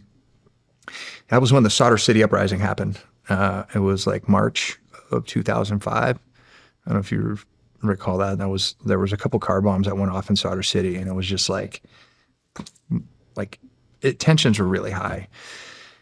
And our force was like, fuck this, we're going home. Like, are you serious? Yeah, they were. I remember sitting down, the Iraqis, because they would rotate every 2 weeks. So, and you get a new batch in. It was like it knew everybody. Every 2 weeks would rotate. And when this civil war kicked off, I was like, hey, I got to go home and defend my family. And we had the same kind of demographics of the force. We had 60% Shia, 20% Sunni, 10% Kurd. And, you could see the guys like percolating in it. And I remember during that time, like trying to, like, hey, you guys are the future of Iraq. And trying to like mend this, I don't know. It was unnerving because you're going out on target and you're just like, are they going to turn on each other? Are they going to turn on us? Are we in the wrong neighborhood? It was a really, that was an unnerving time. And we had sent guys out to follow, essentially, there was one guy we had been looking for, and we hit his house, but like a soft hit because he had a sister, and we had hit the house, and we had essentially made friends with her, and she didn't like the guy we were going after because he abused his wife. And so we'd convinced this girl to just take a cab to where he lived, and our guys were going to follow it, mark the target, and come home. And that was like right as the uprising started. And while we're conducting that, I'm on the phone with these guys, and they get rolled up, and it's like hell breaks loose in Solder City, and they got grabbed and silent, like probably 6 guys we've been working with. And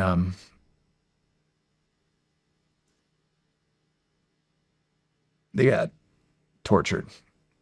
They got tortured and killed, and they get stuffed in a morgue.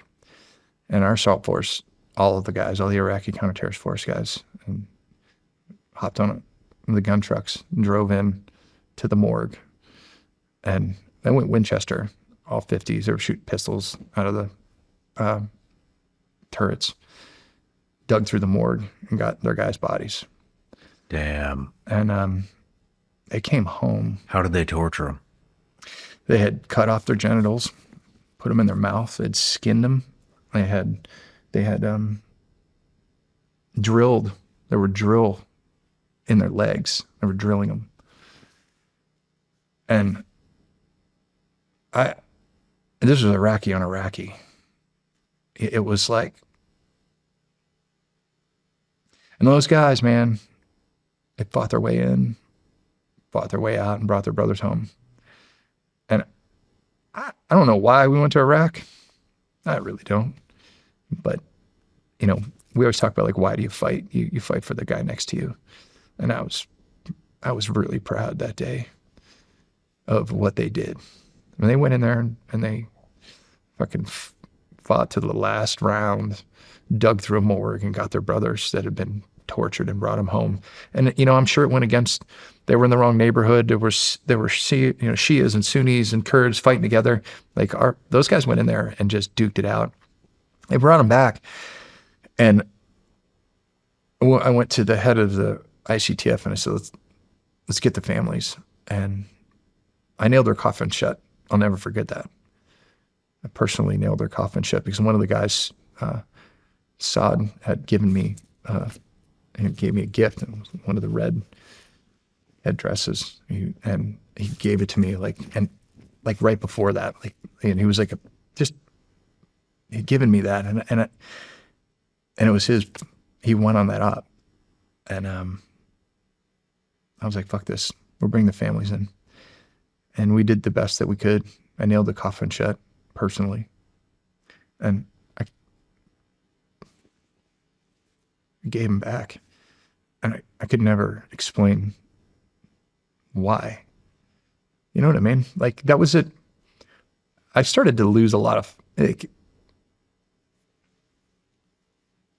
we were supposed to be doing good. This was supposed to be a positive, you know, we're going to free this country. And I was just watching what they were doing to themselves. And the only good I could find was in the brotherhood of those warriors. They were amazing. And, you know, I joke about at the beginning, you know, they were the bad news bears, but they fought like lions. They really did. And we came back from that rotation, and I actually flew back early, about a week, because I had gotten orders to SDB Team 1. My old boss said, don't take any downtime, get an operational, chance, take another operational rotation. You know, we came back from that one, and Heather picked me up. Actually, I landed, flew to Colorado, met Heather, and I was like, hey, we're going to Hawaii. Pack your shit. And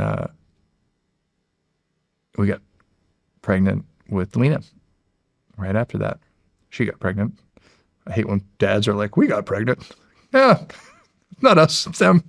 But, you know, now all of a sudden it's like we came back, and, you know, coming back from that, it was the first time it's like you within 48 hours of seeing that and being part of that, to sitting in a restaurant in Aspen, Colorado, having dinner. I was like that short of a time frame. And I was just like, I remember having second thoughts about what we're doing, but I was excited about going to the undersea stuff. You know what I mean? I'm like, I always want, like, the Frogman thing was why I came in. But that, I still can't get that one out of my head. I can't get Iraq out of my head, because it just I never got the answer to why. And I think a lot of guys, we lost a lot of really amazing Marines, and just Americans in general, but guys that I Marines that I knew personally from the academy, and it just never sat with me, never sat well with me. But coming back after that was just the sheer, where you go from this massive violence to you're in a 5-star hotel restaurant in Aspen. You're like, something's wrong with this picture, and you're trying to be okay. And at the time, I was okay.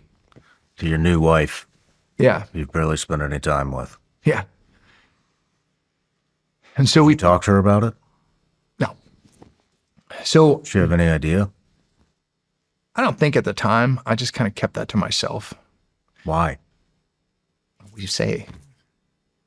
Like, so how was what were you doing? Nailing coffin shut. Some of the nights were worse than others. We flipped Humvees off a bridge one night, off the bridge going into Baghdad. We were trying to teach the Iraqis how to drive, and Iraqi police got into our convoy.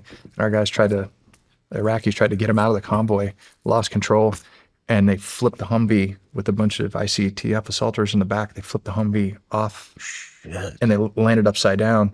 And then the ambush started. And that was a night that I was heading out to another op, and they were calling me QRF, and I rolled up, and I was just like, oh my God. We're like picking up body parts on the street. The Iraqis just there were 2 SEALs inside the car that were okay, fortunately. But the Iraqis in the back, when the Humvee went over, it flipped upside down and landed on top of itself. And it was just a mess. I remember walking up to that scene being like, oh, you get shot at, and you're just like, holy shit. You don't see this isn't in the movies. Like that. You literally pick up a hand. That's in a movie, but like literally pick up a hand, throw it in the back of a Humvee. And the Iraqis were like freaking out on our ground force commander, Will Hodge at the time. Like, you get helicopters here. And we're like, the hospital's right there. And they're like, you wouldn't, if this were Americans, you'd get helicopters. And, some of the Iraqis were really emotional, like ripping their body armor off while we're getting shot at. And you're just like, I remember pulling up to the scene and seeing Will, and I'm just like, dude.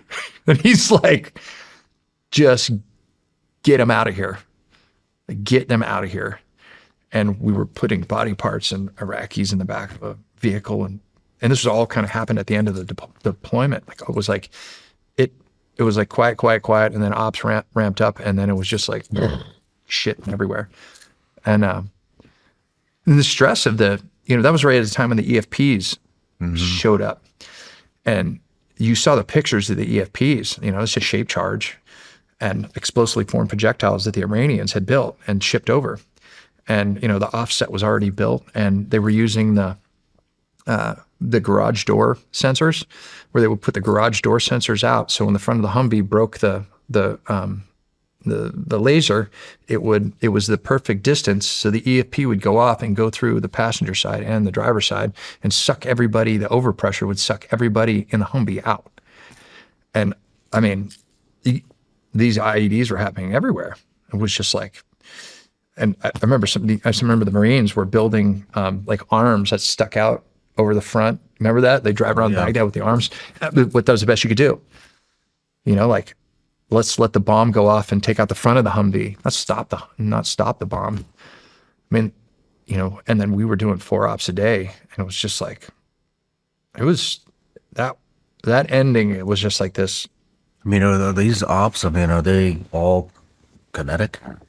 Oh, what? Are these all kinetic ops? Yeah. So what was happening is, that's when all the SIGINT stuff was kicking off, and they were tracking selectors. And essentially what would happen is they would start popping. They would green would head out, and they were hitting, and whatever was left over, they were passing off to, or the targets. Like we hit the Imam Ali Mosque one night. They wanted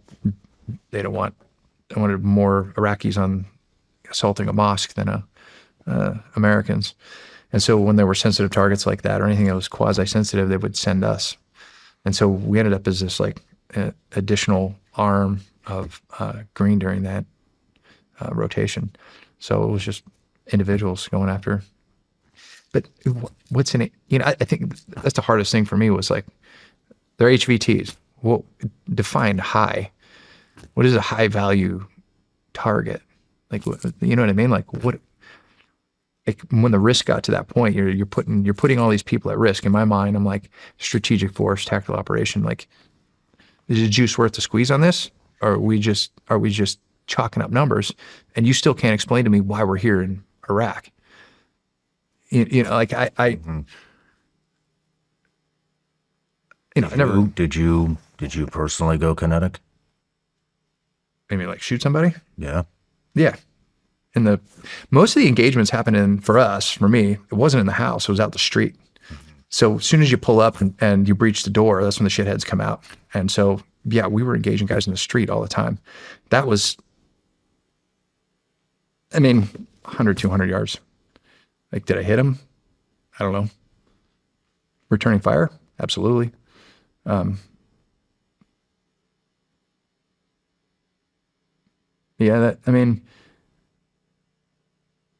how did all that killing feel to you? it wasn't in my. Did you even have time to think about it? No, that we were at the end when we were hitting targets. It was like most of them were either the wrong place or a dry hole, and so that was frustrating as well because you're chasing the imaginary cell phone, right? And that's the bad guy. And so again, the engagements for me were out in the street. Guys pulling up, taking pot shots, driving off, dude getting in gunfights with the Iraqi police. You know what I mean? It's just like, you didn't know are you the good guys? Are you the bad guys? And they're thinking the same thing. What's that? The Iraqi police and the Iraqi army are 100%. Because when we were driving everywhere, blacked out on nods as fast as possible. Like I'm like, hey, we go blacked out on nods, drive as fast as you can, keep a low profile, and avoid IED alleys.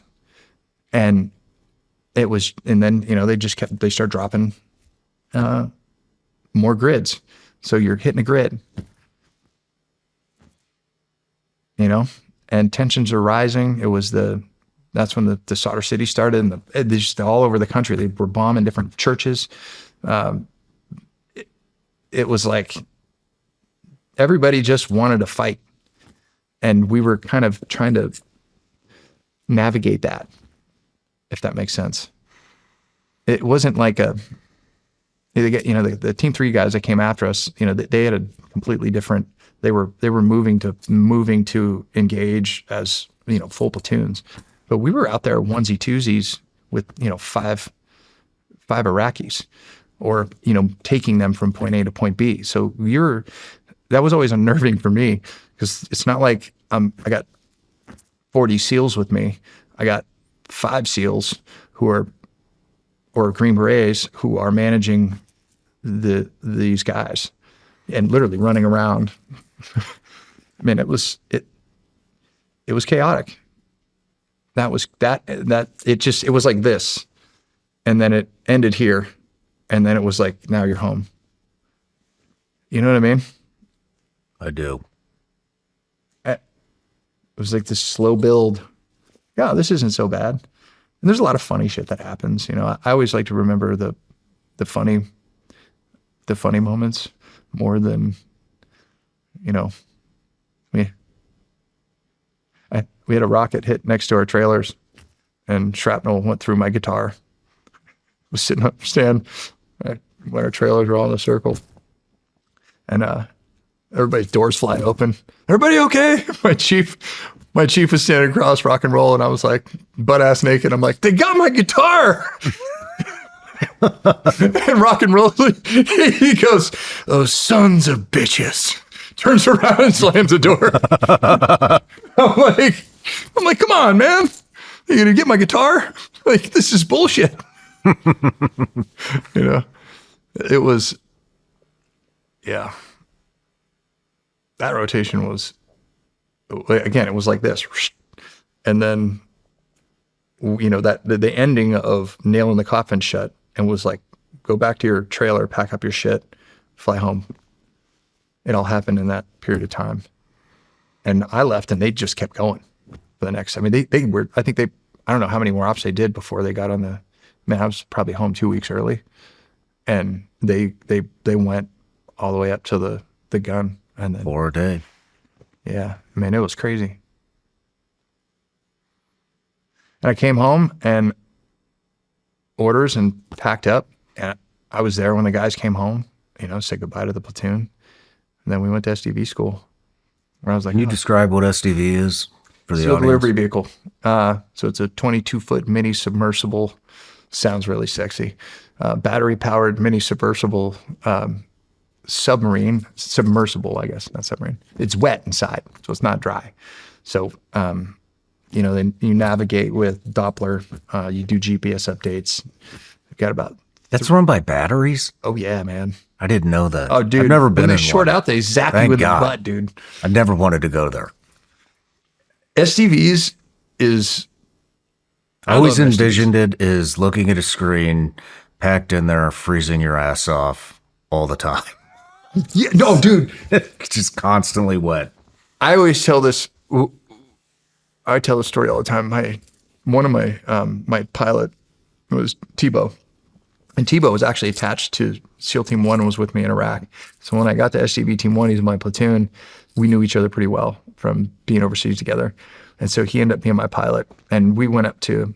You do a regular workup, but you're diving every day. I mean, you're underwater 6 hours a day in Pearl. You're underwater all the time. And then you're using different rigs. You're using Dragers, you're using Mark 16s, and trying to learn how to fly the boat. I mean, back then, I think they have much better stuff now. But back then, it's like fly by wire, dude. You got a stick and you got a potentiometer, and you're filling up tanks inside for buoyancy, and you're just kind of bobbling through the water. And it's like I remember when we got there, I was like, "This is it." Dude, you're gonna send us, we're screwed, man. This thing is not. It's like, but then you like anything else, you get good at it. And but I remember, I always tell the story. We were in Keyport. We do cold water training, and water's 42 degrees up in Seattle, and Jeff and I were doing about a 8 to 10 hour dive, 42 degree water. And you're wearing crushed neoprene wetsuits, and you can try everything, like diapers. You're 8 hours, dude. You guys are trying diapers. You got pee tubes with catheters. You're wearing. You try everything you can to stay warm. They keep you alive, but they don't keep you comfortable. Yeah. It's like right at that edge of what the fuck is this? This is where you sit for 12 hours. There's no food. You can try some water with a Camelback and try to, suck it under your face mask. You got a full face mask, and you got boat air. You got all these rigs. I call it the death rig, Mark 16. It's always flashing, balancing out PPO2 oxygen. You're like, I'm going to die at any second now. This thing is just not made for success. And Jeff and I, we had 2 guys, and normally it can fit 4 guys in the back, and you pack them in. And when you pack them in, I remember being on top of Matt Leathers, and it's snowing out, and I'm on my knees on his Drager, and I'm trying to push him in and shut the back door. And Matt undoes, he cracks his valve. His lips are purple and they're huge. He's just so fucked up, sir. I'm like, I know, dude, get in there. Pops it back in and, shut the thing. And then 6 hours later, you open it up and you're just like, how you doing? You're like, what have you been doing down there? And they're just, they got their emergency regulator and they're just packed in like sardines. And the level of misery is, just next. It's just on another, it's so hard to describe. But this one night, Jeff and I, and the boat breaks. I'm in the boat breaks all the time. There's just something wrong with the boat all the time. The navigation systems are like Windows 95. They're decide to just reboot.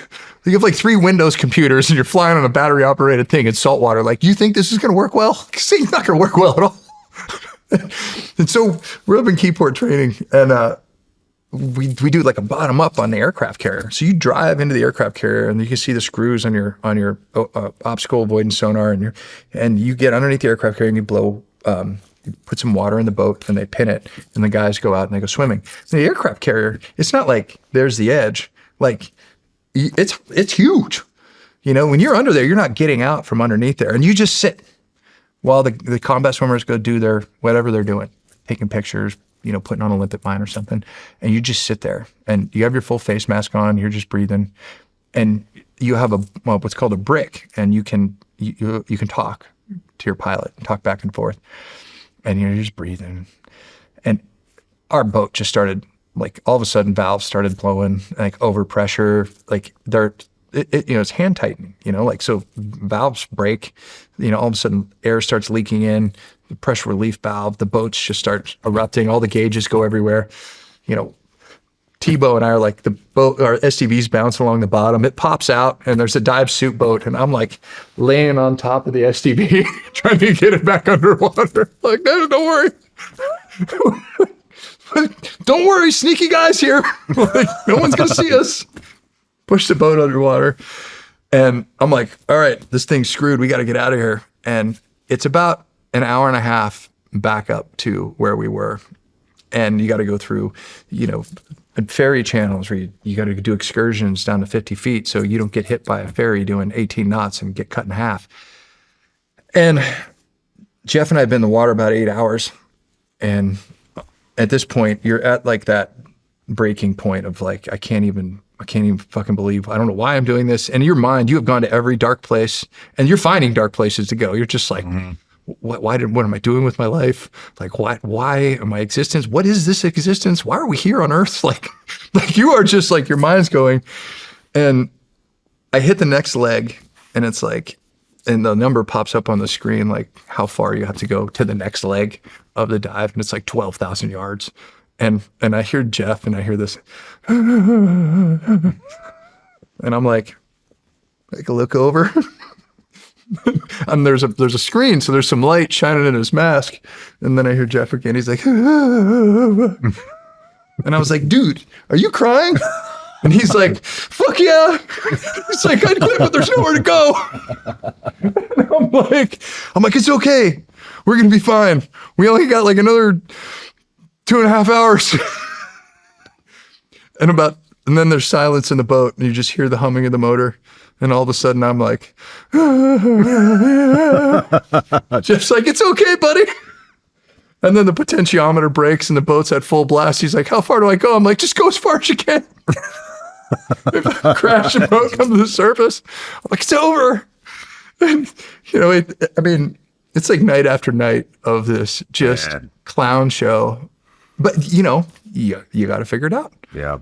And guess what? You know, you're not having this night. The next night you're on dive souping and you're sitting in the cold rain and you're watching the buoy and you're watching them figure it out. You know, and you're watching you know what the shit show is down there that these guys are doing. But what ends up happening is over time, like, pilots are this magical existence. Like, when you find a good pilot, is a unicorn. It's like, you know how to do this? Nobody else can do this. And we had a couple amazing pilots. And yeah, I had one of the guys from the platoon who became my best friend in the platoon, Matt Leathers.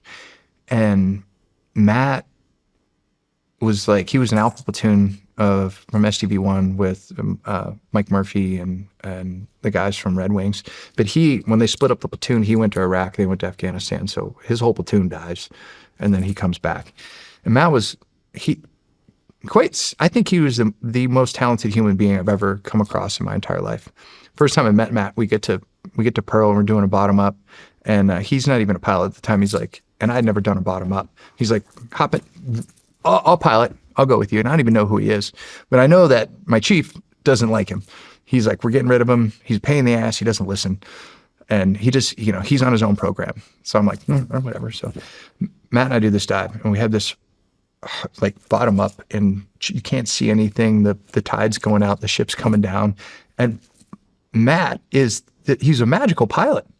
And we get done with this op and I'm just like, dude, like, that was amazing. Like, and I'm like, hey, we're keeping him. And he could do anything. He was an artist for Disney when he was a kid. Like he could draw. He would draw our platoon. So I'm like, Matt, something funny would happen, and I'd be like, draw a cartoon. And so you'd walk in, someone would fuck up, and they'd walk in there. There'd be this like beautiful cartoon of somebody showing their ass, right? And we kept this running tally of this, and anything Matt touched, he could pull off. And one day he asked me, he goes, "Hey, can I have Friday off? I want to go play this golf tournament up on the North Shore." And I'm like, "What? I don't know you play golf." He's like, yeah, it's a qualifier for the US Open. I was like, okay. Like now I'm just morbidly curious. Like I didn't know. Like, okay. He comes in on Monday and I'm like, "How'd you do?" He's like, "I won." I'm like, "What?" He's like, "Well, I didn't have a driver, so I had to use the driver out of the guy's bag that I was playing with." He's like, "But he didn't mind." I'm like, "Wait." He's like, "But I didn't win because I didn't have a handicap, and that guy had a 5 handicap, but I won like shot wise." And I'm just like, "Dude, this is unbelievable." And he decides he wants to learn how to play guitar.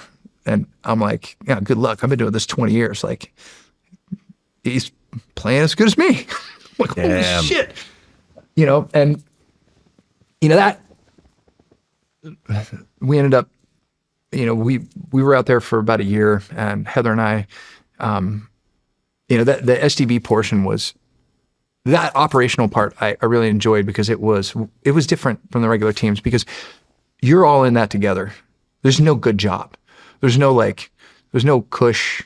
Like every job sucks in SDB platoon, and everybody is sucking.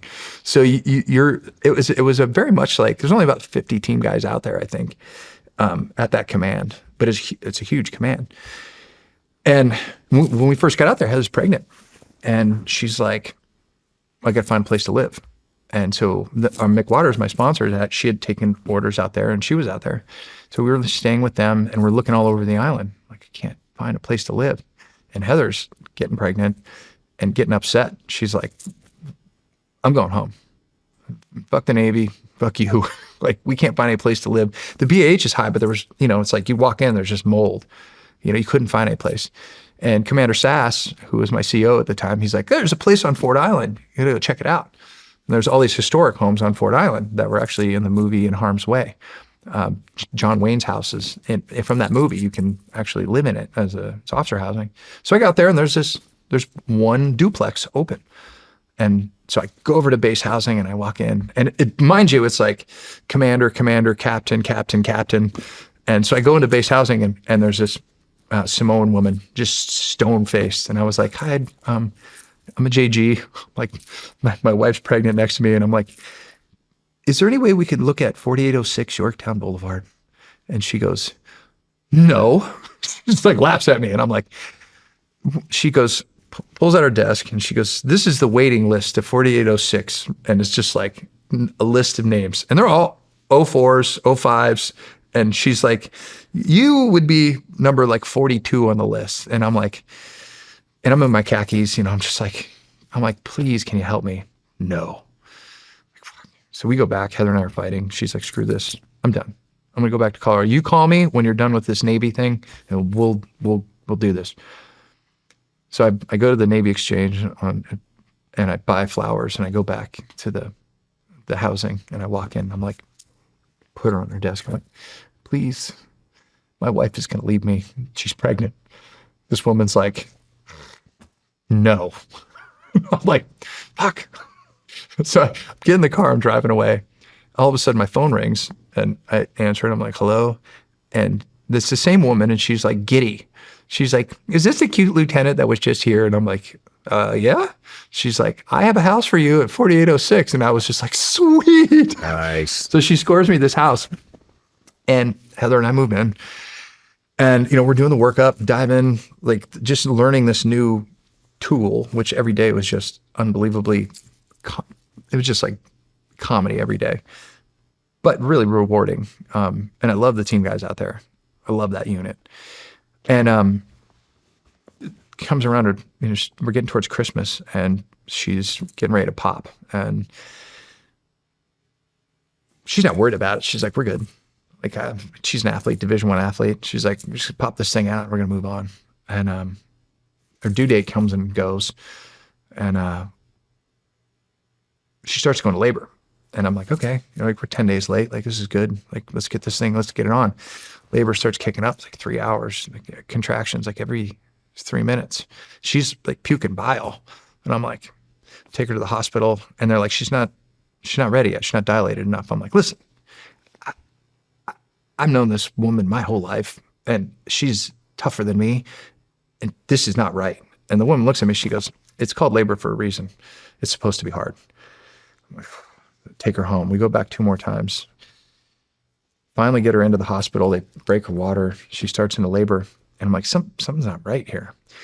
And one of the midwives comes in, the nurse midwife, and she's like, all right, start pushing. And Heather's pushing, nothing. So we're at like 50 hours of labor. And now we're into 5.5 hours of pushing. And my mother-in-law had flown out to be there, and she's a nurse. And I'm like, watching, like, my wife's badass, but like, I've never seen this amount of like effort and pain. And now you see the whole nursing staff just start to get like nervous, like they start freaking out. All of a sudden, this one doctor walks in and he goes, well, you were kind of too far along for this option, that option. Can't use I don't like to do forceps. And, you know, and I'm like, wait. And they basically said, well, what do you want to do? And I'm like, find me somebody who can answer that question. Like, I'm not the guy you ask in this situation. Like, I want to ask you, and I want you to have an answer. You don't ask me. So he leaves, and this woman comes running in. She's got her keys in her hand, her Starbucks. She's like, I can flip that baby. And I was like, you're hired. And 54 hours later, 54 hours of labor, 6 hours of pushing, they break out their forceps, and they're yanking my wife off the table, and her vitals are plummeting. I'm like, oh. And flashing through my head, I'm like, I'm gonna be like my dad. She's gonna die, and I'm gonna have this baby. And I'm watching my wife and my mother-in-law. People start coming into the room, and this pediatrician walks in. He's like, everybody stop. Who paged me? Baby's not born yet. I want to know who paged me, my mother-in-law. And I was like, get out. You're either here to help or get out. My mother-in-law like owns the room. She's like, you need to leave. You stay. They ripped the baby out of my wife, and I stay with Heather. And I was like, I've never seen, I just come from Baghdad and all that shit. And I was like, I've never seen anything like that. And I've never seen a woman do that. My mother-in-law scooped up the baby and she worked in Shriners Hospital for 30 years. She was fucking amazing. And I just sat there with my wife. I'm just like, well, that was easy. Holy fuck. 54 hours of labor and Lena was born. I've never seen anything like that, but I have to give my wife props on the next level, like tough as nails. And then, oh, by the way, hey, we got a deployment. So yeah, I know we got a 3-month-old, but I'm going to leave. And during that time, I'd screened for the command. And I was like, I got this boat job and they're offering it for platoon commander. I'll take the boat. I'll see if I can get it. That'd be kind of cool. I like mobility. I'm seeing a mobility kind of theme in my career. And now I'm checking the box on all the groups. I got group 1, I got group 3, I got group 4. So major command for me is I got a lot of options. If you stay at a regular SEAL team as an officer, you're only going to command, a regular team. But if you have SDVs and you can command an SDV group, or if you have boats, you can command boats. You have JSOC command. And so the command is development 06. group for those that don't know. Yeah. So major command. And I was like, wow, that's a cool opportunity and that'd be good for my career. So I screened and then we deploy. And that's the one thing I won't talk about. We did an SDV mission. And it was I will say, the highlight of my NSW career, hands down. Coolest thing I've ever done was sit in the slipstream of a nuclear submarine in a place you're not supposed to be and pull a monkey fist and fly away, and knowing that you're the only people in the world in that moment doing that job. That was the highlight. Coolest fucking thing ever. Yeah, man. So this is after you screened. Yeah. So we go on deployment after I screen, and we go blackout on deployment. No emails, nothing. No communication. We surface the boat, and the antennas go up 4 months later. Surface the boat, and the download of emails pops in. Like sorting through emails. Like, I'm like, oh shit, I got picked up. Oh, that's cool. Like, oh, orders came in. Oh, my wife has already moved. Oh, I start green team in 5 days. Holy shit. Fuck. Like, and I'm looking, there's tickets for me as I run down, I pack all my shit. The guys that help me pack up my stuff, they put me in the van. They drive me to Tuman. They fill me full of alcohol. They drive me to the airport, and I hug my platoon goodbye. It was the last time I saw Matt. Hugged Matt goodbye and hopped on a plane. 4 days later, flew to Hawaii. I checked out. I flew to Cleveland. My wife picked me up. She's like, what the fuck? Like, I just had to pack up our house for the newborn, our dog. I just drove across the country with my mother and with my mom. I'm staying at the house. I found us a place in Virginia, and you're going to start this new command. I was like, well, it's a training command. We're going to take a break. I'm just there to test boats. And she's like, whatever. So again, we get pregnant with Walker. And in that time frame, if you look at Navy officers, the kids are all 2 years apart, because when you come back from deployments, usually you got a window of about 5 days and your wife still likes you. So I start green team, and welcome to the command. 5 days after being on a sub for 4 months, and we kick off green team 2008. And Heather didn't know what it was, and I didn't tell her, because at the time I didn't even know it existed. When I check into the command and they give you the brief and they're like, SEAL Team 6, I'm like, this is a joke? I was like, it's real? Oh, that's interesting. Yeah, and then 9 months of green team, which was gray green. So I'm doing the boat side. But the air portion is everybody's lumped together. And that's where it almost came to a screeching halt. Jonas Kelsaw, who was the troop commander on extortion, he was in the class with me, myself, Nick Check, a handful of guys from the class. We all decided to float the Salt River on a weekend during green team. And Jonas and I were the two officers, and beforehand we're like, all right, we signed designated drivers. And we signed designated drivers. Everybody gets in their tubes, bunch of alcohol. There's middle of green team. You kind of through that portion where you know you're going to make it, and everyone's ready to like take a wrap off. And we're floating the river. We get to the pole point, and Jonas and I are well tidied up. And so are our designated drivers. Looking around, we're just like, dude, you're drunk trying to tell a guy, you're like, what were you doing? We're like, all right. So we pack everybody up, and most of the leadership, couple chiefs, myself, Jonas, our medic, Tori, and Nick, and we're hanging out. And there's no cell phone coverage.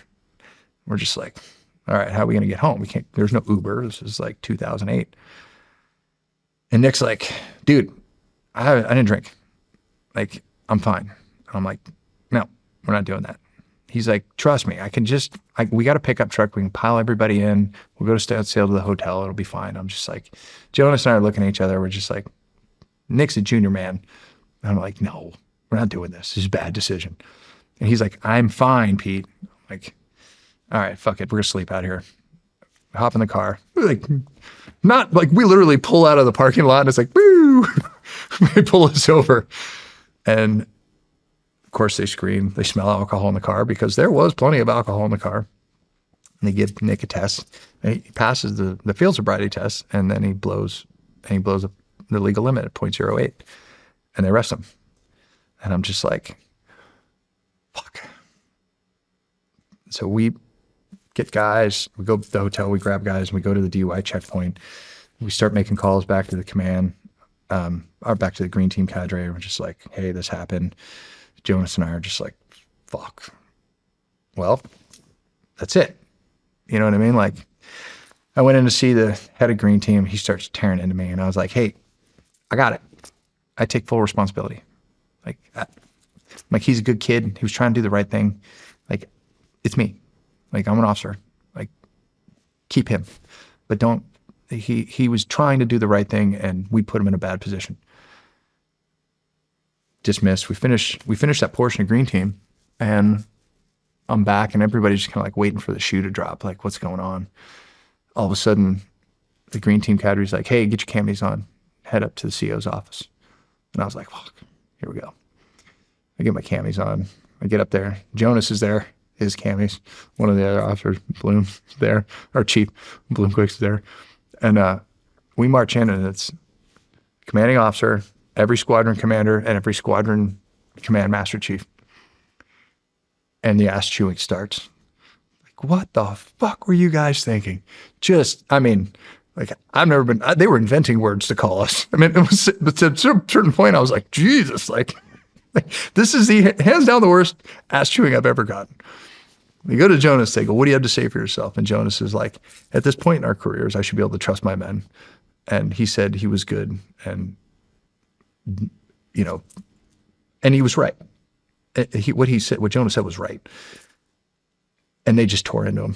And I'm like, Mr. Scobell, what do you have to say for yourself? And I was just like, I take full responsibility for Petty Officer Check's actions. Like, he's a good kid. You can delegate authority, you can't delegate responsibility. Like, I'll take one. Like, just keep him though. He's a good kid. And there's silence in the room. Like, Bloom, what do you have to say? He's like, what he said. See him more of an ass chewing. They're like, all right, get out of here. And I thought that was a great time to throw out the classic line from Top Gun. I was like, hey, Jonas, you got that number of that truck driving school? We might need that. And the whole room erupts in laughter. And we get outside, and the head of green team comes out, and he's got these non-punitive letters of reprimand. And he hands them to Jonas and I. And he's like, get the fuck out of here. Like, you pull your shit together. And Jonas, we go back to training, and we both make it through. And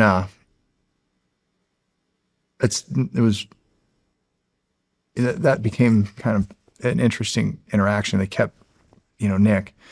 And when I left, my last day at the command, we had moved to, last day at the command, I was leaving, and I see Nick on the quarterdeck, and he's like, hey man, where are you going? I was like, I'm leaving. It was after post TBI stuff. I'm leaving. I'm going to the West Coast. He's like, dude. He's like, hey. He gives me a hug. He goes, I never got to thank you. He goes, like, that what you did. Like, I love my job. I love coming to work every day. Like, I really thank you. I was like, yeah, man. Like, you're a great dude. And that was the last thing he said to me. And I always, I always keep that like letter of reprimand as kind of as a thing. After Nick had died, I went to two Navy SEAL Foundation events. One of them, this is probably 5 years ago, his girlfriend at the time walks up to me that, he was dating at the time, Stephanie. And she goes, are you Pete Scobell? And I said, yeah. She goes, Nick left a list of people to thank, and you were on it. And I wanted to find Nick's mother, asked me you were one of the guys that I needed to tell that to. And I was like, what? Wow. That was like one of those, like, and I still talk to Stephanie, keep in touch with her, and I still I get chills when I think about that. You know, Nick was number one man on the hostage rescue op that Ed Byers won the Medal of Honor, was awarded the Medal of Honor for, and he got shot coming through the door. And I still,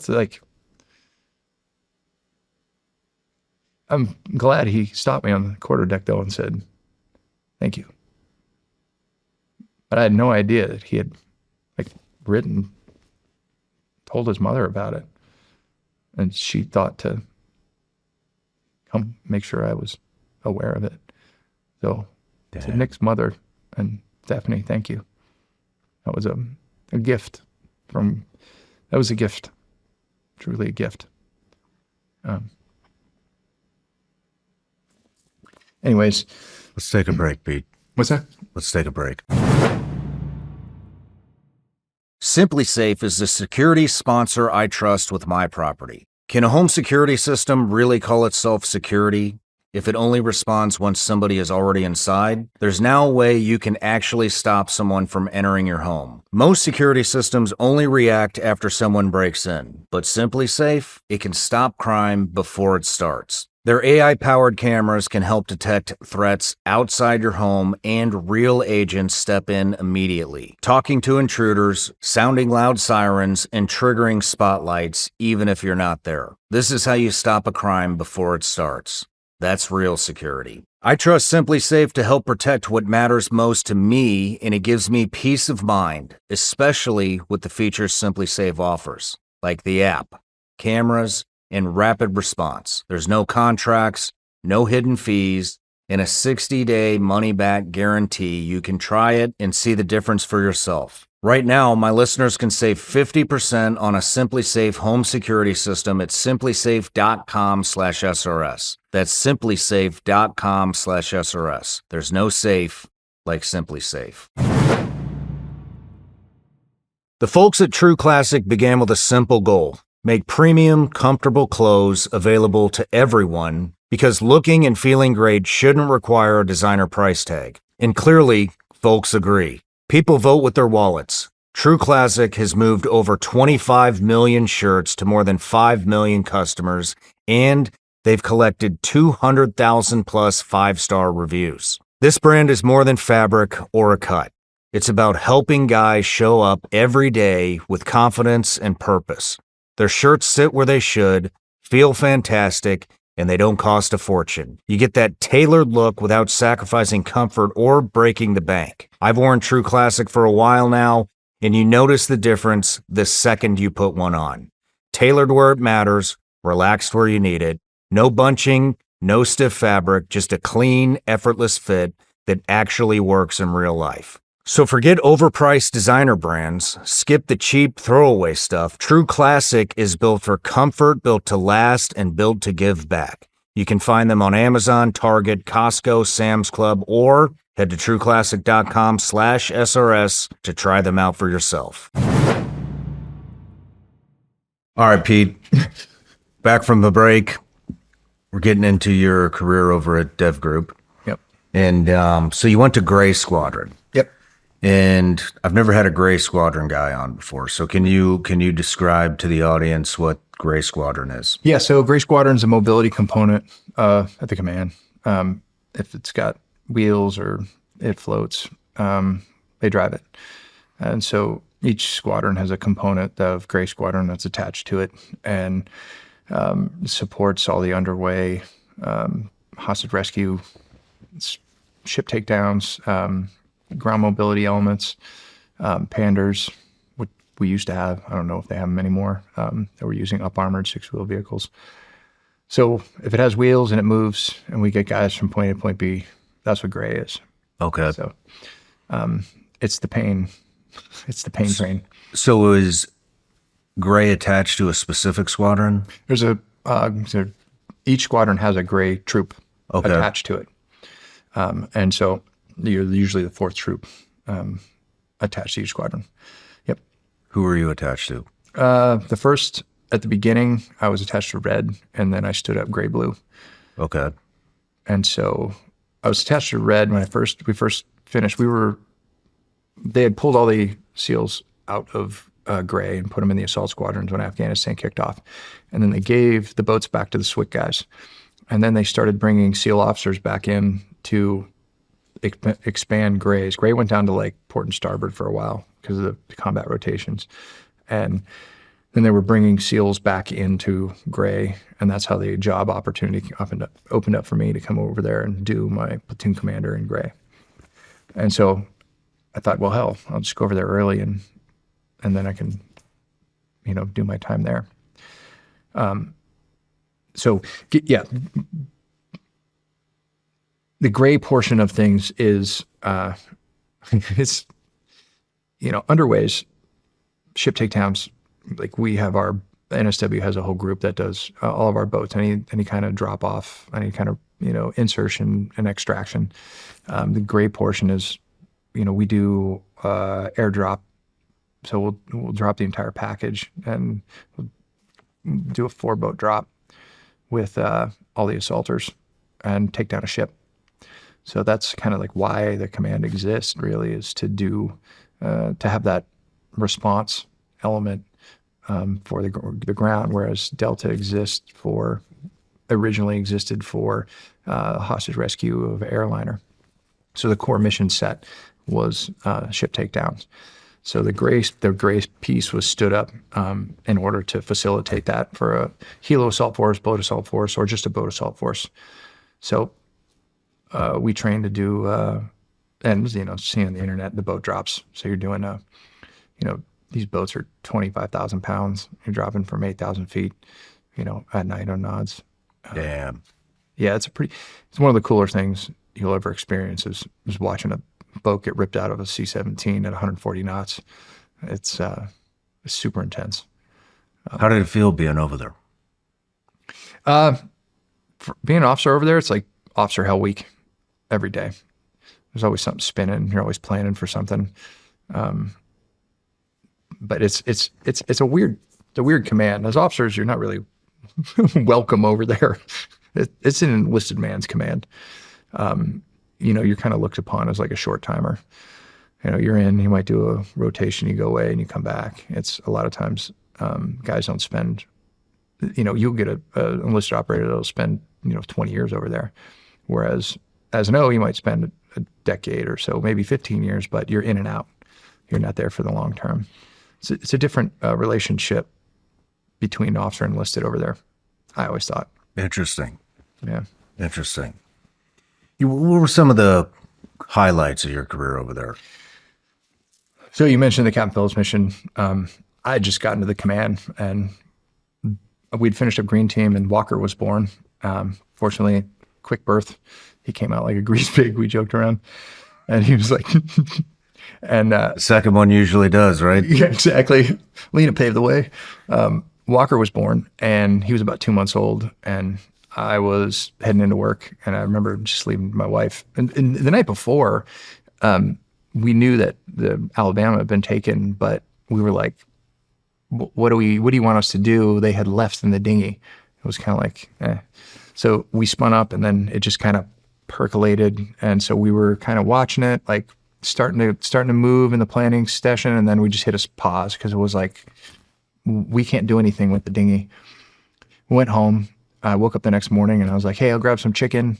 And I hopped in the car, headed into work, and I got there and it was just like mass chaos. Like dudes running everywhere and they're like, get upstairs. So I threw my camis on and ran upstairs and I walked in and it was like, there's a joint staff on the VTC and they're like, where's my Gray? I literally walked in like, where's my Gray? I was like, here? I just got to this command. Like, I didn't know anybody really. I mean, I'd finished a Green Team and it's like 4 months after that. It's like April. Damn, right off the bat, huh? Yeah. So I get over there and I'm like, what's going on? And we had 2 of our liaison officers who were 2 of just rock stars. And they start feeding me intel, like pieces of paper, like, hey, basically he's in the dinghy. We got a shouldering ship. The Bainbridge is here. They're moving the Boxer. And I'm like, okay. And we have the package ready to go. And package is standing by. You have 4 boats that are rigged for drop. And you can be launched with a 4-hour window anywhere in the world with the C-17s. And I'm just like, okay. So, and at the time the CEO's like, all right, tell them what the package is. I give the joint staff with the packages, and we're just kind of holed up and we're doing the calculations, and they're like, hey, we got to make a decision. Otherwise we're going to do a night drop. And they're trying to figure out like all the scenarios, right? Like, okay, it's a dinghy, but he's getting close to shore. Are we going to go over the beach, and is he going to be taken ashore, and then we're going to do a full OTB hostage rescue mission? Like, we were trying to figure out all of the contingencies at one time. And normally you have to pick. It's like, hey, if we're doing a ship takedown, you have this gear. If you're doing a OTB takedown, you're going to do this gear. And there are different loadouts that go on the plane. And our CO at the time was like, we're taking it all. We're like, okay, like fucking A, we're taking it all. And we're taking the whole squadron, and we're taking all of our support personnel.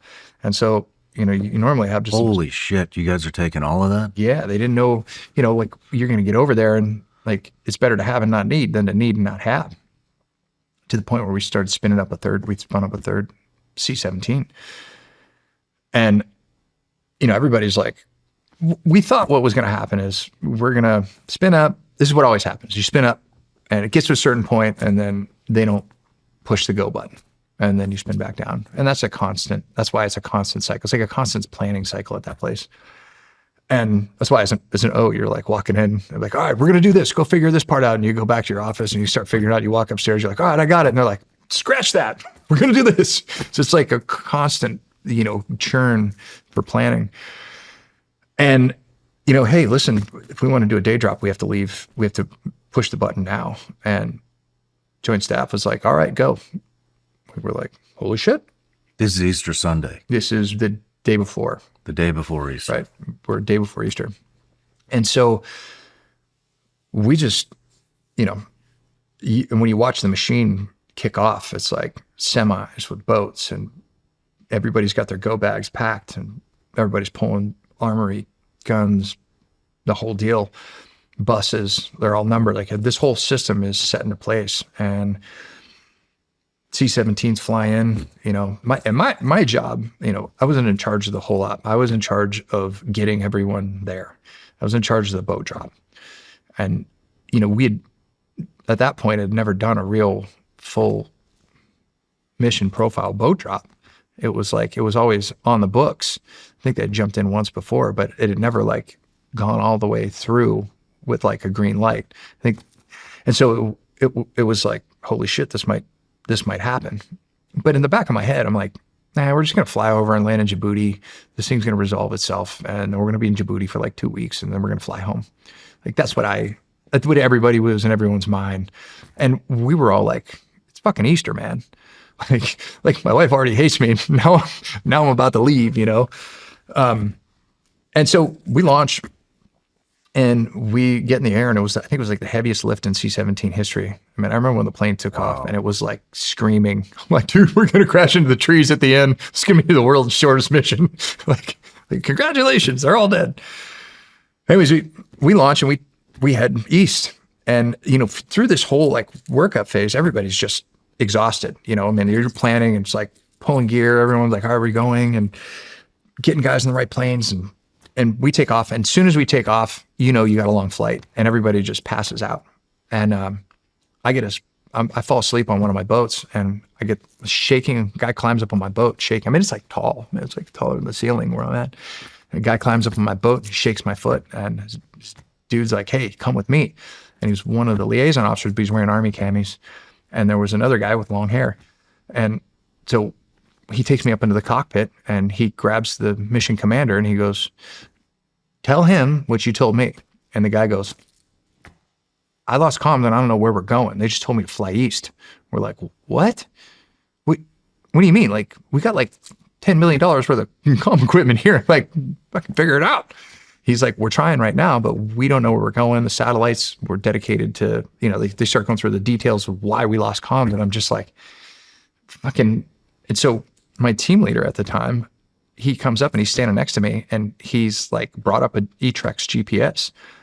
And I'm like, the liaison officer, myself, and the Army liaison officer, we're looking at, we're like, and you remember the E-Trex GPS is just a fucking like About as basic as it gets. It's like an outline of Africa. Yeah. We're like, well, it was here. The Boxer was here and it was going south at 18 knots. Like, so how many hours is that? We're doing time, speed, and distance. And the Air Force guy go, hey, we got a grid coordinate. We're good. And we kind of take back, and the fleet liaison officer, being really smart, he copies it down real fast and he comes over to us and he goes, put it in the GPS. So we put it in. It's like dead center of Africa. And like, I got to go brief my skipper who's downstairs. And I'm just like, guys, like, I got to go tell him something. And I don't want to tell him this thing. And so we go literally on a E-Trex GPS, and we're like, it's right about here. That's the drop zone. We're like, fly here. And the pilots are like, look, like, are you serious? We're like, yeah, absolutely. And the Army liaison officer is like, he's like, do the calculations. And you're like, well, it's still going to be a night drop because we got to refuel over Saudi Arabia. And he's like, no, there's a refueling route over the Red Sea.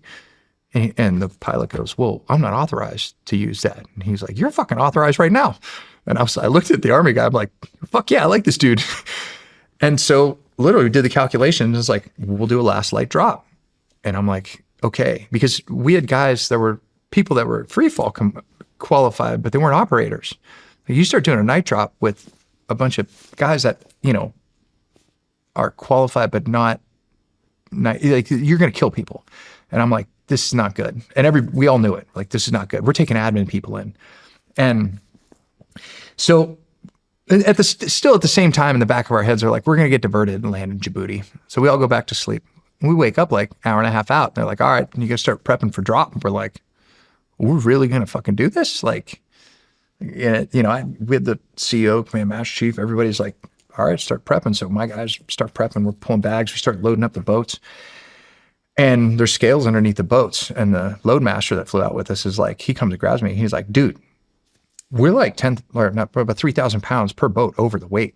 And I was like, well, how much fudge do we have? He's like, none. There's no fudge in this one. Like, if those things go out, they're already 25,000 pounds. Like, those things go out, you're going to lose the boats. And I'm like, well, that's not what I wanted to. So we climb up there. We're like, hey, we got to start like scraping some gear off here. Like, this is over the top. I remember at one point, one of my guys opens this Pelican case. It's a gigantic Pelican case. And inside of it is a fucking printer. Like this little HP printer. We're like, who brought the fucking printer? Like, what is this? I'm like, take out the cartridge. You can bring this. It was one of the admin guys. We just start ditching stuff. And it got to the point where like, we're right at the edge. And so guys are like, well, I'll jump in my personal gear, which is like, we'll just rig it. And all these guys, I mean, this is the best. Our guys jump like nobody jumps. They jump, 30,000 free falls a year. Nobody jumps as much as that command does. And so we start rigging it, and turns out one of the young comm guys who had just gone to like comm school, and he did really well. So he gets assigned to Naval Special Warfare Development Group, not knowing what it is. He's on the watch bill and he's not jump qualified. And so we're like, well, just tandem him. And I'm like, this poor kid's like, hey, I didn't sign up for this program. And we're all kind of like, we're looking at him and we're all like looking at each other. We're like, well, we got to fuck with the dude. So of course the guy that's tandeming, he's like, I walk over and I'm like, how you doing? Like they start putting the harness on him and they're just like, don't worry, this works, 30-40% of the time. And this kid's just like, what? Like, yeah, we're doing this, man. And one of the other part that was funny about this was, we had like 90 people in 2 planes, right? We're flying everybody over there. And the shitter's backed up. And so like the first part of the drop was like, the first bags that go out of the plane are the shit that clogged up when we dropped the ramp. And we see the Boxer, and I was like, this is actually going to happen. And we start rigging for drop. And the first thing that went through my mind was like, dude, I forgot to take the trash out. Like, my wife is going to be I turned to my team leader and I was like, fuck. And he's like, what? What did we forget? Like, going through all the checklist, I'm like, I forgot to take the trash out. My wife's going to be pissed. He's like, dude, you need to focus. Like, this is happening. And I'm like, all right. And I'll be number 1 man out of the plane. I'm like, fuck it. Like, if this thing, in the back of my mind, I'm like, if you don't see 4 boats, then I'm just not going to pull my chute and burn this thing in, because I don't want to answer for this shit show. And so we did, the first pass was the boats. And so what you do is the boats go, and then the boat drivers go. And then, you free fall in, you 5-second hop and pop, and you start chasing your boat to the water. And when you get there, the boat's rigged up with a platform, and they carry the slide it out of the plane, and you cut that and you sink it. You sink all the chutes, and you get in, you start your boats, and then you motor in the direction of the wind so the planes can come around and drop the assaulters in. We get down there, and it went perfect. It was like I'd done like one boat drop before that. I just got through training. Like my second boat drop, I'm like, and everybody prior to that, it's like, nah, man, these things never work. One boat, we burn boats in. We've like everything that can go wrong will go wrong. And we get in the water, and all 4 boats are there. I'm like, they're not going to start. You just drop these like super high speed, extremely expensive boats out of a plane at like 8,000 feet. Like, they're not going to work. And they work. And motor in the line, and then the pass comes by, and it's 80 dudes, and the light, it just fills up the sky with blue chutes. It was just like, holy shit, man. And the boxer was the shouldering ship that we were jumping into, and all the Marines were out there lined up watching this, like the arrival of us. And guys are piling in the boats, and it was like, holy shit, this worked. The boats, like everything happened. I called in to the jock and said, hey, I was a hotel at the time, my call sign, like called in JSOC, like all present accounted for, moving to the boxer. And apparently, the whole jock center lit up. We're just cheering. We're like, I think most of the team guys are like, fuck it, I can't believe that actually worked. You know what I mean? Like, a lot of moving parts in that. We got there, and we get into, we were craning the boats on, and we have another drop. We're bringing more boats. We're bringing Zodiacs. We're bringing lawyers. Like, they start moving heaven and earth. Immediately, they send the snipers over to the Bainbridge. And we had another contingent that had jumped in. Jonas actually had jumped in with a handful of guys from Africa to the Bainbridge. And our guys all linked up on the Bainbridge and started getting eyes on the dinghy.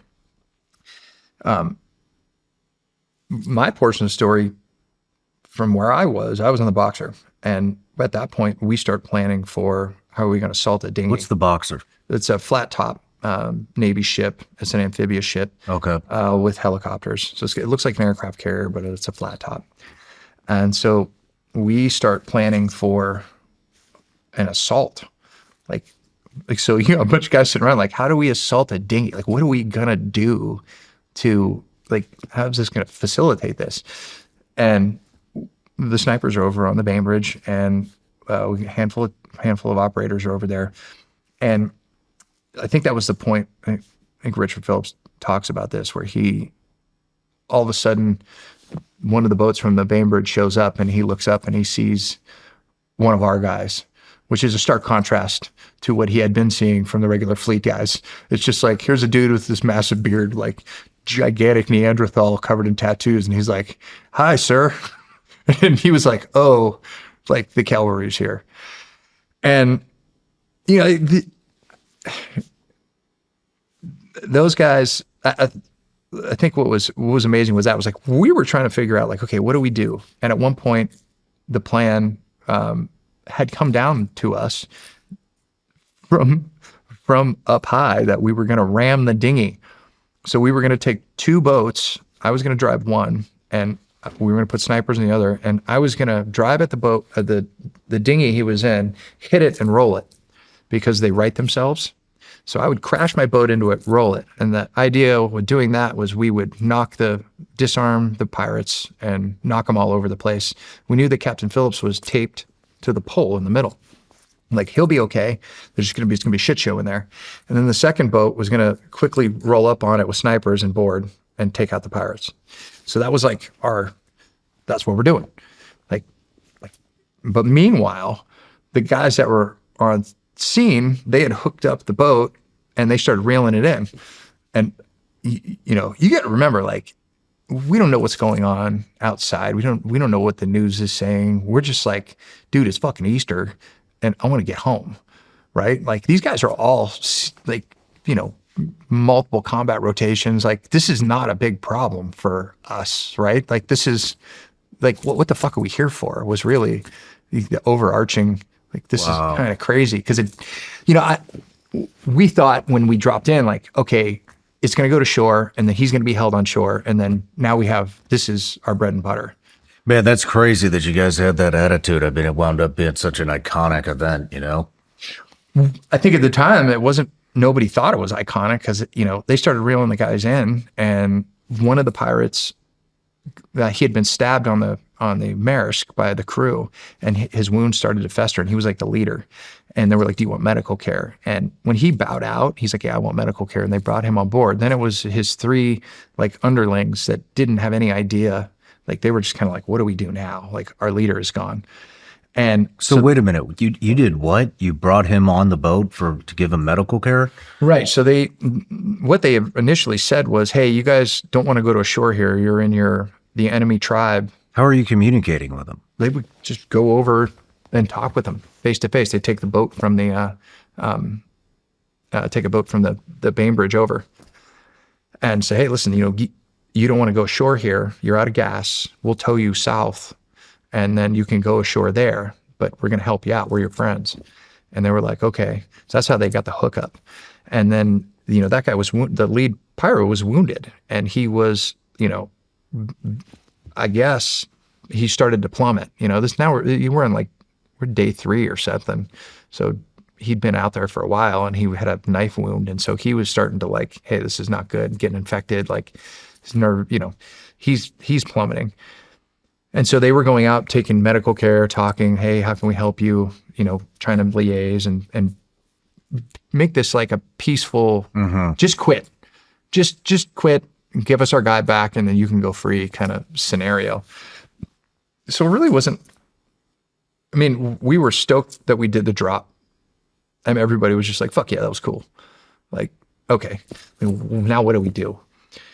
And so snipers started reeling them in, and they got him within like 25 yards. And when the lead pirate got off, now you have his 3 underlings, and one guy had his head out of the opening, the front of the hatch. One guy kept sticking his head out of the side to see what was going on. The third guy was in the pilot house. And, you know, the snipers at the time were like, let's just end this. And the SEAL that was there was like, yeah, man, do it. They took the shot, and it, you know, took out the pirates. And then one of the SEALs jumped on the cable and like fireman's crawl down the cable, which I thought was the most badass thing that happened during that. Was like, holy shit. Like he fireman's crawled just like Bud's down the slide for life. He pulled the slide down the cable, this big ass, you know, Navy tow cable covered in grease, and got on board, and, you know, secured Captain Phillips. Wait a minute, how many shots was it? Well, a lot more than 3. I mean, when we got the boat back, there was, I want to say each guy got maybe 3. I mean, it wasn't one. It wasn't one simultaneous shot? No. 3 snipers? No, I mean, simultaneous, but it was, I think, a handful of rounds. I mean, you're on nods. It was at night. Yeah. So okay. you got your apteals, your lasers are on nods, snipers dialed in. They made it out to be this like, you know, Obama was like, oh my God, like I was on the radio and that was 3, 2, 1. And they made these miraculous shots. They were great shots. I mean, awesome shots. But I think at the time the guys were just like, fucking, let's get this over with. That was my take on it. You know, I mean, it was Easter. It was like fucking Easter, and I'm here and I want to be at home. And so, you know, it was done, and we're like, let's get the fuck out of Dodge. And then they started spinning like, hey, we got all these other ships out here. Let's start planning and picking them off. And we were like, oh God. And that all got canked. And we ended up flying off the Boxer and then, you know, the route home, we flew. Were you on board when Phillips came back? Yeah. How was he? Dude, he looked like, I was there when we brought him off the helicopter and brought him in, and he was deer in the headlights, man. He was just like, and when I saw him after that, he came out to, you know, kind of thank us and walk around and check out all the equipment. And we had brought the dinghy up onto the deck of the Boxer, and he was just very, like, he was very thankful. He was like, I think he snapped out of it and was just like, holy shit, you guys did this for me. I think he said it. And he took pictures with everybody, and he was just very gracious. He was a really nice guy. But when he first got on board, I was like, that dude is, you know, Stockholm syndrome. He was a hurting man. It was a pretty amazing feeling. Like when it all wrapped up, we were just like, wow. Like everyone, I'm like, I can't believe we just pulled that off. Like we are pretty cool. And we're stuck on the Boxer. And so this is where it all went downhill, in my opinion. We're stuck on the Boxer and we're watching CNN on the big screen, and Vice President Biden at the time gets up there and he goes, man, he's like, the guys from SEAL Team 6 did a great job. And we were all like, did he just say that? I know, really, it was like this moment in the room where we were like, dude, what the fuck? And in my mind, all of our OPSEC and everything from the teams, that was a moment it went out the window. It was like when the vice president just blurted it out, like, hey, the guys from SEAL Team 6 did a great job. It was just like, in my mind, that was the downfall of our, you know, just everything came unraveled after that. You know, I wouldn't be here talking about it if that hadn't happened. You know what I mean? Yeah. It was like, yeah. So, and then we're still on the Boxer, and then there's a South Park episode that comes out of, you know, dudes like Sal McCartman shooting somebody off the fantail of a Navy destroyer. And I'm just like, I was like, this really escalated. This went from like within like 4 days, you know, my wife thinks I work at a training command, to Cartman, like all in one thing. And, you know, what was interesting was, like, you know, we're getting home, we flew to Mumbai, and then we flew to Qatar, and we started standing up a new task force. And then I flew to Balad, and I spent another month gone. No shit. Yeah. And so that turned into me like working to help stand up a new task force for that area of the world. It was like, shit moves fast in that place, man. And hey, you're all the other officers were in the squadron. They're just like, dude, like, you're a great guy, you go. And so I end up in Balad wearing the same pair of pants for the next month plus, doing task force shit. What are you doing over there?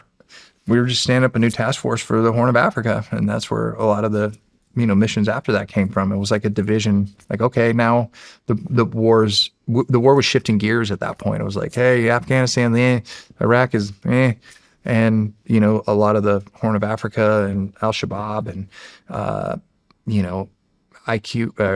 AQ, Yemen, Arabian Peninsula, AQAP, those guys were all standing up, and it was like the war was shifting. They knew, like, we owned Iraq and Afghanistan, so now they started to play out into Eastern Africa and Somalia. And so, operations went there post that. I came back from that, and of course my wife was like, what else? What else are you going to tell me? What's next? I was just like, I got to go back to Afghanistan. Got another rotation coming up in about a year from then. So, and my job was to take the SWIC guys and teach them ground mobility, and then take them over, and we're going to drive trucks, these Panders, in Afghanistan.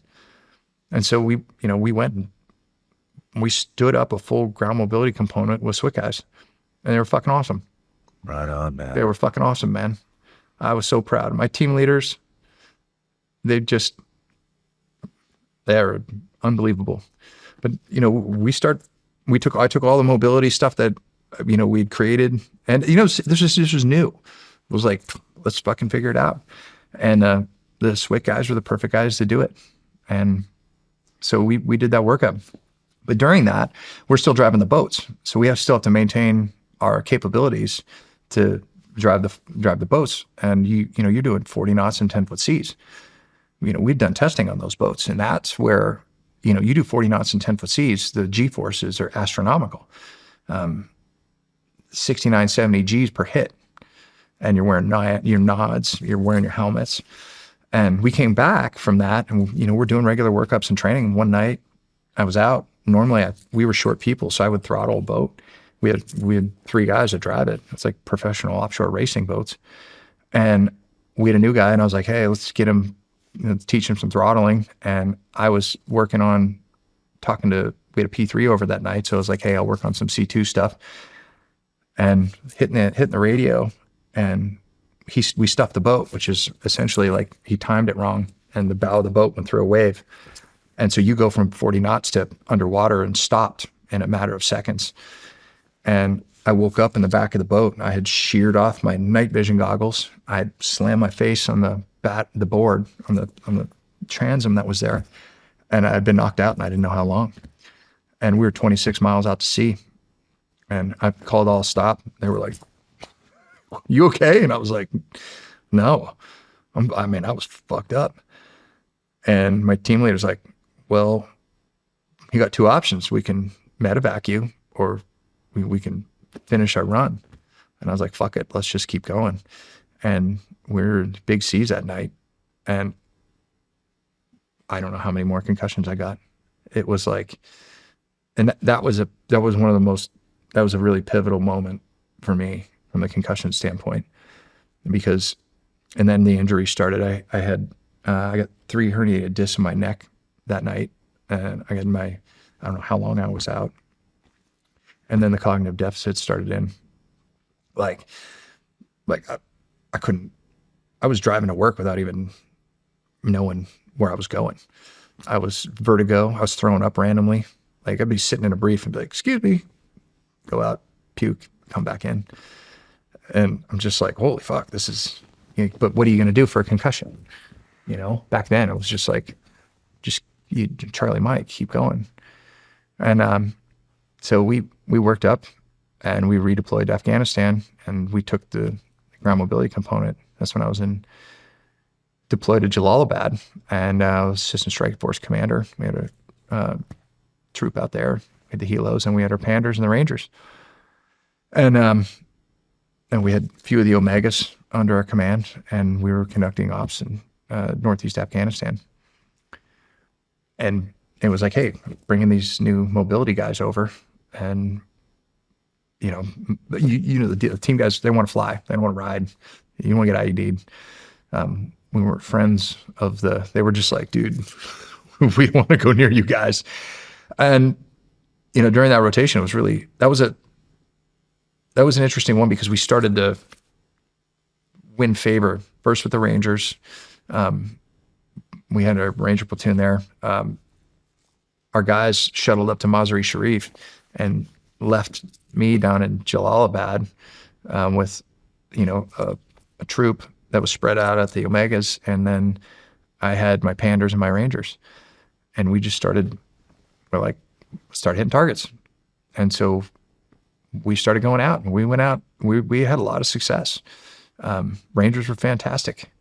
They were really great guys, man. And it was like, well, we got this. I pitched it as, we're brown on the ground. Like, where do you want to go? Where's the target?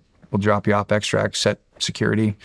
I had Marfleers. I had automatic weapon systems, basically joysticks, 50 cals, 40 mics, armored. Like, let's get after it. And we just started hitting a bunch of targets with the Rangers. And those guys were awesome, man. Those guys were absolutely phenomenal. I've been blessed. Every unit I've worked with, and I've got to work with a lot of units and see a lot of different parts of NSW and a lot of different parts of the military. every one of them was awesome. And the Rangers are good to hear. no, those guys were rock stars, man. I was working out with them every night, and they were good to go. They were young. That's the big difference I found. Like, you know, with the SEAL, you got like a 35-year-old guy who's, you know, a lot of combat at that point. Like our guys had a lot of combat experience at that point. I mean, like a lot. And the Rangers were young kids who just wanted to get dirty. And they were willing to sit in the back of a Pander. They were willing to do the hard work. And so we got a lot of work during that time. One of the last stops I went on, actually not last stop, but it was around Christmas. It was Christmas Eve, actually. We pulled all of our guys together at ABAD, and there was reports of AQ fighters that had come across the border and were storing all kinds of fertilizer, like thousands of pounds of fertilizer, IED parts up in this like remote area north of Asadabad. And the road to get up there, no one in the Army would go on, because at the time they were putting IEDs in the wall, and it was along a river, and like the Colorado River, not a small river. And they had blown a bunch of Army Humvees into the river. And so beyond a certain point, it was like, we're not going up there.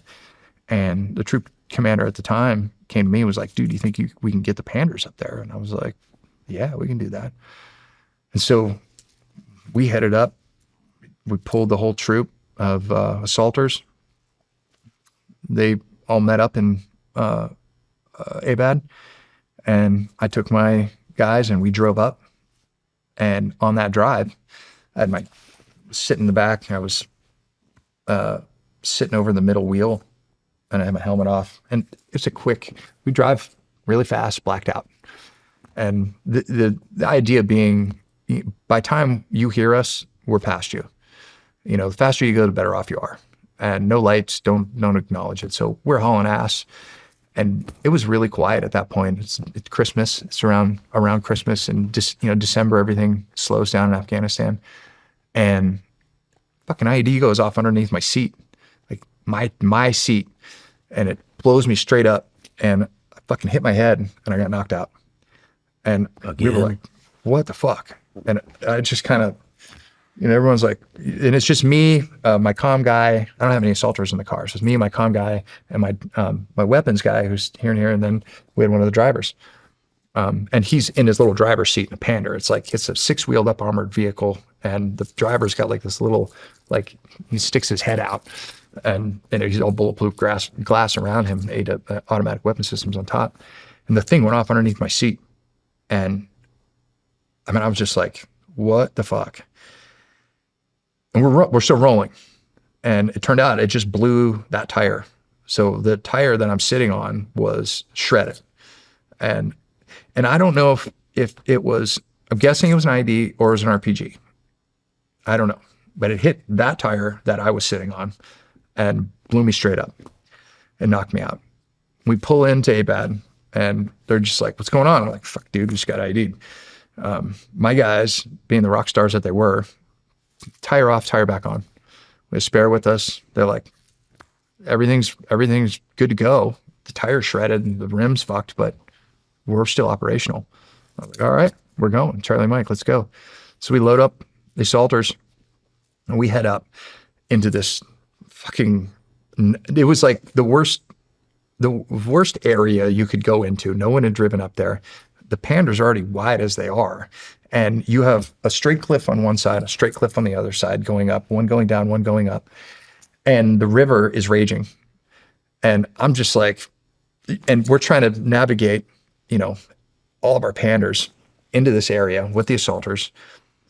We get to we found a little area to pull the vehicles in. We start turning them around for exfil, and then we put up our Marfleers to be, basically we had these pneumatic poles that would extend up with Marfleers so we could watch the assaulters and go in. And we had our RWS systems, remote weapon systems, that we could overwatch on. We had great success with those things. It was like having a sniper, because it would do windage and elevation instantly with the joystick. He just basically like, we had engaged guys up on the ridge line during an assault at 1,000 yards, and they had RPGs and they were sitting on the ridge line watching us. And my guys found them, and I was like, yeah, go for it. Like single shot, knocking these guys off the top of the ridge line. I mean, the RWS systems were fucking amazing. So we start doing Overwatch, and assaulters hit the target. They call troops in contact, and then the GFC just starts dropping bombs. And dude, he dropped like 20,000 pounds of ordnance on these fuckers, and there were 18 guys up there, I think 18 or 19 guys, and they killed them all. And so now we just dropped 20,000 pounds of ordnance. There's one way in, one way out. We just let everybody know that we're there. We've got planes flying overhead. Everybody ass over tea kettle back to the Panders, and we're trying to get out of there as fast as we can.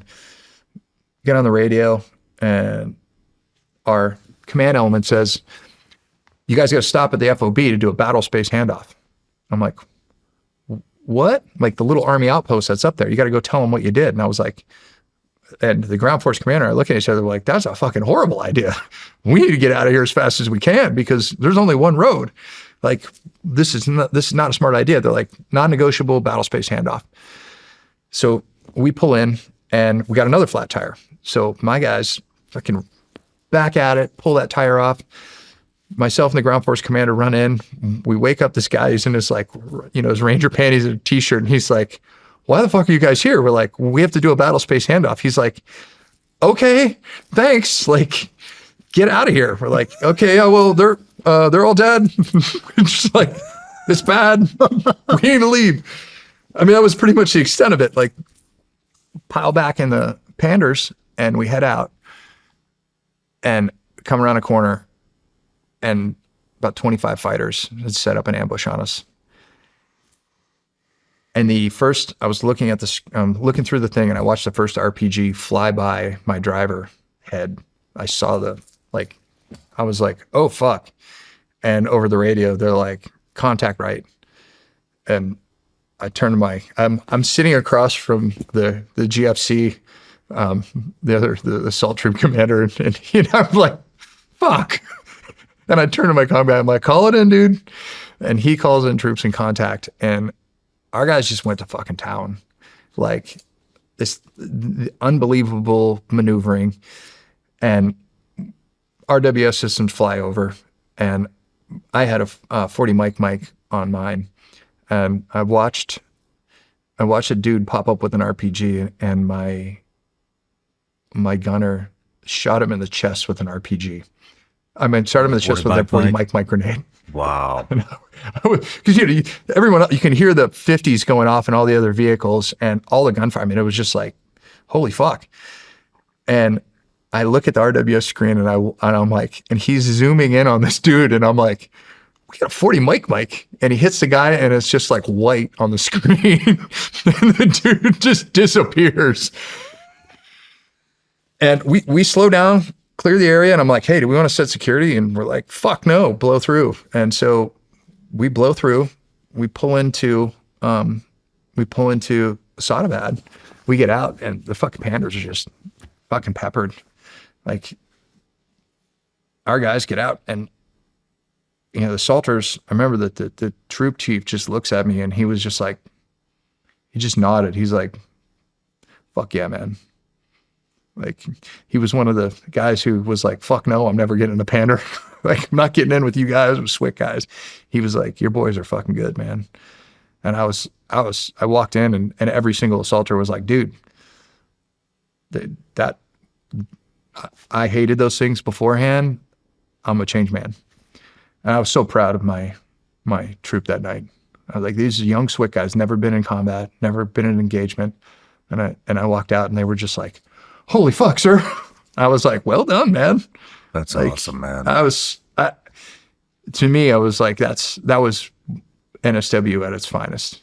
Like, it was really, I was so proud of them that night. They were like, well, they were kind of freaking out. Because you get out and you start looking at the vehicles, and you're like, that's a lot of rounds. like those were a lot of guys. And it turns out we got the the FOB guys, like 2 days later, they're like, yeah, there was another 25 enemy KIA at the ambush site. No shit. Yeah. I was like, dudes, welcome to the show, man. And that was Christmas Eve. That was Christmas That was Eve. Christmas Eve, dude. Wow. Christmas Eve. You know, we did a bunch of, and then ops picked up with the Rangers after that. We worked with some of the agency guys out of some of the Omegas. Word got around, and then the one of the ops that kind of turned me sour. My guys were up at Omega 60, sighting in because we had a range up there. They were sighting in the Panders, and I was down at JBAD, and I had the Rangers with me.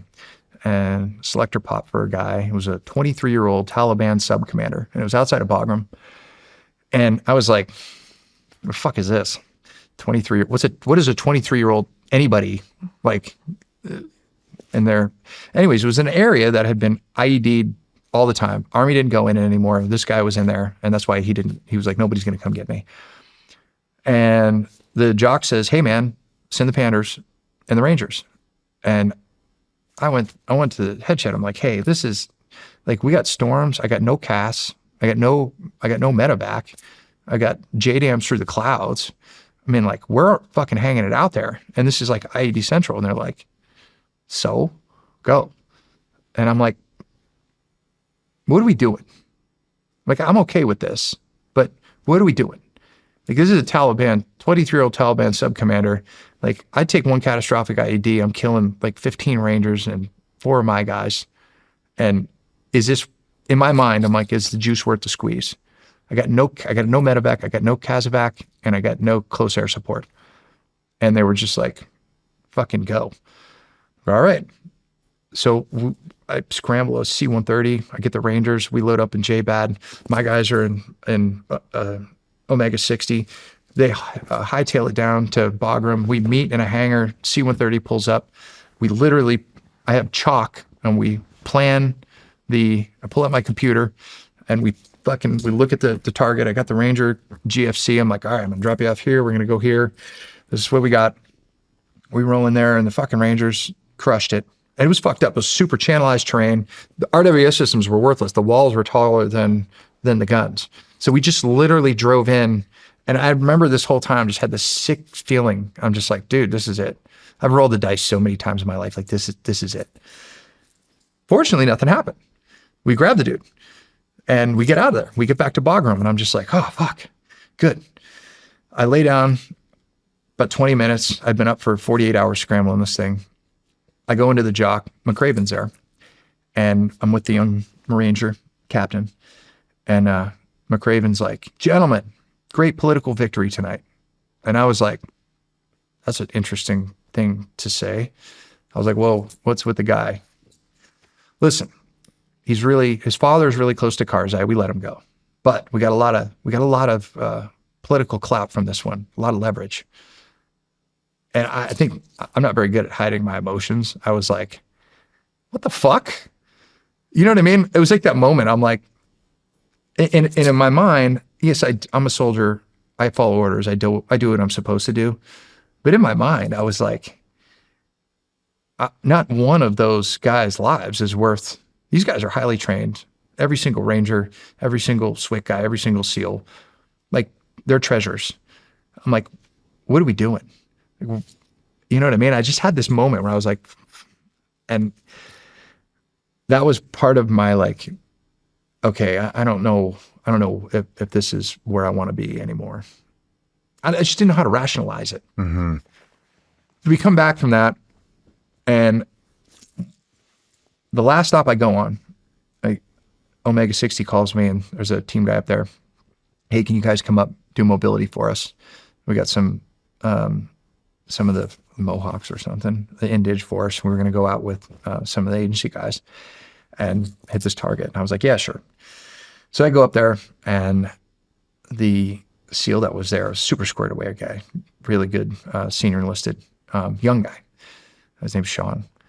And that night we go out, and getting a little engaged, but nothing crazy. But we had the agency guy in our vehicle with us, and we weren't driving the Panders this time. We were driving. We went out in the Hiluxes.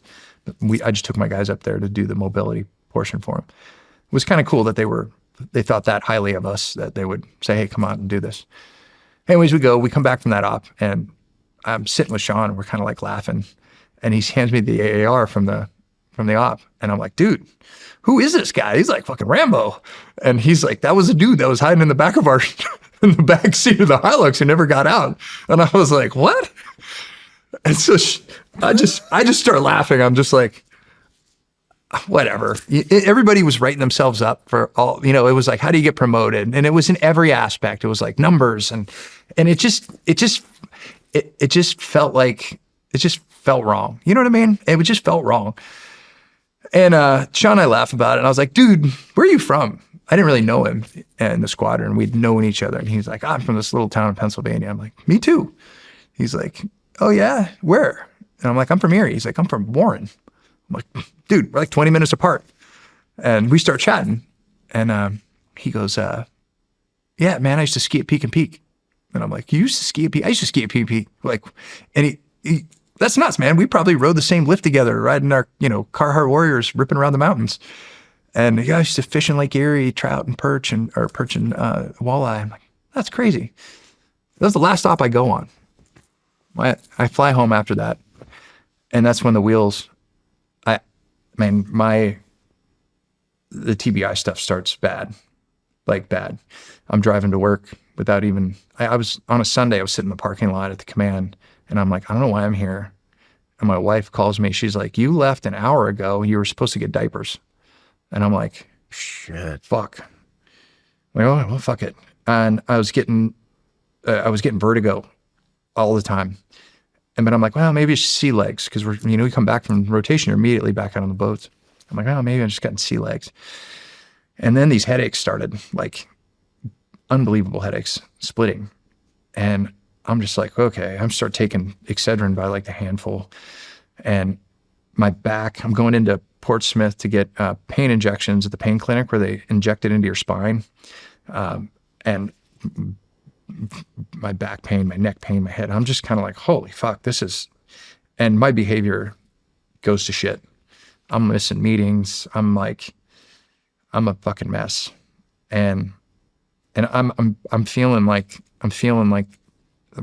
something's coming apart. But I'm like, fuck it. You just keep going. You just keep going. And then my friend, Walt, knocks on my door. He's like, "Hey man, it's Friday." He goes, "You're going to start green team on Monday. And we're just going to get you through assaults, and then you're going to go take troop up on the second deck." And I was like, "Monday?" I'm like, "Dude, I'm still in my troop commander job here." I'm like, "I can't just leave and go do that." They're like, "You're fine. Already got it covered with your boss. Everything's going to be good. You just need to get through assaults." And I'm just like, physically, I'm fucking shot. I don't know what's going on. And I'm kind of losing my mind. I couldn't even read emails. I would just delete all my emails. That's what I do. Yeah, exactly. So I'm just like, the fucking shit's going south, but okay, you know what? I'm on the ride. What are we doing next? Let's go to green team. And so I show up, and I know all the guys. I've been at the command for 4 years. Everyone knows me. I've been there, buddies with everyone. They're like, "What are you doing?" I'm like, "I got to go through assaults again." But I'm getting, like, my gut is like, this is bad. Like, I don't want to go to the second deck. Not because I don't want to operate, but because, like, I'm going to get somebody fucking killed. Like, I can't even, like, control myself right now. We get through the first week of assaults. Every night I'm going back and I'm doing troop commander work the best that I can, which my troop chief was just like, "Dude, what the fuck is going on with you?" And I'm like, "It's fine." And we head out to, I think it was like third week of assaults. And I couldn't remember, in 4-man entries, I couldn't remember which way I was going to go. And so I would sit there, and I was wearing Solomon's, and I would count the things, and I'm like, left, right, I'm going left. So I would put a rock in my left shoe. I'm like, that's how fucked up my brain was. And my cousin was running assaults, and everybody thought, you know, like, all right, Peach is gonna fucking breeze through here. And my cousin's like, what the fuck, dude? Like, you're a mess. And I'm like, like something that was very easy before, I was really fucked up. That week 3, they pulled me aside and they're just like, my friend Walt's like, hey man, I fucked you over. This is bad timing for you. And I'm like, yeah. And they dropped me. And I'm like, and we got in the car, and on the ride home, I turned to Walt and I told him everything. I was like, dude, I'm happy right now because like something's fucked up with me. Like, I don't know what it is. I've never been here before, but like, this is a good thing. And they're like, well, just finish out your time, heal up. We'll reload you next year. And I went back and I wrote my letter of resignation. No shit. And I walked out, I'd put it in, and Heather left. She moved back up to Pennsylvania, and we'd bought a house up in Erie, and I was just kind of riding out my time, and I moved in with Morgan Luttrell, and I was just kind of limping through, like, hey, how long am I going to be here? Time to get out. You know, they put me in an ops job. I was just like, all right, Pete's off the train. But I was getting worse. And when I started drinking, like, just to go to sleep at night, I was drinking glassfuls of Jack Daniels because my back pain was just unbelievable. My left arm was numb. I couldn't play any music, couldn't think. I was driving, Morgan finally says to me, he had been in a helicopter crash and he'd gone through NICO, National Intrepid Center of Excellence. He was the first SEAL to go there. And I'm living with him, and he's watching me in the kitchen. He goes, dude, you got fucking TBI. You need to go to NICO. And I was like, what the fuck is TBI and what's NICO? He's like, I've been watching you for 3 weeks, and you can't sleep for your headaches. You quite literally can't hold a conversation. I'll start a conversation with you, and then you'll walk away. Like, you walk out of the house 4 times you come back in to get your badge, your wallet, your keys. Like, you'll forget where we're driving when we're driving in the car. He's like, dude, you're fucked up. And I was like, yeah, but I went to see the psych at the command. And he goes, well, you're just like everybody else, man. Like, and I'm like thinking to myself, I'm like, everybody else is, yeah. I'm like, okay, all right, well, fuck it. And I remember thinking to myself, like, okay, I had a great career. You know, I'm lucky. I'm lucky to be alive. We lost a lot of, lost our friends and all this stuff. I'm like, maybe it's just time to, if this is the end of the road and this was the price that I paid, then okay, I'm losing my mind. And getting ready to get out, and just when this happened, Morgan gives me a brochure for NICO. And I walk into medical, and Matt Hickey's the commander. He was a Naval Academy grad and went to med school, became a doctor. And he was the DMO at the command. And I walked in, I sat on his desk, and I was like, I need help. And he's like, he was checking in. He just dropped everything and he sat me down. He goes, what is this? And I was like, I don't know.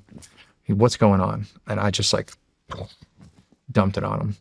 Matt calls the detailer, pulls my resignation. He's like, he's not getting out yet. I can't let him out. He's not medically, he's fucked up. He calls up to NICO. I got a guy, need to get him in. What are you? What do you do there? Talks to Jim Kelly, the physician in charge. And this July, they're like, beginning of July, they're like, you got a slot to go to NICO on August 1st. And I'm like, I'll try anything.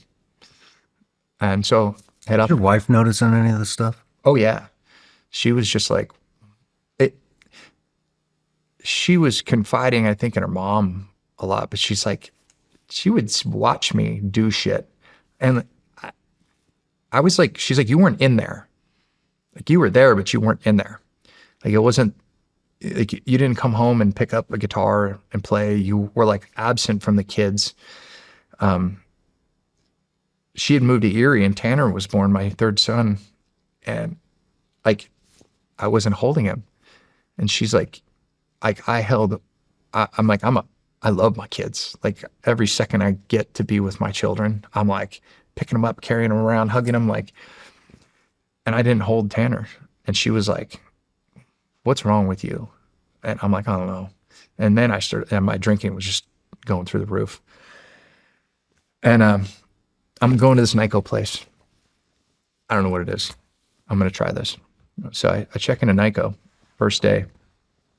And you sit me in this room, walk me in the room. There's 12 doctors, there's nutritionists, everybody in the room. And they have my medical record out. And they go, tell us your story. And they're like, and Dr. Jim Kelly was sitting across from me. He goes, listen, part of the problem here is it's disconnected. What we're going to do is we're as a team, we're going to analyze your story so you only have to tell it one time and walk us through this. And so I sat in there for hours and talked them through the story. And then they start scheduling appointments for me. And over the next month, I got 93 doctor's appointments. And I got 5 MRIs in my brain. And Jim would sit me down and say, let's talk about what TBI is and what was happening. Explain to me how my brain worked. And so I started building a brief. I'm like, because the last words from the psych were, you're just like everybody else. And I'm like, well, if everybody else is going through this and there's an answer, then they need to know about it. And Jim was a great teacher. And so he's like, hey, listen, your brain, think of your brain like a city. You got, gray matter are the buildings, white matter are the streets and the sidewalk. That's information travels on that. And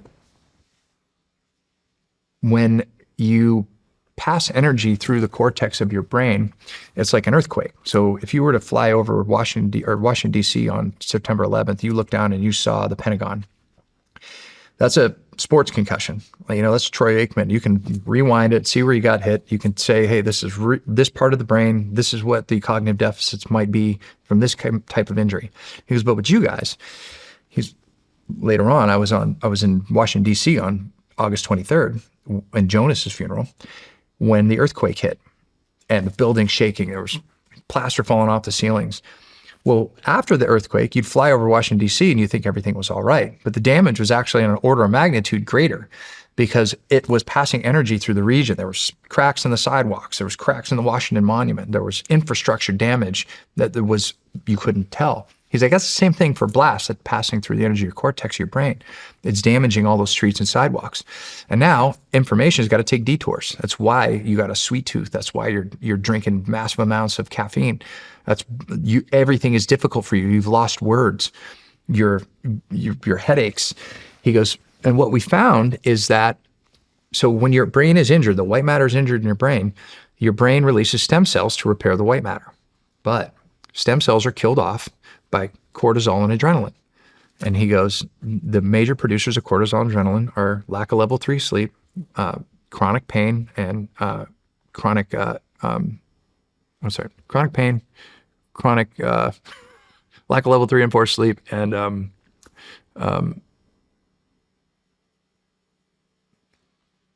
I've said this like 10,000 times. Chronic pain, lack of level 3 and 4 sleep, and Memory loss. Memory loss. Yeah. It'll come back to me in a second. Anyways, you guys live in this perfect storm where you flip-flop your circadian rhythms. Oh, stress, high levels of stress. So high levels of stress, lack of level 3 and 4 sleep, and chronic pain. He goes, all you guys are injured. You got some kind of neck, back. He's like, your neck, your back. Your body's producing high levels of cortisol. You fucked up your sleep because you're up all night and then you sleep all day. And I wasn't sleeping at all. The only way I would fall asleep is if I chugged a bunch of alcohol or took some Ambien, and you pass out. He goes, and then you're in, chronic stress. Like you've been deploying, you're in a high stress job. And so what's happened is these cognitive deficits just start to add up, and you just start to get to worse and worse and worse and worse. So what we need to do is break the pain cycle, break the stress cycle, and get you sleeping again. And that protocol there is to analyze how every part of your body, like we got orthopedic pain, let's address the orthopedic pain. You got headache pain, let's address the headaches, but let's look what we can do. They used acupuncture. I went in for acupuncture, and Dr. Kaufman did this acupuncture in my head. And I remember it was like somebody hit a button and my headache went away. And I walked out of his office and I went to the I was staying on Bethesda at the time at the NICO on the National Naval Medical Center. They put you up there. And I fell asleep. I slept for 18 hours. The first time I slept like that. I came in, and they're like, welcome back. And I started to piece myself back together. And during that time I was there, extortion happened.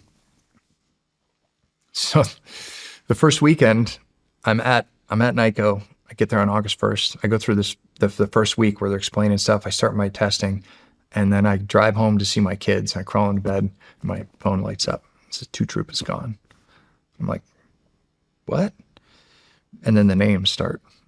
And I was like, oh my God. And a sinking feeling, because I'm thinking of the guys in gold, and I'm like, who's in 2 troop? And then I see JT's name, JT Tomlinson. And I'm just like, and then I see Jonah's name.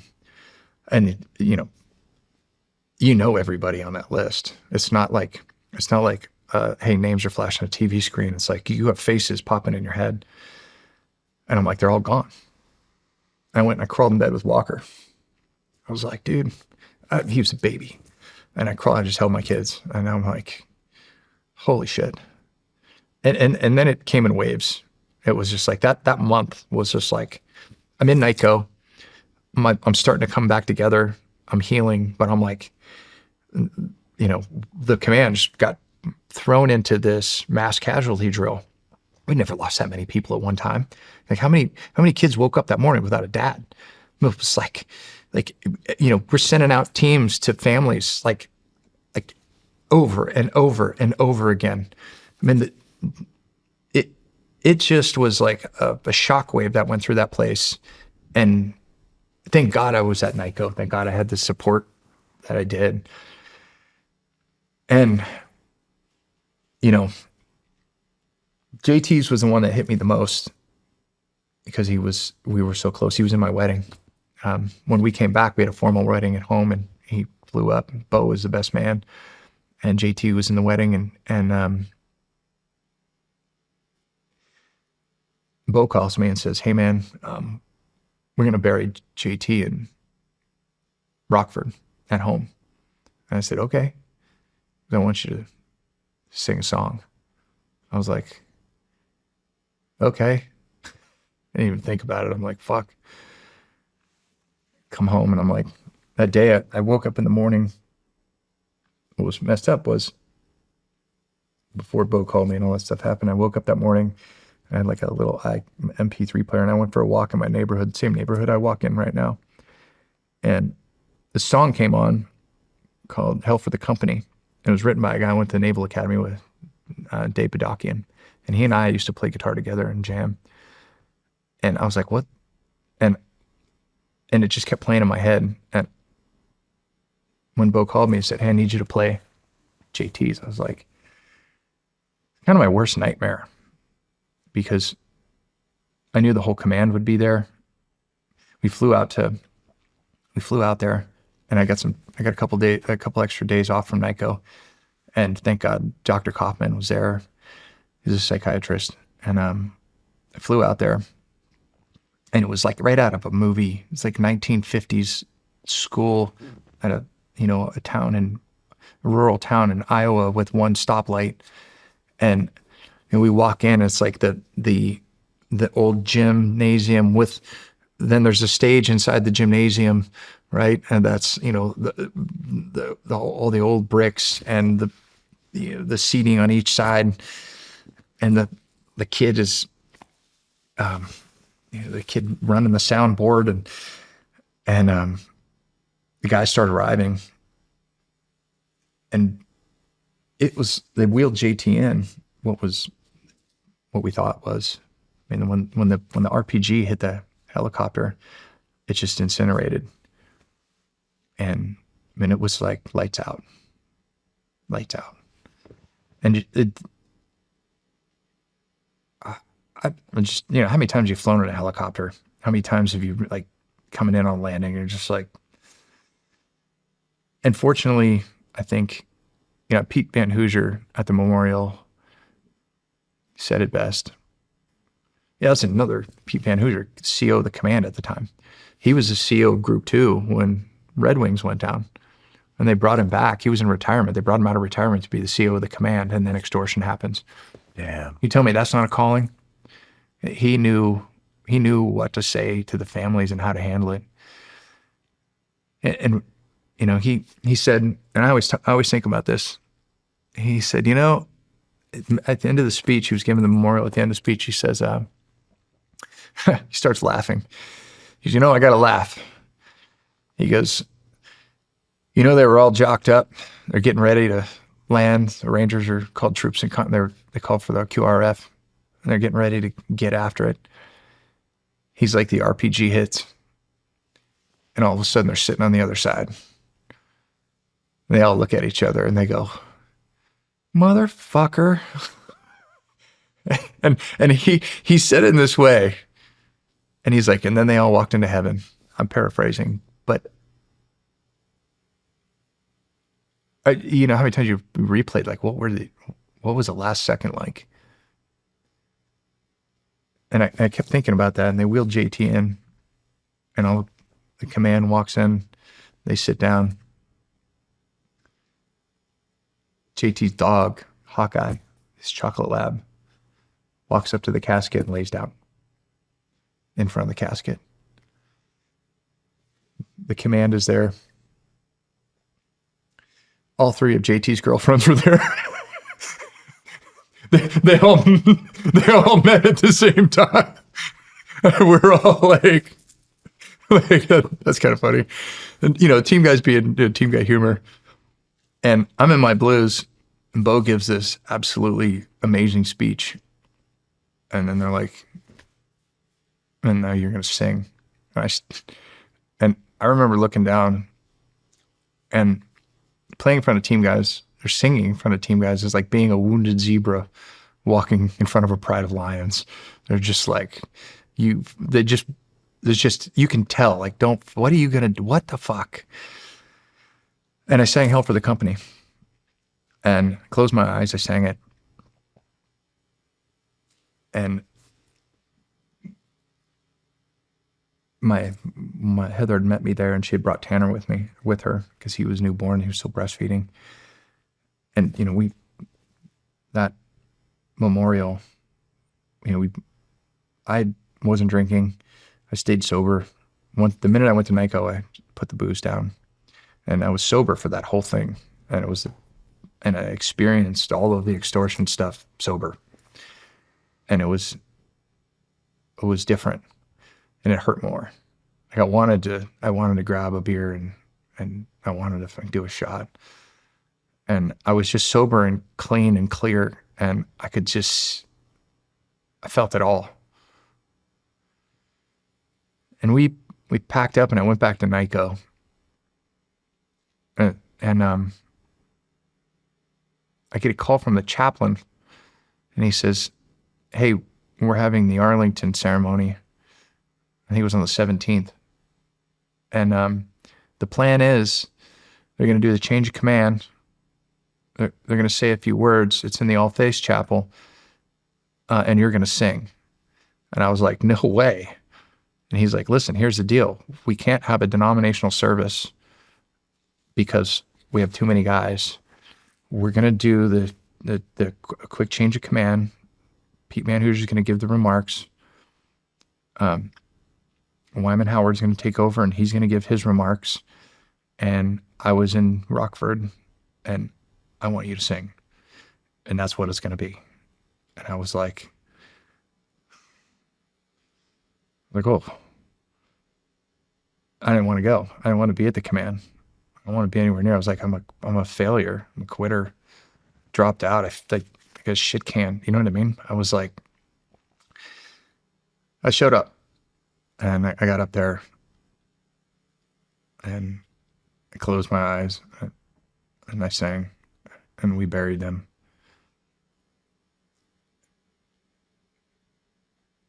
And that was, you know, I can talk about that all day, but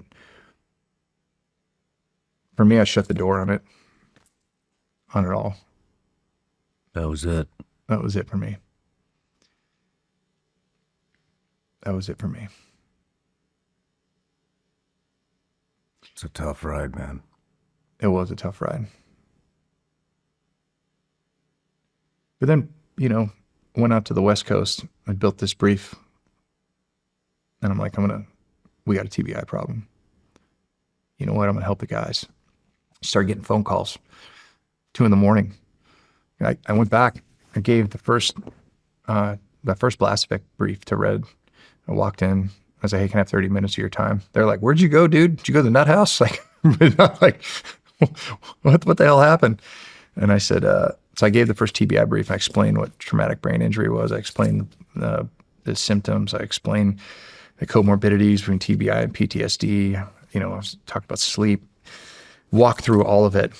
Every guy in the room was like, dude, I got all of that. And I remember Commander Williams was like, and the doc at the time was like, whoa, like there's a way out of this.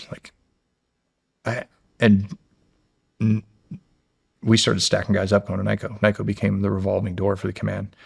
Everybody was going up there. And I was fielding calls at 2 a.m. from guys hurting. And I just found this purpose in, I'm like, well, you know what? I came here to save. That's what you said at the beginning. And this is what I'm going to do. I'm going to save these fucking guys. I went to the West Coast, started giving the brief, and I hit this brick wall. We don't have TBI. That's a dev group problem. No, we don't have that. I'm like, you ever had a concussion? Well, yeah, I've had hundreds of concussions. I'm like, but I don't have TBI. My boss at the time was like, you made it all up. You're just lazy. And I'm just like, and I got I hit this wall at Warcom and Group 1, and it was like, we don't have this problem. Meanwhile, I'm fielding phone calls of guys being like, how do I get help? And I had gotten a lot better. Like the NICO it was like, I just changed directions out of NICO. And it was like within 2 months of being out of there, I mean, I wasn't good, but I was what I thought was like night and day better. And my wife and I started speaking to the teams that would come back.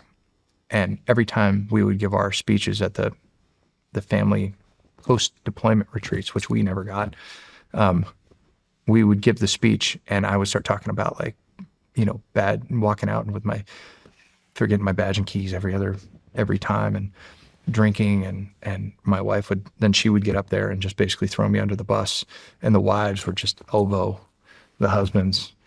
And I was like, okay, we've been through 15 years of sustained combat. Like the Navy doesn't, I came to this conclusion, like the Navy doesn't love you.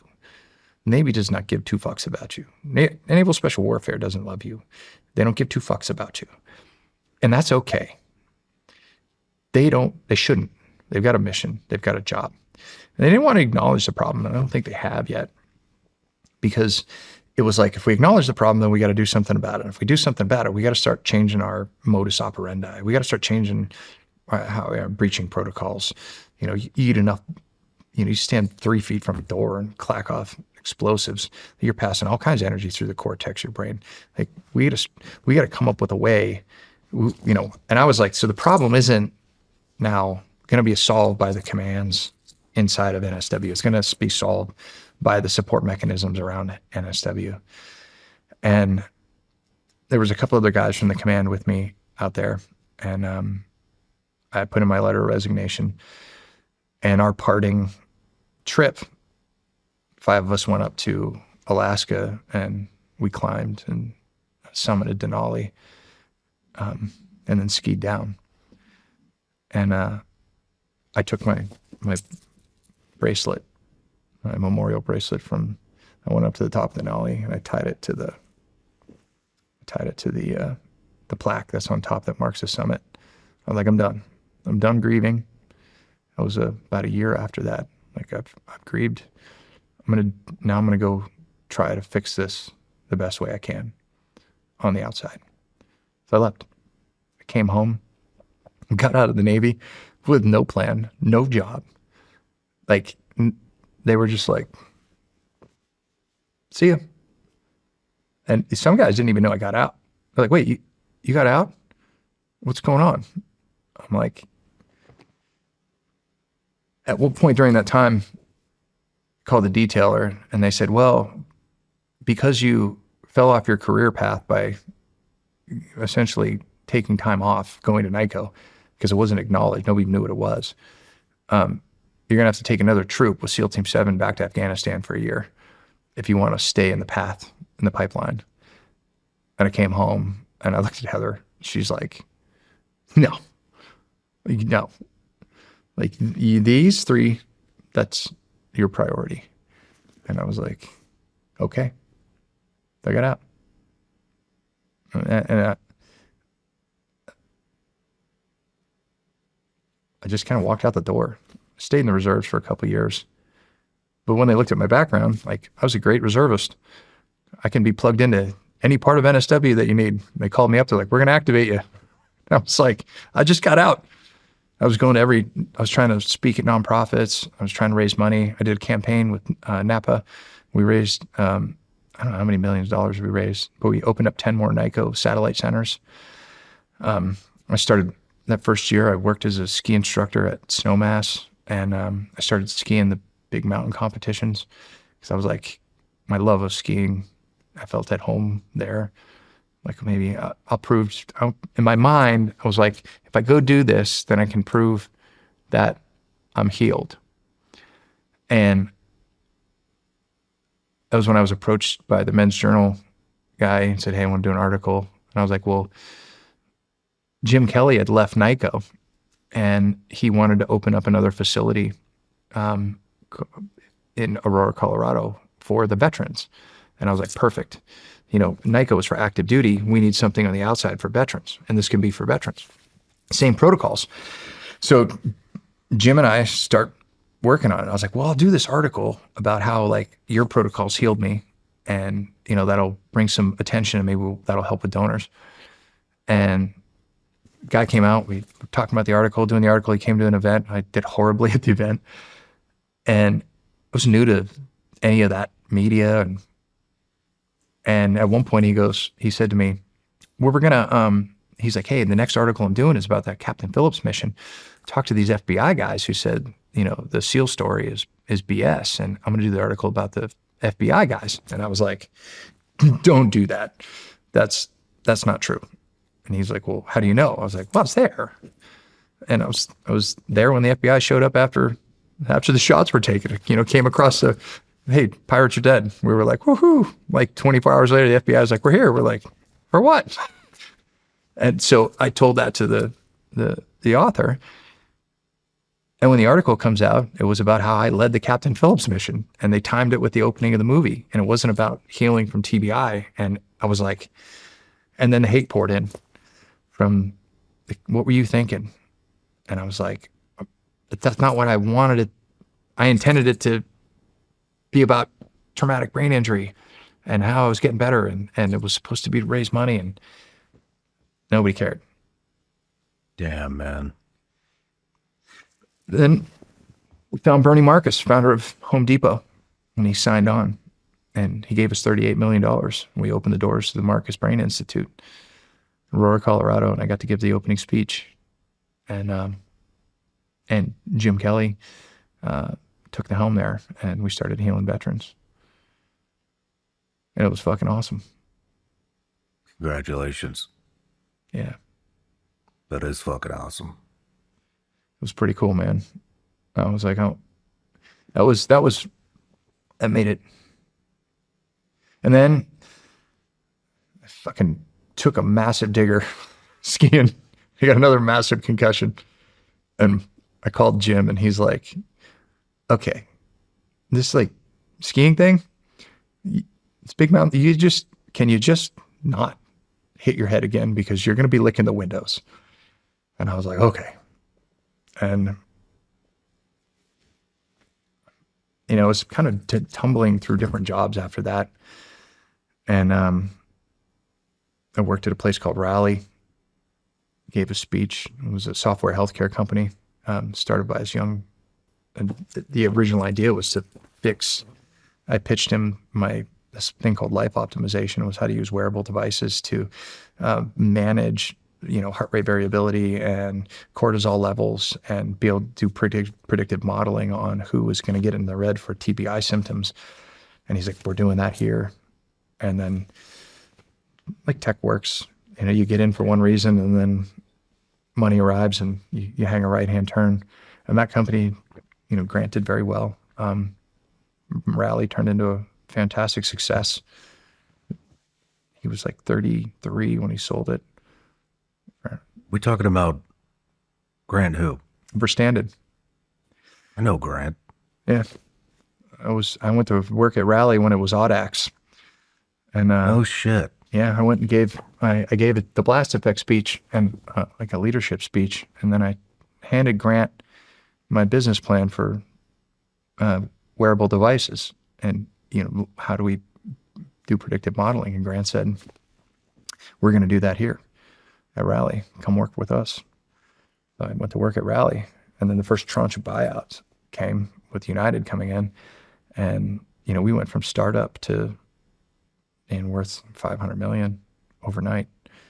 And then Rally, it was an engagement tool, but it was a great education on, tech startups and how that all, and I was flying back and forth from Colorado, and I was burning the candle at both ends again. I got to make a living. I got to figure this out with my kids. And, Grant being a wonderful dude, was super supportive through all of it. And when it took the right-hand turn and became, we weren't going to go do the wearable devices integration to fix TBI. It was an engagement tool for United. I was like, I'm out. I'm falling apart. And just then, Cactus called me out of the blue. Hey, man, I got this song passed to me, and we're doing this documentary. You want to come record an album? And I was like, I got nothing else going on. I flew to Nashville. And like you heard the first story, that's how I met Cactus and Wyatt. And then the Patriot Tour came up. And, Marcus was going to take a bunch of vets out to talk about stuff and said, hey, I'd like somebody to come play music. So I went out and I did 14 stops on the Patriot Tour with them. Recorded. How'd that feel to get into music? Yeah, the music part was that was nice because, Jim Kelly was like, music is the best thing you can do for your brain. And I was like, oh, maybe this is where I need to go, And I, the first EP we cut was really the heart and soul of what we were going to do. And then I started to see the music business, and I recorded the second album, and I realized and you had John Rich on here talking about the music business, and the reality was, I remember I sat down, I was getting a record deal, talking to different A&R guys, and this is going to happen. And they said, here's the deal, man. There's 273 radio stations around the country radio, 75 million daily listeners. The way it works is we sign you. It's going to be a 360 deal. I got a bunch of great songs. You're going to cut them. In the meantime, once we cut the record, you're going to fly to all 273 radio stations, and you're going to meet everybody and show your face. Then we take one of your singles. We put our radio team behind it, put a bunch of money behind it, and essentially you buy a spot on the billboard. And then that summer, we're going to put you out on a tour, and you're going to be opening up. You'll pay to open for a big name to get in front of their people.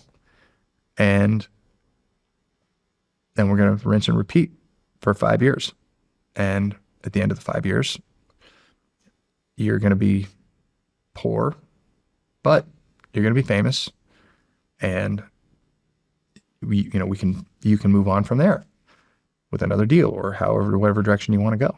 And I sat there and I was like, but I want to write my own songs.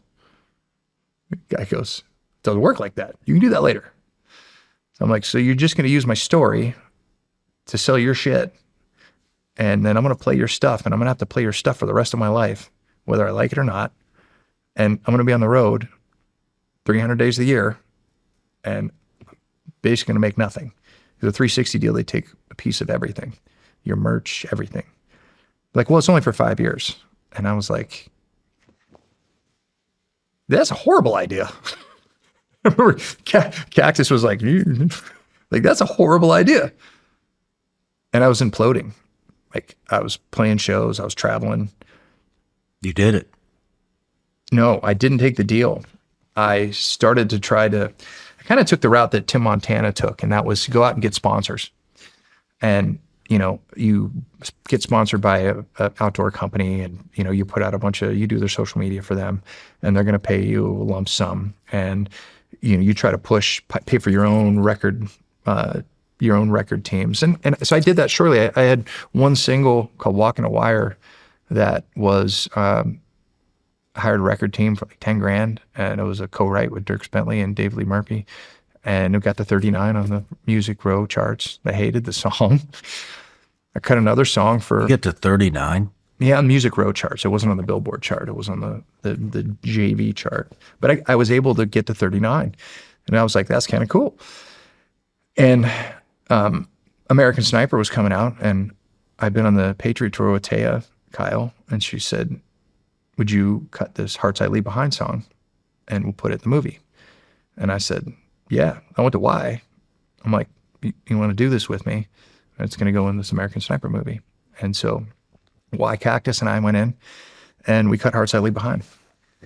And right before the movie came out, they're like, yeah, so it was supposed to be in the memorial page for Chris, like where they show all the pictures at the end of the movie. And they were like, it's going to be silence. I was like, what? I just invested a bunch of this money in recording all this stuff. And I was kind of like, okay. So now I got this song. What do I do with it? And I'm like, I know Glenn Beck. I call up Glenn Beck and I'm like, hey, Glenn, I got this song recorded for this movie and it's not going to be in the movie. But what I'll do is whatever we make off it, I'll donate to Taya's charity above what it cost me to cut it, just so I can get out of this thing. And Glenn's like, let's do it. So he put me on talk radio, and Glenn told the story and said, hey, the money's going to be donated.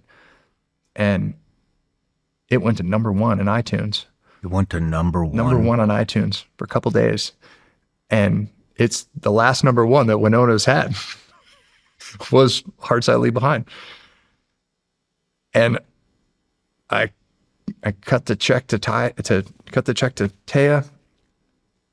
I looked around, and this is when the PTSD hit me like a freight train. I thought it was like TBI is everything good. PTSD is not gonna happen to me. I'm good. I'm free and clear of it. And the stress of that whole time frame throughout your everything you've been through. Yep. From 10 months old until, what age are you here? 30, so I'm 48 now. So I was probably 39. So damn near 40 years. Yeah. All the shit that we just discussed, and you didn't think PTSD was going to affect you. Dude, I'm bulletproof. I'm a Sierra Land commando. Got a massive ego. I'm a country music star. Like, nothing is going to affect me. I can do anything. I can ski big mountains. My life is good. I made some bad business decisions. Lost a bunch of money. Sold my house in Colorado, and I moved home. I quit music. And I ended up sitting down on our family's property with 357 sitting on the creek. And I was like, I'm doing nobody any good. Like emotional wreck, couldn't control myself. Like, I'm seeing visions of my father being mean, was drinking. Like, I was full blown. I was never physically addicted to alcohol, but I was like, I'd drink to get up in the morning. And I was just off the rails. I mean, off the rails. Went down there to end it. And then I heard this voice in my head say, no. And I shot the tree. And went home. And I was just like, I don't know what to do. I need help. Where were your wife and kids? At home in Erie. We were all home back in Erie at that point. And I was working for Velocity Outdoors. Russ Rowan and Tom McGann called me up. They'd worked on another project with me, and they said, hey, listen, you want to come and they'd sponsored some of my music, and they were really great to me. They said, come in and do brand with us. And Russ he came from Burton. He was Russ and Tom. Tom was the CEO of Burton, CEO of Spider, CEO of K&N. And Russ was his brand guy at every piece. And I said, you're a creative guy. Like, come in and help us with brand. And so I had been working with them. And they were just like, dude, you okay? Like, it's starting to come apart. And like, we can see it. And I was just like, I don't know, like I don't know what to do. One of the guys I climbed Denali with, that I was in the squadron with, calls me out of the blue. And he says, Ed calls me, he says, I love you. I said, I love you too, Ed. He goes, we're going to go to Mexico and do the world's most powerful psychedelic drugs. And I was like, okay. Has anybody done this? He's like, yeah, a couple guys. I'm like, who? Anybody I can talk to? And he says, yeah, Shawn, the guy I went on the last stop with out in Omega. He just went. I was like, oh. I called Shawn up. He's a very stoic dude, really smart. Got out, got his MBA, working, crushing it. I said, I heard you did this ibogaine. What is it? Like, at this point, I'm like, I just had a gun in my mouth. Like, ibogaine? What is it? I'll try it. And he goes, well, I don't want to give you too many expectations, but he goes, when I was under the medicine, I was in the delivery room with my parents. He goes, I was, you don't know this, but I was adopted. And I was like, dude, my mom died when I was 10 months old. And I've always asked, like, why did God leave me alone? He goes, that's your fire question. And I was like, what's a fire question? He goes, you got to write down your intention for your journey before you go into the medicine, throw it in the fire. And I was like, okay. Like, I had no idea what I was getting into. This is 2019. So I called another friend of mine, Micah Fink, who started Heroes and Horses. And I said, Micah, fucking shit's coming off the road. Like, I'm bad. He's like, all right, you're going to come to Heroes and Horses in June, first class, 2019. We're going to do 40 days in the wilderness riding a horse. And I was like, all right, well, I'm going to go do this plant medicine right before that. So I'm like, I'll just throw everything at the kitchen sink and see if any of this shit works. And if it doesn't, then I'll go back to that 357 and like not torture my family like my father tortured me. What did you say to your family when you got back from the creek? Did they have any idea what was going on? No. Did you ever tell them? Mm-hmm. This is going to be the first time they hear it? Yeah. How do you think they're going to react? I think they're going to be upset. Do you think they're going to be understanding? The kids were really young at that point, and I don't think they saw much. I think Lena might have understood that I was upset. I was distant. I was just hiding in the basement, drinking all the time. But I'm not like my dad. I'm not an angry drunk. I'm a fun guy. You know, like no one was ever going to tell me to stop drinking because I didn't have a problem with it. Like I was the life of the party, you know? And so drinking was a way to make me happy. And I think, but I know my wife knew. She was just like, dude, what is this? Like, who are you? She knew what? I mean, I just wasn't myself. I was just plummeting. Like she's tough as nails. And she met me where I was all the time. She wasn't a pushover.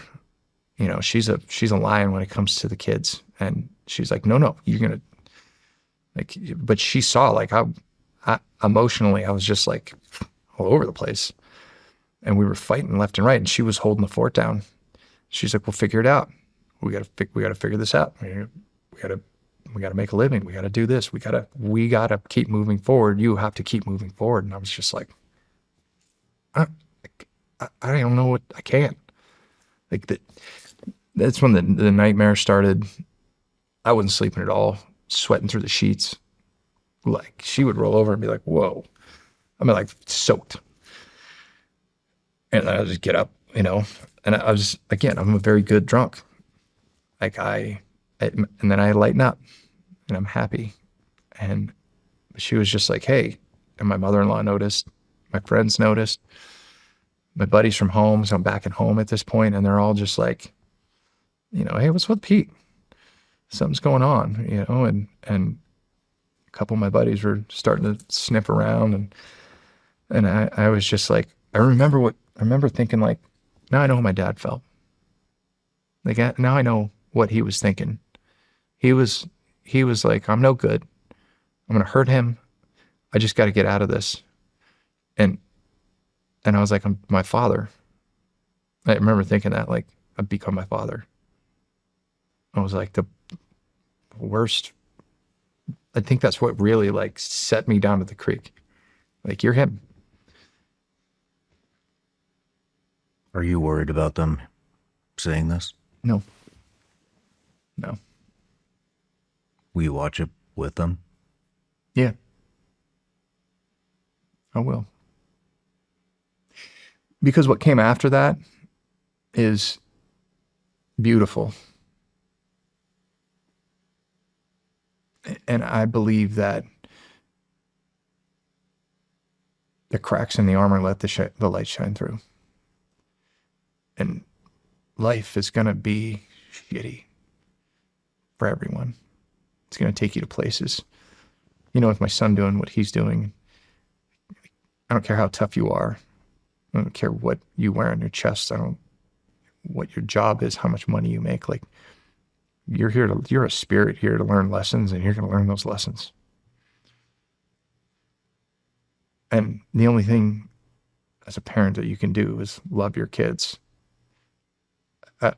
of everything about them. And for them to see this and see that and know that I was there and to know where I'm at now,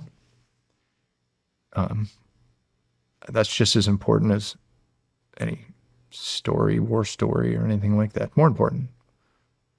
That happened a million miles away, and they may see it on a movie or something, what it looked like.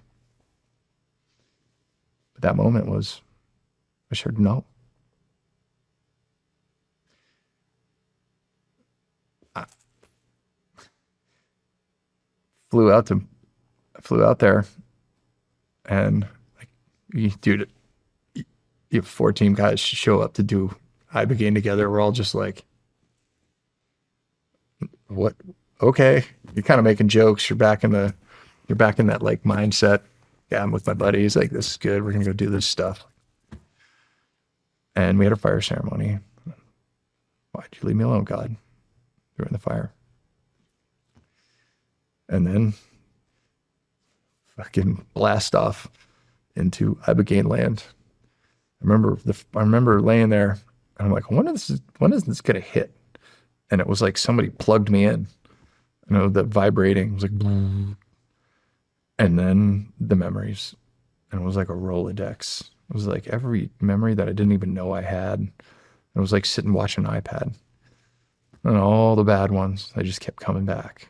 And then the purging and the the guys the other guys in the room, I didn't purge as much. But there was one dude in the room who I was like, he's giving birth to a demon. Like, he's over there. I remember at one point, like, pulling my headset off. I'm like, get after it, buddy. We're like cheering him on. And that dude, man, that substance is truly a divine gift. There is no, I remember that before the therapists were like, so the first few hours you're not in control, but then at a certain point you're going to be able to ask the medicine questions, and then it's going to show you things. And I'm just like, I remember just being the smart ass that I am. I was like, well, how should I address the medicine? She's like, just call it medicine. And I was like we're all kind of like laughing at each other. When I got through the first part, I was just like, medicine? Like, can we talk now? Like, and that first Ibogaine journey, it was like night and day. I woke up from the first part of it, and I kept seeing this demon. It was like this tiny little demon, and he came to the foot of my bed.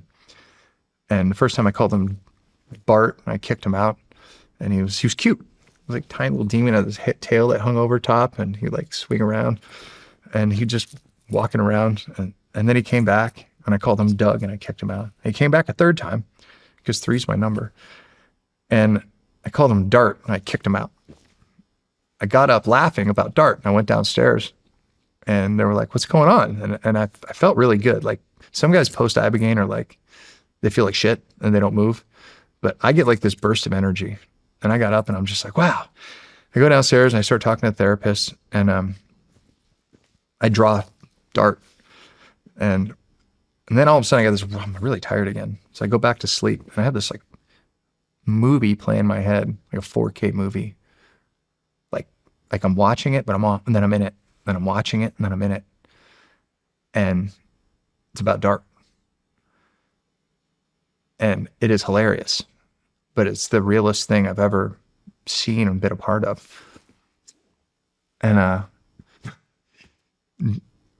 like I fall back asleep, and it's like 4K movie, and I'm watching this guy walk into a bar. He's like, I think he's like a finance guy, good looking dude. He's got a couple girls. They're getting ready they're at a bar. They order some, martinis, and he knows everybody at the bar, and they're like, hey, let's go to the bathroom and let's do some, I'm watching this guy do drugs with the things. And I watched the girl goes, here, I got this stuff. It's like mushrooms, but it's more powerful. Do you want to take it? And the guy's like, I'll try anything. And she's like, what's it called? It's like Ibogaine. I was like, don't take that shit. And the guy in the movie takes it. And then they leave the bar, they go up to his apartment, and all of a sudden he starts getting sick. And the girl's like, we're out of here. And this guy's he's purging. And I'm like, I told you, I'm like having this I'm in this out of this trip.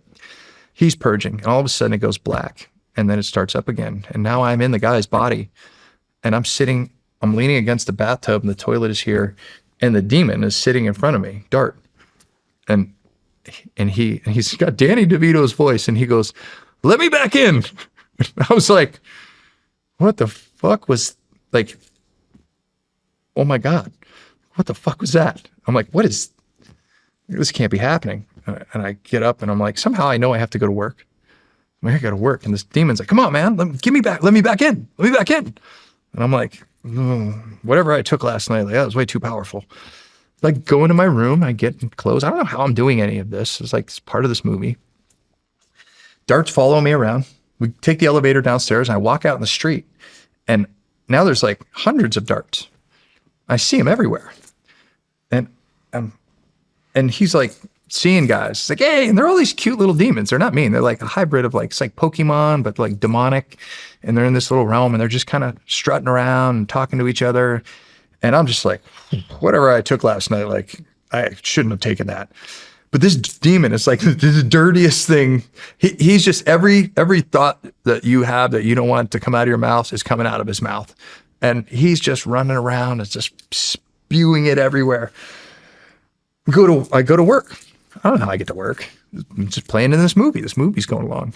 And, you know, he's just like every girl that comes up, he's trying to look up her dress. He's motorboating them. He's just like the dirtiest little demon. And he's like, he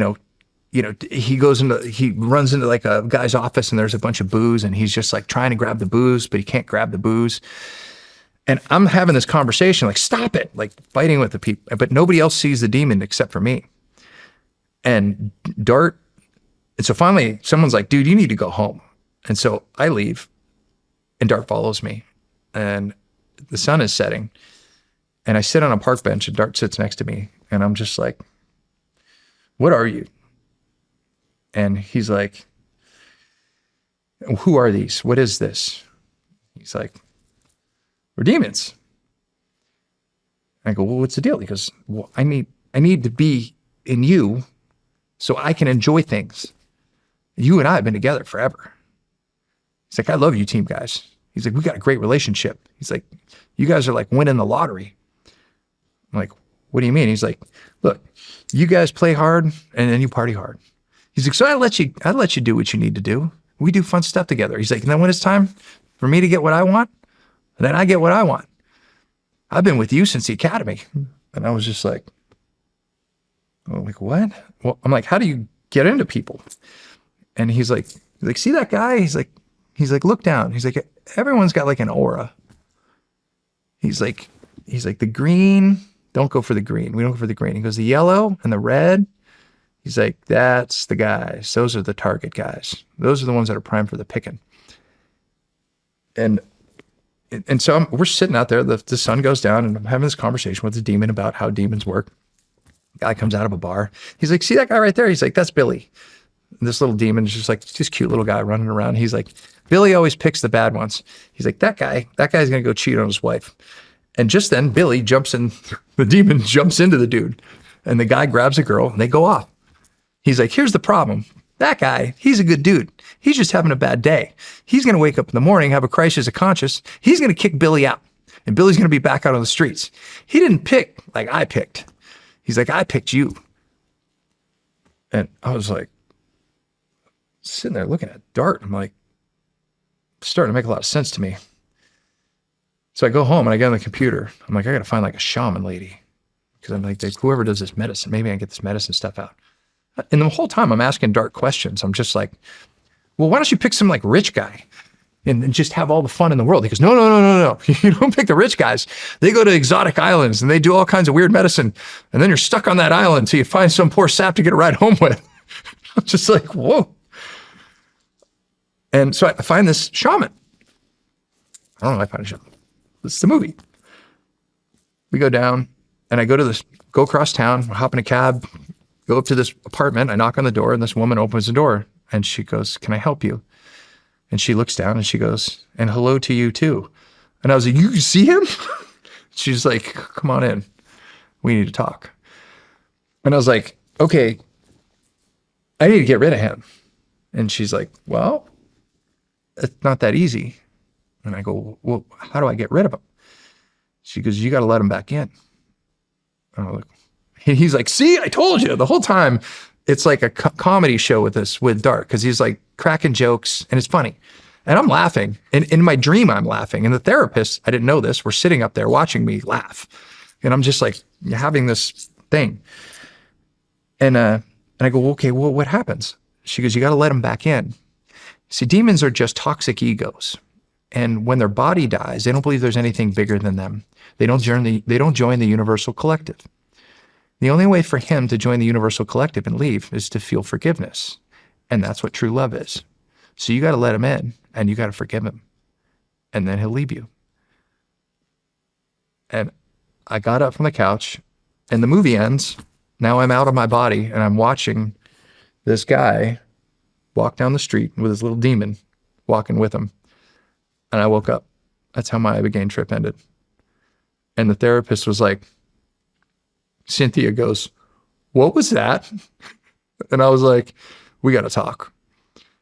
And I just dumped it on Cynthia. And she was like, that is amazing. And then she starts helping me, piece things together. The next day I didn't want to do the 5. I was like, dude, I got Dart to deal with. I don't need whatever this next thing is. I don't want to go down that road. And I was the last guy to do it in the house. And I walk in, there are 3 other dudes sitting there, and they just go upstairs. And I was like, I don't want to. They're like, you need to go upstairs. I went upstairs, and I did the 5. And I immediately went to the place and let go. When that moment came to die, I was like, yeah, I'll let it go. And I went to this place. And the only way I can describe it is infinite awareness. And I felt waves of forgiveness. And I was like, bring it to me.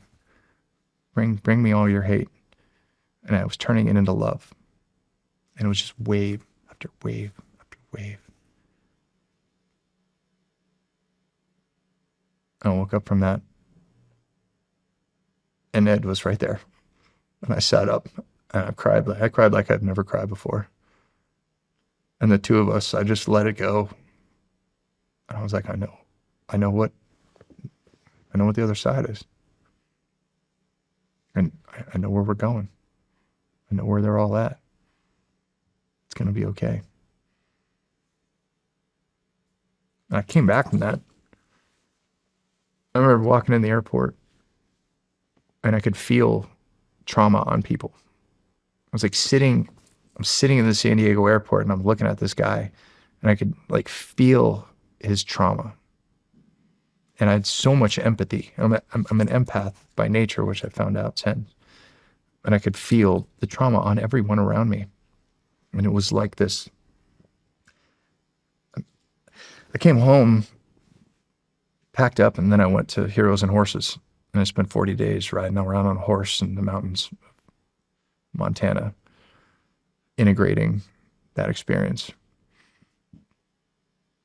And the combination of those 2 things, I came back from that. Heroes and Horses was just, it's not a vacation. It's, you're sleeping in the dirt, you're pushing cattle, you're doing pack trips, you're riding wild Mustangs. It's the real deal. I came back from that, and the combination of those 2 things, I was just a different person. Did you get the answer to your question? Not yet. I went back, a few years passed, and I went back and I began again, with a couple other team guys. And I never got the answer to the question. And I was like, I was really upset about this. But I wasn't upset.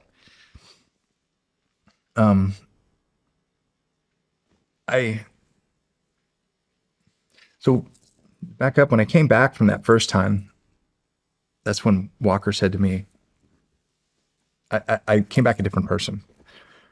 I really was like present in a really amazing way. And I was just like, this is good. And my wife was like, who are you? Like, you, what did you do? And I was like, it's the great, I don't know, but I'm like, I was in a great place. And my friends said, hey, we're going to play this. We want you to come play this fundraiser show out in, for the Grammy Museum. And that week, Walker said to me, hey, Dad, I want to be an Avenger. And I was like, dude, they're actors. And he goes, well, I'll do that then. And I was like, okay, you want to be an actor? He goes, yeah, can you take me to Hollywood? And I go, I just so happen that I'm going out to Hollywood to play a show. Come with me. I'm like, let's do this. So I took him out, and it was a red carpet event. And I played, and Walker was just running around trying to find producers. He's like 10 years old, pulling on people's, hey, are you a producer? And that time we went and I took him to the Hollywood Walk of Stars, and we walked on the stars. And he loves Robert Downey Jr. He loved Iron Man. And I was going out there to play the show and write a song with a guy named Tommy Coster, who wrote, he was the songwriter for the album The Real Slim Shady. And he wrote all the piano stuff. Tommy's just an amazing guy. Tommy came to my show and he meets Walker and he goes, let's write a song with Walker. I was like, all right. So the next day, we bring Walker into the studio and we start writing this tune. And it's called Walk on Stars. And it's all about Walker's journey into Hollywood. And I watched this kid just like his imagination explode. And how he was talking about, it was a Green Lantern, he was talking about Iron Man, Spider-Man. He wrote this amazing song and we sang it, and he's really embarrassed about it, but I love it. And Tommy goes, dude, I want to introduce him to somebody. He's got it. And so he calls his friend Priscilla, and Priscilla and I meet with Tommy for Walker's first business meeting. And she goes, and Tommy and I are kind of sitting there the next day, and she goes, why do you want to be an actor? And Walker goes, because when I pretend to be other people, I understand how they feel. He's 10. And I looked at Tommy and I was like, that's pretty good, man. Priscilla says to me, and Walker had just been cast in Mary Poppins at the middle school play. And he's like, well, I'm in Mary Poppins. Very proud. He's playing Michael. And she goes, if it's okay with your dad, can I help you with your play? And I said, yeah, absolutely. So over the next few months, she would do Zoom calls and help him with his part. And she's like, hey, she called me. She goes, I want to get him into a acting school. There's a acting school in LA. And I'm like, these are all bullshit. He's like, no, this guy's the real deal, John D'Aquino. And at the end of it, they have a showcase. And I was like, okay, let's try it. I'm like, he'll probably go there, and like every kid, they're like, oh, I want to be a football player. And they go and they play their first football game, like, hey, I want to be a basketball player. He's going to bounce around. And so I take him to the thing, the camp in Burbank. Our whole family went out for a little vacation, and I was in the best place mentally. I was just like, Dad, this is what I'm supposed to be doing. I'm really happy. Just a 3-day camp, and does the showcase at the end, and there are agents and managers there. And the guy who runs the camp, he's like, hey, there's a lot of interest in Walker. Can you stay? And I was like, all right, we got 3 kids. I can't stay. He's like, I want to introduce you to a manager. I was like, I know how this works. I just got done with entertainment. I know agents and managers. I understand this whole situation. He's like, no. So I'm like, I'll take 1 meeting. We go back to the hotel, and there's a manager waiting in the hotel lobby with a card. I'd love to talk to you about Walker. And I'm just like, Next day on the way out of town, I met with April, and I just kind of read her the riot act. Like, listen, I know how the system works. I know what you do. I'm not signing anything, but if you bring some work, we'll talk. And we go home. She calls me a week later. This is just as COVID's starting up. She goes, we want you to meet an agent in New York. I'm like, dude, there's COVID. I'm not going to New York City. It's like the epicenter. She's like, come on, just go meet these people. They're not going to sign them. They just want to meet them. I'm like, all right, you know what? My dad told me no at every turn. I'm like, I'm going to say yes. Walker, let's get in the car. We drive to New York City, go to I forget what floor, in the Empire State Building. We meet with A3. He goes in for 10 minutes. The girl comes out, goes, they want to talk to you. I walk in there, we want to sign Walker. And I'm like, no, we're not signing anything. But if you bring work, we'll talk about it. And I'm thinking to myself, I'm like, how are we going to do this? Like, there's New York and LA, got to be for auditions. We live in Erie, Pennsylvania. Like, this isn't going to work. But you know what? I'm going to do what my dad never did. I'm going to see this thing through with him. And we go home and COVID lockdown starts. And it's just like the world comes to a screeching halt. Well, the entertainment industry went to self-tapes. And so they're like, look, here's the deal. You do the self-tape, and then the casting people will look at the self-tapes, and then you'll get callbacks. So you don't have to go any place for an audition. So I was like, all right. And so I get on Amazon and I get some lights, and I built a studio in my basement. And they start sending self-tapes in. And Walker and I'm like, hey, you're not playing video games. You said you want to be an actor. We got these auditions. Let's go do this. So every night we'd go in the basement.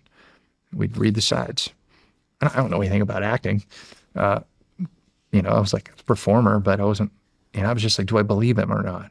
And every night we do it, send the tape in, nothing, 50 auditions, nothing, 100 auditions. Now we're a couple months into this. We're trying everything. I'm like, Walker, watch Iron Man without the sound on so you can understand how Robert Downey Jr. communicates with body language. I'm just trying to come up with ways to do this. And he's getting better. All of a sudden, I get this email and it says Ryan Reynolds, Shawn Levy project. And it's a full script. And I'm like, I like Ryan Reynolds. I don't know who Shawn Levy is at the time. So I Google him. I'm like, oh, wow. Stranger Things, like this, he's the real deal. And so I read the full script for the Adam Project. And I'm like, dude, this is Walker. Like this, it's mini Deadpool. Like he can recite all of Deadpool. Like he loves Ryan Reynolds. So I'm like, Walker. And I knew this context of the script now. It wasn't just like 3 lines where you're trying to, what is this for? They don't ever give you any information. They just say, hey, here are your 3 lines. But I had the whole script and I was just like, dude. So we start rehearsing and we do like a week of rehearsals and we send the tape in and he gets a call back. I'm just like, dude, your first callback. This is huge, man. And COVID is ending. It's beginning of September. And I take a business trip out to my guys at Velocity and Walker has his first callback. And when you do a callback, they sit you on a Zoom call and then you take one of your cameras and you film it as well. And then so they want the film and they want the Zoom call recorded. He gets in the Zoom call and they go through the sides and I still have it on my phone. And the woman goes, have you ever seen any of Ryan's movies? And he goes, yeah, I've seen Deadpool. And she goes, can you recite any lines from Deadpool? And he goes, yeah, but can I say the swear words? And she's like, if your parents don't mind. He kind of waits. You see him like think for a second. And then he goes, fuck Wolverine. First he rides my coattails. And he goes through the whole opening monologue of 5 minutes for Deadpool 2 with all inflection. And he's having the time of his life because he's like, all of the dirty shit. Like he's got it down to a T. And you can hear on the Zoom call, the casting director laughing. And I was like, I get back, we send the thing off and I'm just like, I just get this feeling inside me. I'm like, he's got this. Next day, they want to do a chemistry they want to call with the director. Another call with the director, goes through the lines with him. Shawn's like, Shawn's very calm. He's like, all right, Walker, thanks for your time. No indication whether he has it or not. Call back. Now you're going to do a chemistry read with Ryan Reynolds on Zoom. And I'm just like, dude, this is awesome. Like, you're here. Like, I'm like, we're making progress. You're with Ryan. So he does it with Ryan. And the last scene is pretty emotional. And I'm in the room around the corner, sitting on the stairs. And I can hear Ryan go, oh. And in my mind, I'm like, holy shit, he might actually get this. Next day, I get a phone call. It's the agent. She goes, hey, Shawn Levy wants to FaceTime with you guys to thank you for your time. And I was like, oh, like Friday. So I get on the FaceTime with Shawn Levy and Shawn's playing. He goes, Walker, a lot of kids tried out for this. And, they were a lot older than you. They had more experience than you. And I'm thinking to myself, like, dude, if you're going to break the kid's heart, like, break it quick. Like, I'm going to punch you in the face. And then he stops. He goes, but Walker, you're going to be in a movie with Ryan Reynolds. Congratulations. And Walker goes, holy shit. And I was like, dude. And it set in. It was just like, oh my God. Like, this is fucking happening. Like he's number 2 on the card in a $140 million movie for Netflix. And he's starring with Ryan Reynolds. And we start shooting in a month. Wow. And I'm like, holy fuck. So I'm going with him. I immediately get nervous because I'm like, well, who are these people? Like, they're going to be a big part of our lives. Do I know anybody that knows Shawn or Ryan. So I start calling everybody I know. And a friend of mine who's an investment guy in New York, Dan Loeb, called Dan. I go, you know, he runs one of the biggest hedge funds in the world. I'm like, if he's going to know him, if anybody's going to know him, Dan's going to know him. So I called Dan. I'm like, hey, do you know Shawn Levy or Ryan Reynolds? He goes, I know Shawn. He's got a house next to me in the Hamptons. And I go, well, he just cast my son in a movie. And he goes, what? So he immediately calls Shawn and says, dude, you cast my buddy's son. He's like, who's your buddy? Wait, Walker? And so he gives him my background. And so Dan calls me back, goes, you're set. And I'm like, what does that mean? He's like, Shawn, I've talked to Shawn about you, and you're gonna have fun. So I tell my wife, I'm like, all right, we're in COVID. You know, you have to go up there and do 14 days of quarantine in an apartment by yourselves before they deliver food. And then, you know, all the COVID protocols in Canada are like 10x anywhere else. And you're going to go up there from basically November to March, and we're going to make this movie. So Walker and I hop on a plane, and father, son, and we take off. We go quarantine, and first day of shooting, 14 days in a room with an 11-year-old. You're like dad on 11, dude. But it was awesome, man. And first day, we're getting ready to walk in. We pull up, and we're shooting at a school. And when you see a production in its full-fledged, you know, in its monstrosity, there's hundreds of people. There were all these background kids who was shooting in the school. Walker's never been on camera before. And he's like kind of looking around, and he's got a trailer, and there's makeup people, and he's number one on the card today because Ryan's not shooting. And like first day on camera, we hustle him in there, and Shawn says to me a week before, he goes, normally we stick parents in a corner with a tent and a screen so you can watch it. And he goes, but you got a seat next to me, or you're going to be with the first AD, Josh McLaughlin. Josh was an executive producer as well with his sister Mary. You're going to be with us for the entire thing. So you're going to get a different experience. First day of shooting, I plop down. Shawn goes, and now Walker's kind of like looking around. He's all these kids that want to be actors who've probably been in stuff, and he's the star of this movie. And he gets on camera for the first time. I pull up my phone, and I take a picture of it. And Shawn turns to me, he goes, has he ever been on camera before? And I go, no. So 1 year ago, he was in Mary Poppins. Now, we're in like full face shields with masks, COVID protocol. And I see Shawn, like, I could just see in his eyes, he's like, holy shit. I just rolled the dice on the $140 million movie with a kid who'd never been on camera. Action. And take. And Walker just settling in. He's taking direction. And Shawn, we took a break. And Shawn looks at me and goes, I've been directing kids for a long time. I've never seen that. And then it's just started happening. And Walker was improvising lines. And there was these scenes where he was just like, Shawn, can I try this? Or can I do that? And Shawn has this way about him where his set is extremely well run. It's disciplined, but it's free. And he is just wonderful. He just sets the tone. And Shawn's got 3 daughters. Ryan has 3 daughters and just had a son. And we're all quarantined together, and we've got this kid who's just like soaking this in, man. And I'm watching, and I'm like, I remember thinking to myself, like, he was born to do this. This is exactly where he's supposed to be. And through that entire process, every day I'd shoot with Ryan, and we had teachers on set, so he'd have to go teach. He'd have to go to class and come back to set.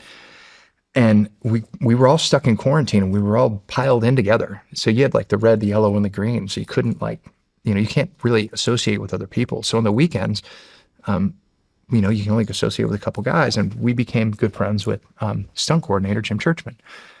And Jim was the stunt coordinator for Iron Man 3, all the X-Men movies. Like, he's the Superman, Man of Steel. Jim's his IMDb page is just a mile long, and he's the nicest human being you've ever met. Like, and he goes, how would Walker feel about doing his own stunts? And I'm like, you love it. And so we started stunt training, and Walker started doing all of his own stunts. Jim's a dad as well. And we had this like 4-month like time together where every day was like a kid's dream come true. He's shooting with Ryan, then he's shooting with Mark Ruffalo, and he's shooting with his mom is Jen Gardner, and Ryan's wife in the movie is Zoe Saldana.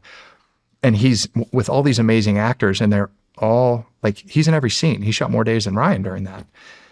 And it was the most magical experience it was out of a movie making a movie. And Shawn and Ryan were the storyline about the Adam Project it's about a man who goes back in time to find his father, who's Mark Ruffalo, who invented time travel, and he finds his 12-year-old self, and then they go back in time to find their father. And so you have this storyline about, what if you could go back and talk to your dad? What would you say?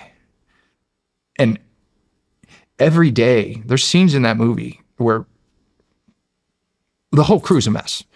But there were these moments that there's a scene, and we all got to know each other, and we all had issues with our dads.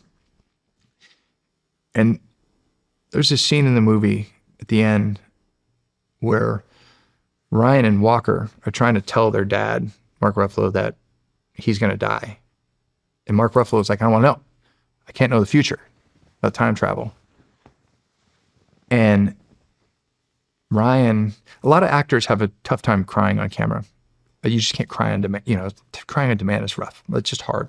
Sometimes with Walker, on one of the early scenes, we were using like blow menthol into his eyes, and so he can tear up. And Mark Ruffalo, we're rolling the cameras,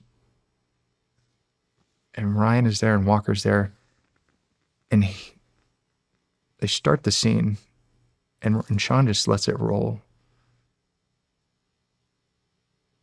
And they're like going back and forth, dialogue, and there's this break where it's supposed to be an emotional moment. Mark Ruffalo grabs Ryan. He looks at him. He goes, "You're not your dad. You're an amazing father." Wow.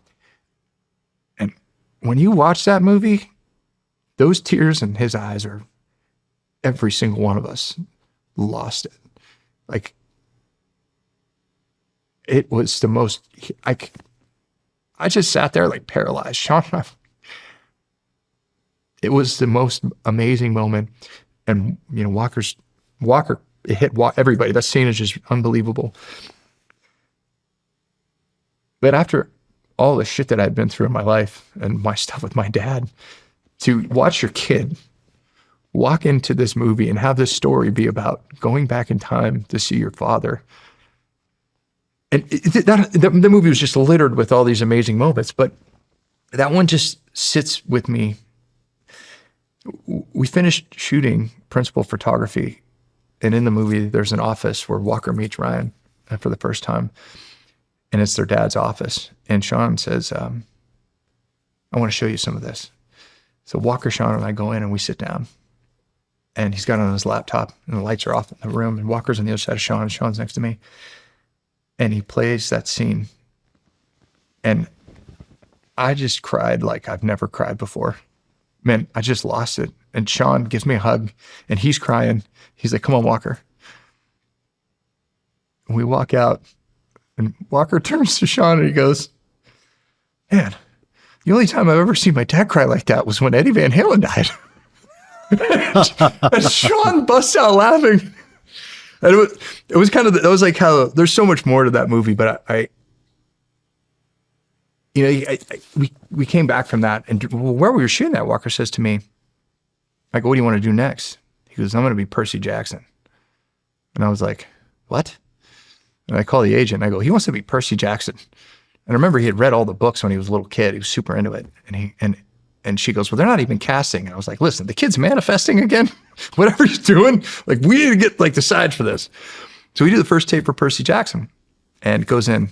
Don't hear anything for like a year. In the meantime, we he gets cast in another movie called Secret Headquarters with Owen Wilson, where he stars in that movie. And I get a phone call from Jim Churchman. He says, hey, I'm shooting this movie Plane with Gerard Butler, and you want to come down and help me? Essentially it's a plane crashes on a deserted island, Jolo Island in the Philippines, and a bunch of mercenaries jump in and rescue the people. And Gerard Butler flies out. And I was like, what do you need, like a military advisor? He's like, yeah. So I was like, whatever, I'm not working. Walker's shooting, and his mom's going with him. My daughter's cupboard hanging out in Erie with Nana. It's summer going into September. I was like, I'll do it. I fly down there, and Shawn, he's like, dude, you got a costume fitting. I'm like, what? He's like, he had said, like, you're going to be a mercenary, but I didn't actually believe him. He's like, yeah, man, you're in the movie. I'm like, well, all right. I go do the costume fitting, and then first day of shooting, we do like the rescue scene to, rescue Gerard Butler.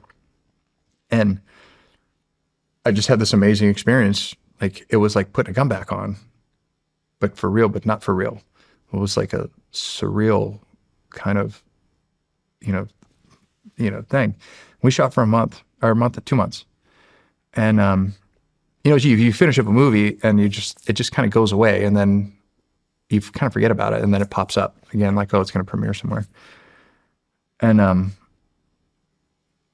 we finished up shooting that movie. We come home and get the phone call, like, hey, Walker's, we got to get on Zoom. We have an announcement to make.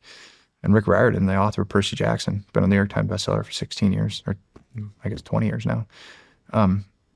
5-part series. Rick Riordan, the author, is on the Zoom. He says, hey, Walker, congratulations. You're Percy Jackson. And the story behind Percy Jackson is that he's the son of Poseidon. And he finds out he's a demigod. And he goes on these adventures. And they're all about Greek mythology. And he has all these powers with water. And in season 1, you can Google it. It says Percy gets claimed. And there's a scene where he's at Camp Half-Blood and his co-star pushes him in the water. And he has all these powers he doesn't know about. He doesn't know his dad's Poseidon.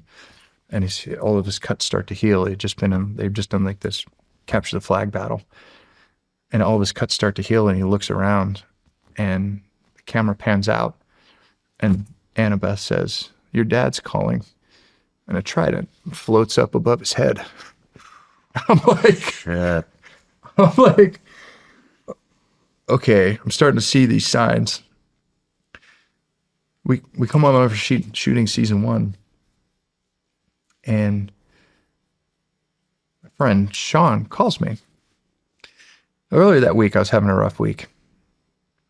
And for the first time in my life, I said out loud, I go, God, if you're real, you need to show me, because I don't know what I'm doing. I'm like in this, it's, when you're on set, you go from being Pete Scobell to being Walker's dad. You're just there. And you're there, but you don't have a job. You're not paid, but you have to be there. And you're kind of like in this, it's like in being in purgatory. And I'm reading everything I can read, and I'm trying to grow and trying to be positive, and like the Upbringing glow wears off. And so I'm really struggling a little bit again.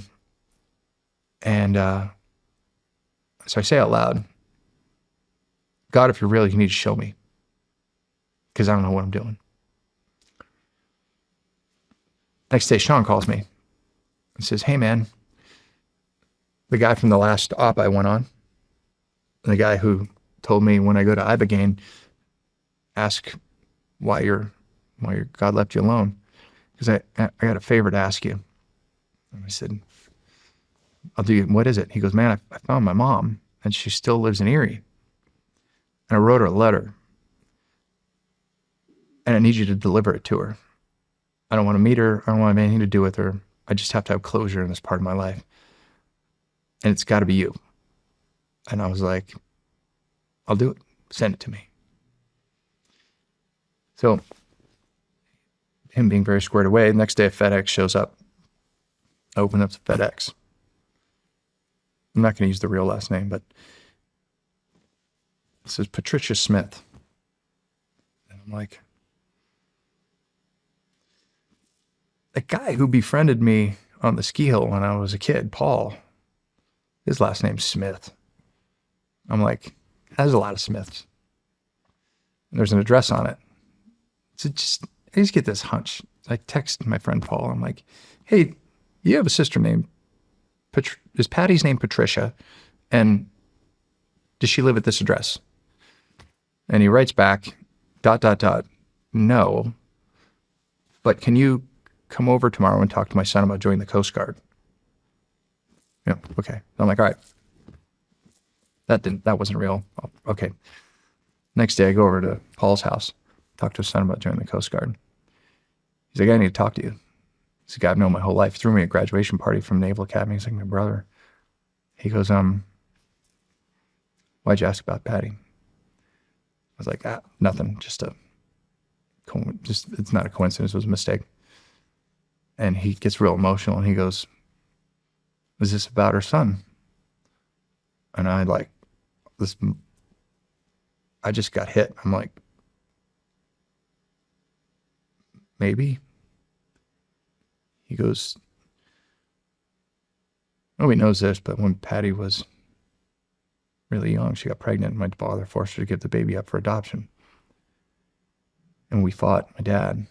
We didn't want it to happen. And I told my dad, I'll be his big brother. I'll take care of him. We're a close family. We don't need that. We all live in a kind of compound. We can't give the baby away. PJ, Paul says, she gave him up for adoption and just wrecked her. And then she got pregnant again from the same guy. And that's Sarah, who you know. And now the wheels are turning. And I'm like, oh my God. Like, this is Shawn's family.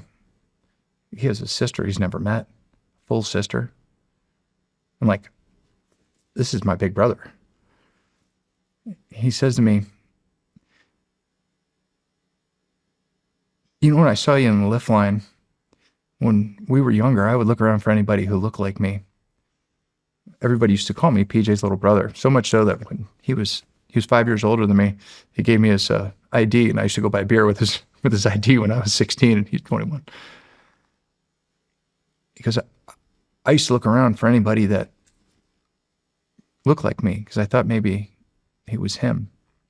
And when I saw you in the lift line that day, I thought you were him. That's why I made you my little brother. And I was like, and he says to me, who is he? Is he a good man? He's the best.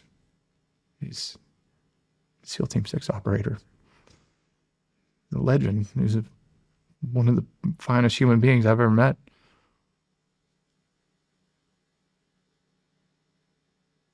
And PJ and I just kind of stared at each other. So I get in the car and I call Shawn. I'm like, hey man, I know your family. I don't just know your family. Like, they're my family. Holy shit. And there was a long pause. And he said, a good man. Like, you're a great man. Why'd they give me up? I explained to him everything. You got a sister, dude. Full sister. You've never met. It's actually looking for you. And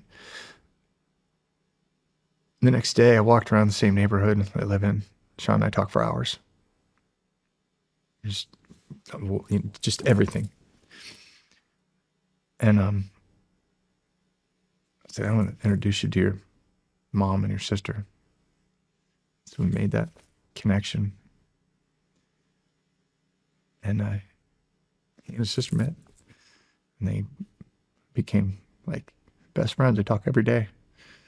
Their families get together. Damn, Pete. And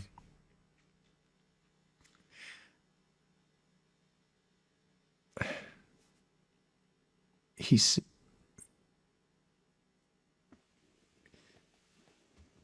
I was walking, and then all of a sudden I had this epiphany that those couple weeks just flew by. Just trying to like absorb like what just happened. And I had this epiphany, and I called him and I said, "Hey man, something you need to know. That's a great family. They're wonderful people." I said, "But if you would have been born into that family, you wouldn't have been who you are. You wouldn't have been the man that you became. You wouldn't have been the combat leader that you are. You wouldn't have been the frogman that you are. You wouldn't have been the dad that you are. You wouldn't have been the husband that you are, the businessman. Like, you just wouldn't have been you." I said, "God makes you into the man he needs you to be for the job that he needs you to do. And then when you're ready, he heals you." And when I said that out loud, I had this peace come over me. I sat down and I had this, like, I can't even explain. It was like the five, but in real time. And he goes, "What did you get out of all this, man?" And I was like, "I got the answer to the question that I began to ask in the first place. Why God left me alone."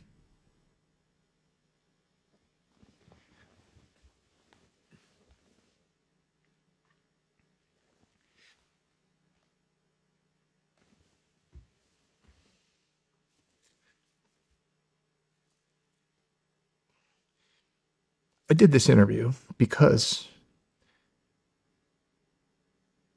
I wanted my kids to know that God is real.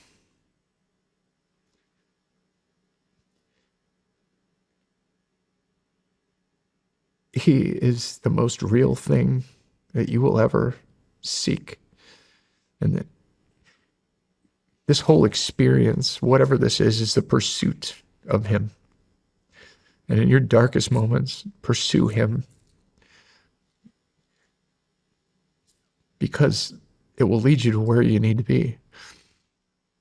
I don't know, I don't know where it all goes, but I wouldn't change anything. Wouldn't change anything, man. And when I say I forgive my dad and I forgive Beach, I forgive them all. Made me into the man that he needed me to be to do the job that he needed me to do.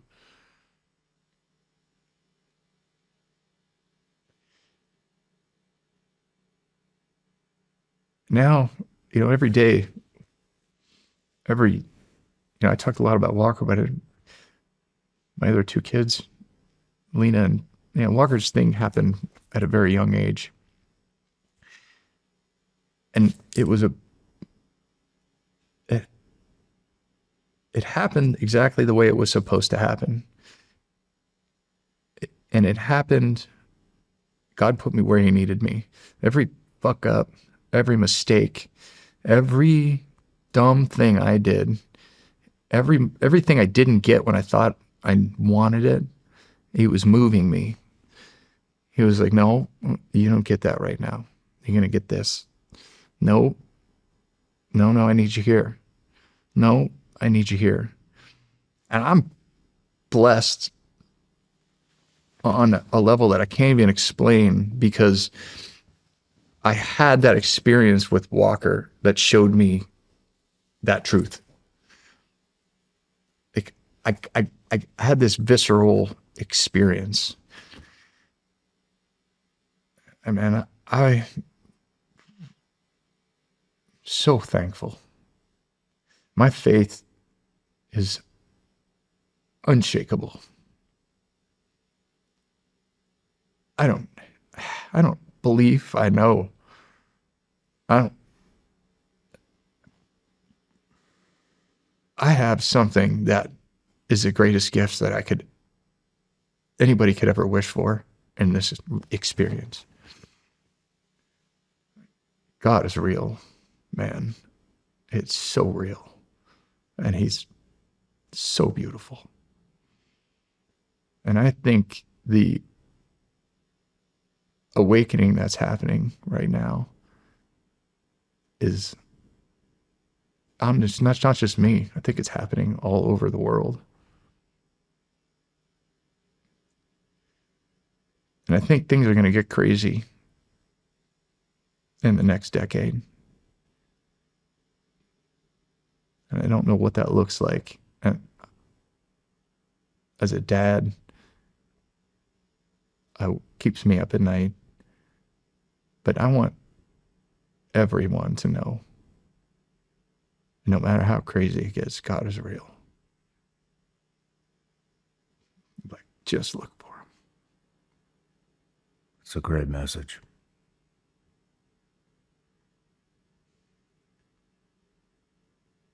You're a good dad, man. All the lessons you learned from your dad.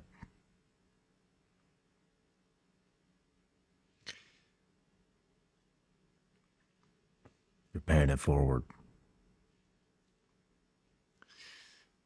Trying. Parenting, it's a hands down the hardest job on planet Earth. At least in Afghanistan, you know who the enemy is.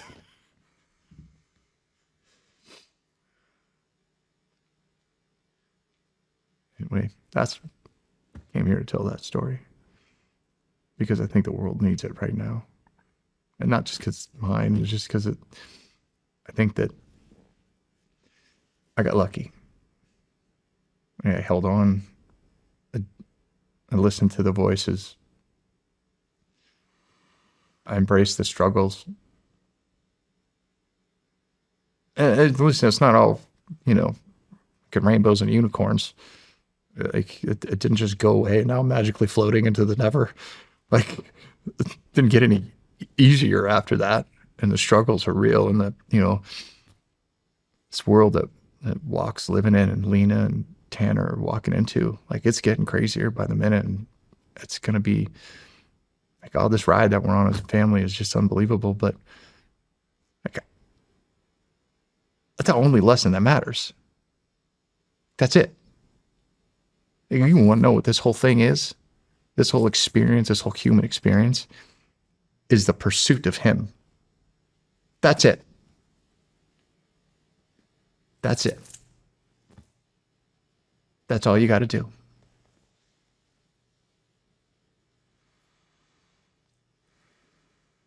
That's the secret sauce.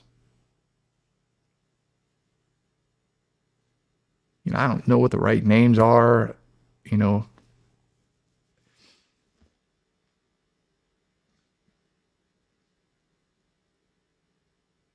sometimes I have a tough time with the name Jesus because I feel like it's been used poorly. I call him Yeshua.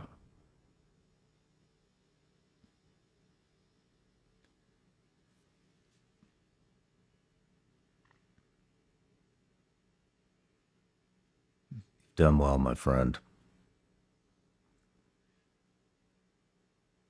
You've done well. I got one last question. Yeah. Your mom, Yeah. what would you say to her?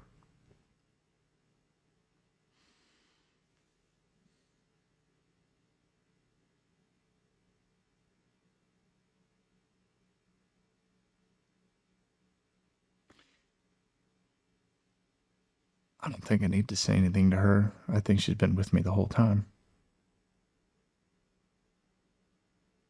I think she was sitting right next to me today and every day of my life. I don't think that I know that.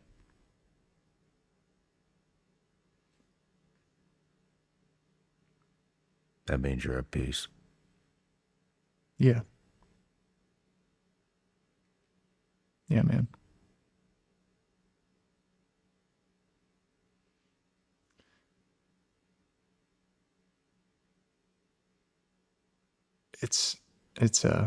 I think back to everybody who was always dangling faith in front of me.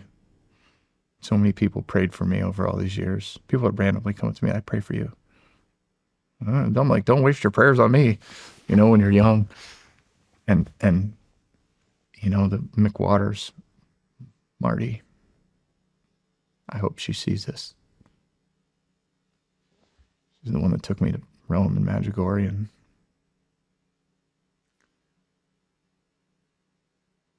and this whole experience, that's all it is, man. People were like, I'm always looking for my purpose. I'm like, your purpose is to love God. Your calling, that's different. But if you stay true on your purpose, then he'll put you where he needs you to do the things he needs done. And if you can stay present in the moment and bring him close to you, then you got nothing to worry about. And death isn't scary. None of it is. Like that lightness, just the happiness, just the calm that comes with that feeling, that moment. And I gotta find it. There's times when I get spun up and I move in different directions, and that book, like that, is like a lifeline for me. It brings me back. It's a reminder. He's with you.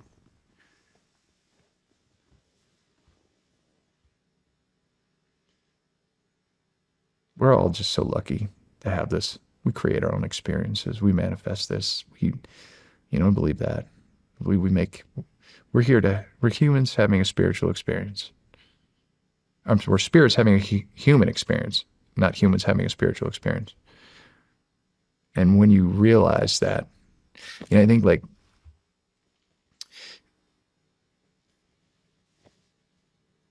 vibrationally, obviously I love music, but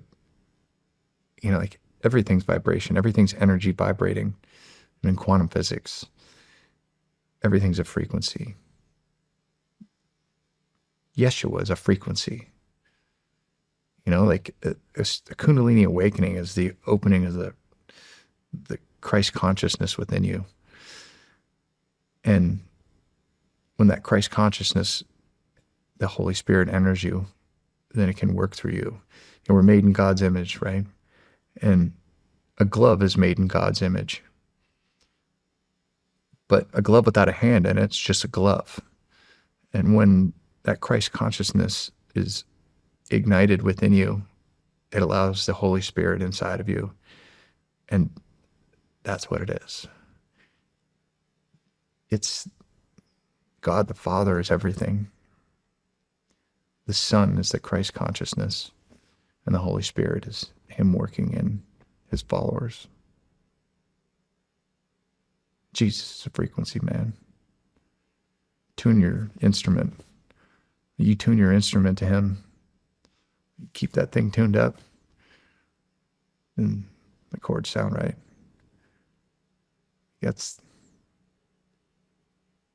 He said the kingdom of God is within you. He was a teacher. He said, you're going to do greater things than I ever did.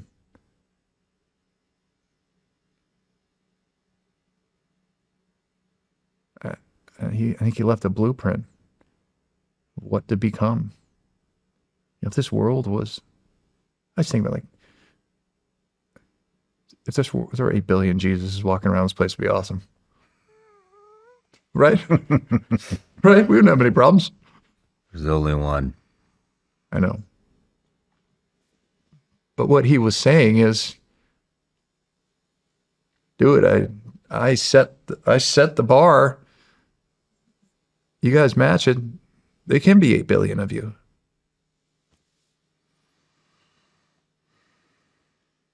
We can't hit that bar. All we can do is try. That's the point. That's the experience. That's it, man. It's a pursuit. We've already fucked it up. Maybe. Maybe.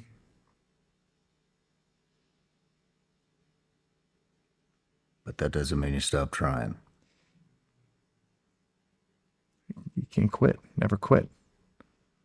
You get knocked down, you get back up. You push forward. That's right. You know, that gremlin that lives inside you that refuses. It kept you in the cold water a little bit longer. That little thing, like, he's useful. You know, the ego is not the demon. You need him. You need him in check. You need to be able to see where he is and how to use him when you need him. And then you need to know when he's crossed the line and he needs to go into timeout for a little bit. You need to be able to recognize that your body is inside of your soul. You know, my daughter is the most beautiful thing the universe has ever created. I mean that. She was born with her soul on the outside of her body. And it's so cool. She is like just your daughter, a daughter. I always say, like, you don't know what true love is until you have a daughter, because it eliminates that part. And it's just like, God, I can just sit there and just watch her when she talks. I don't care what she's talking about. I'm like, keep going. Like, I just love you. You know, my youngest tan man, he's got an overdeveloped sense of justice and a healthy disregard for authority. Wired like a frog, man. I love watching him play hockey. Not being present, man. Being there, sitting on set. You know, I think in life you have jobs, you have pursuits, you have jobs, and you have roles. And pursuits, when I tell people when they're young, find your pursuits. For me, it was music and skiing. No matter where I was in life, I found something to slide down and a song to play, guitar. Music it's there, it's carried me, it's been a pursuit. And it's led me to different jobs. Same thing with skiing. It led me to jobs. But then at a certain point, you realize you fill roles. And like being on set for me, it's not a job, but it's being there is a role that I want that has nothing to do with money. You realize that, like, the role you play, we're all actors. We're all actors in this big thing. We're all playing different roles. And what role do you want to play? What role is the one that means something outside of jobs? Like, jobs come and go. Like, when you figure out your roles, any job will do. You know? And those pursuits are important. Chase those when you're young. They'll take you places. But then the jobs are good, but find the roles you want. And focus on those, was being a dad or being a husband. I think the real mission is peace of mind.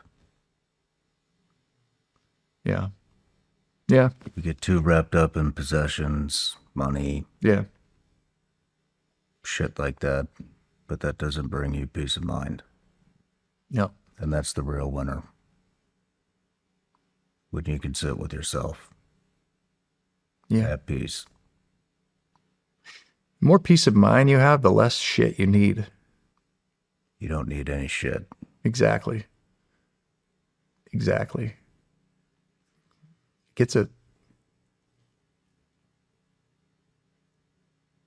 such a beautiful thing. And you just see all of the teachings fall into place. You know what I mean? I do. I'm looking at the Bible connections on the wall. It's just like, yeah. They gave you the playbook. It's all been done, man. Yeah. Well, Pete, I think this is the end, my man. I think it is. Thank you. It was an honor. Honor to be here. It's an honor to tell you this story. Thank you. I love you, dude. I love you, brother.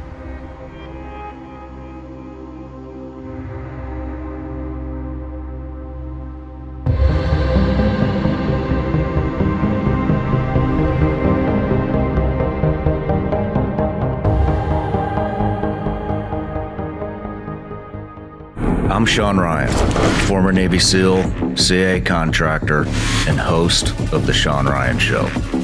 Much of my life has been dedicated to seeking truth and getting answers, no matter how uncomfortable the questions are that we have to ask. But in the age of the PSYOP, that search has never been more difficult.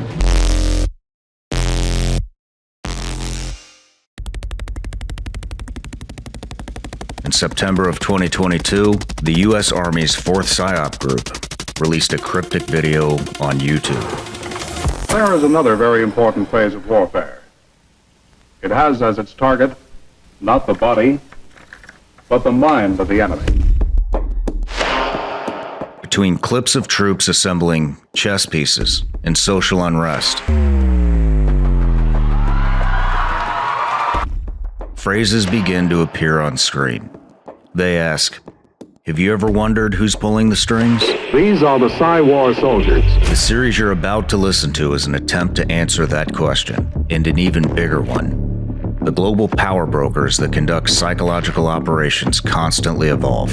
Technology like AI has evened the playing field, and now, in the era of social media and the democratization of information, all it takes to conduct a PSYOP is a smartphone.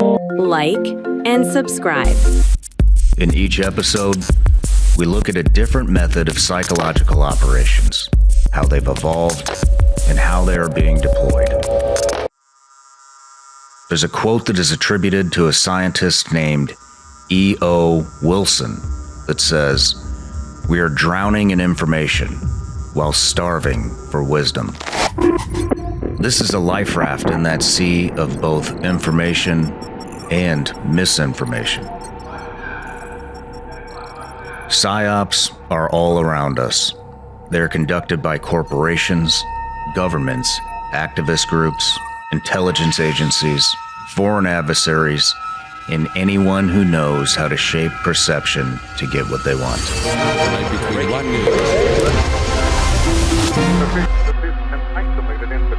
The series provides an in-depth look at how these PSYOPs work, from conversations with whistleblowers, experts, historians, tech innovators, and more. We look at world events that are being shaped by highly constructed psychological operations specialists, and look at the terrifying possibilities of where this could all be headed. Along the way, you'll learn about everything from Russian troll farms, fake ghosts in the jungles of Vietnam, and mind control cults to the CIA's involvement in Hollywood. Do you have any people paid by the CIA who are working for television networks? The early history of PSYOPs and psychological experiments laid the foundation for what we see today in modern campaigns that seek to divide culture over polarizing issues. We look at where we are and how we got here. But ultimately, this series is a toolkit to help you understand how you're being manipulated and how to spot the signs of a PSYOP. Before the Army's viral PSYOP recruitment video ends, the words on screen inform viewers that war is evolving and all the world's a stage. This series is a peek behind the curtain. Welcome to the PSYOP.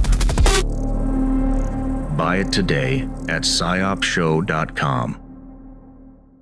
No matter where you're watching Shawn Ryan Show from, if you get anything out of this, please like, comment, subscribe, and most importantly, share this everywhere you possibly can. And if you're feeling extra generous, please leave us a review on Apple and Spotify podcasts.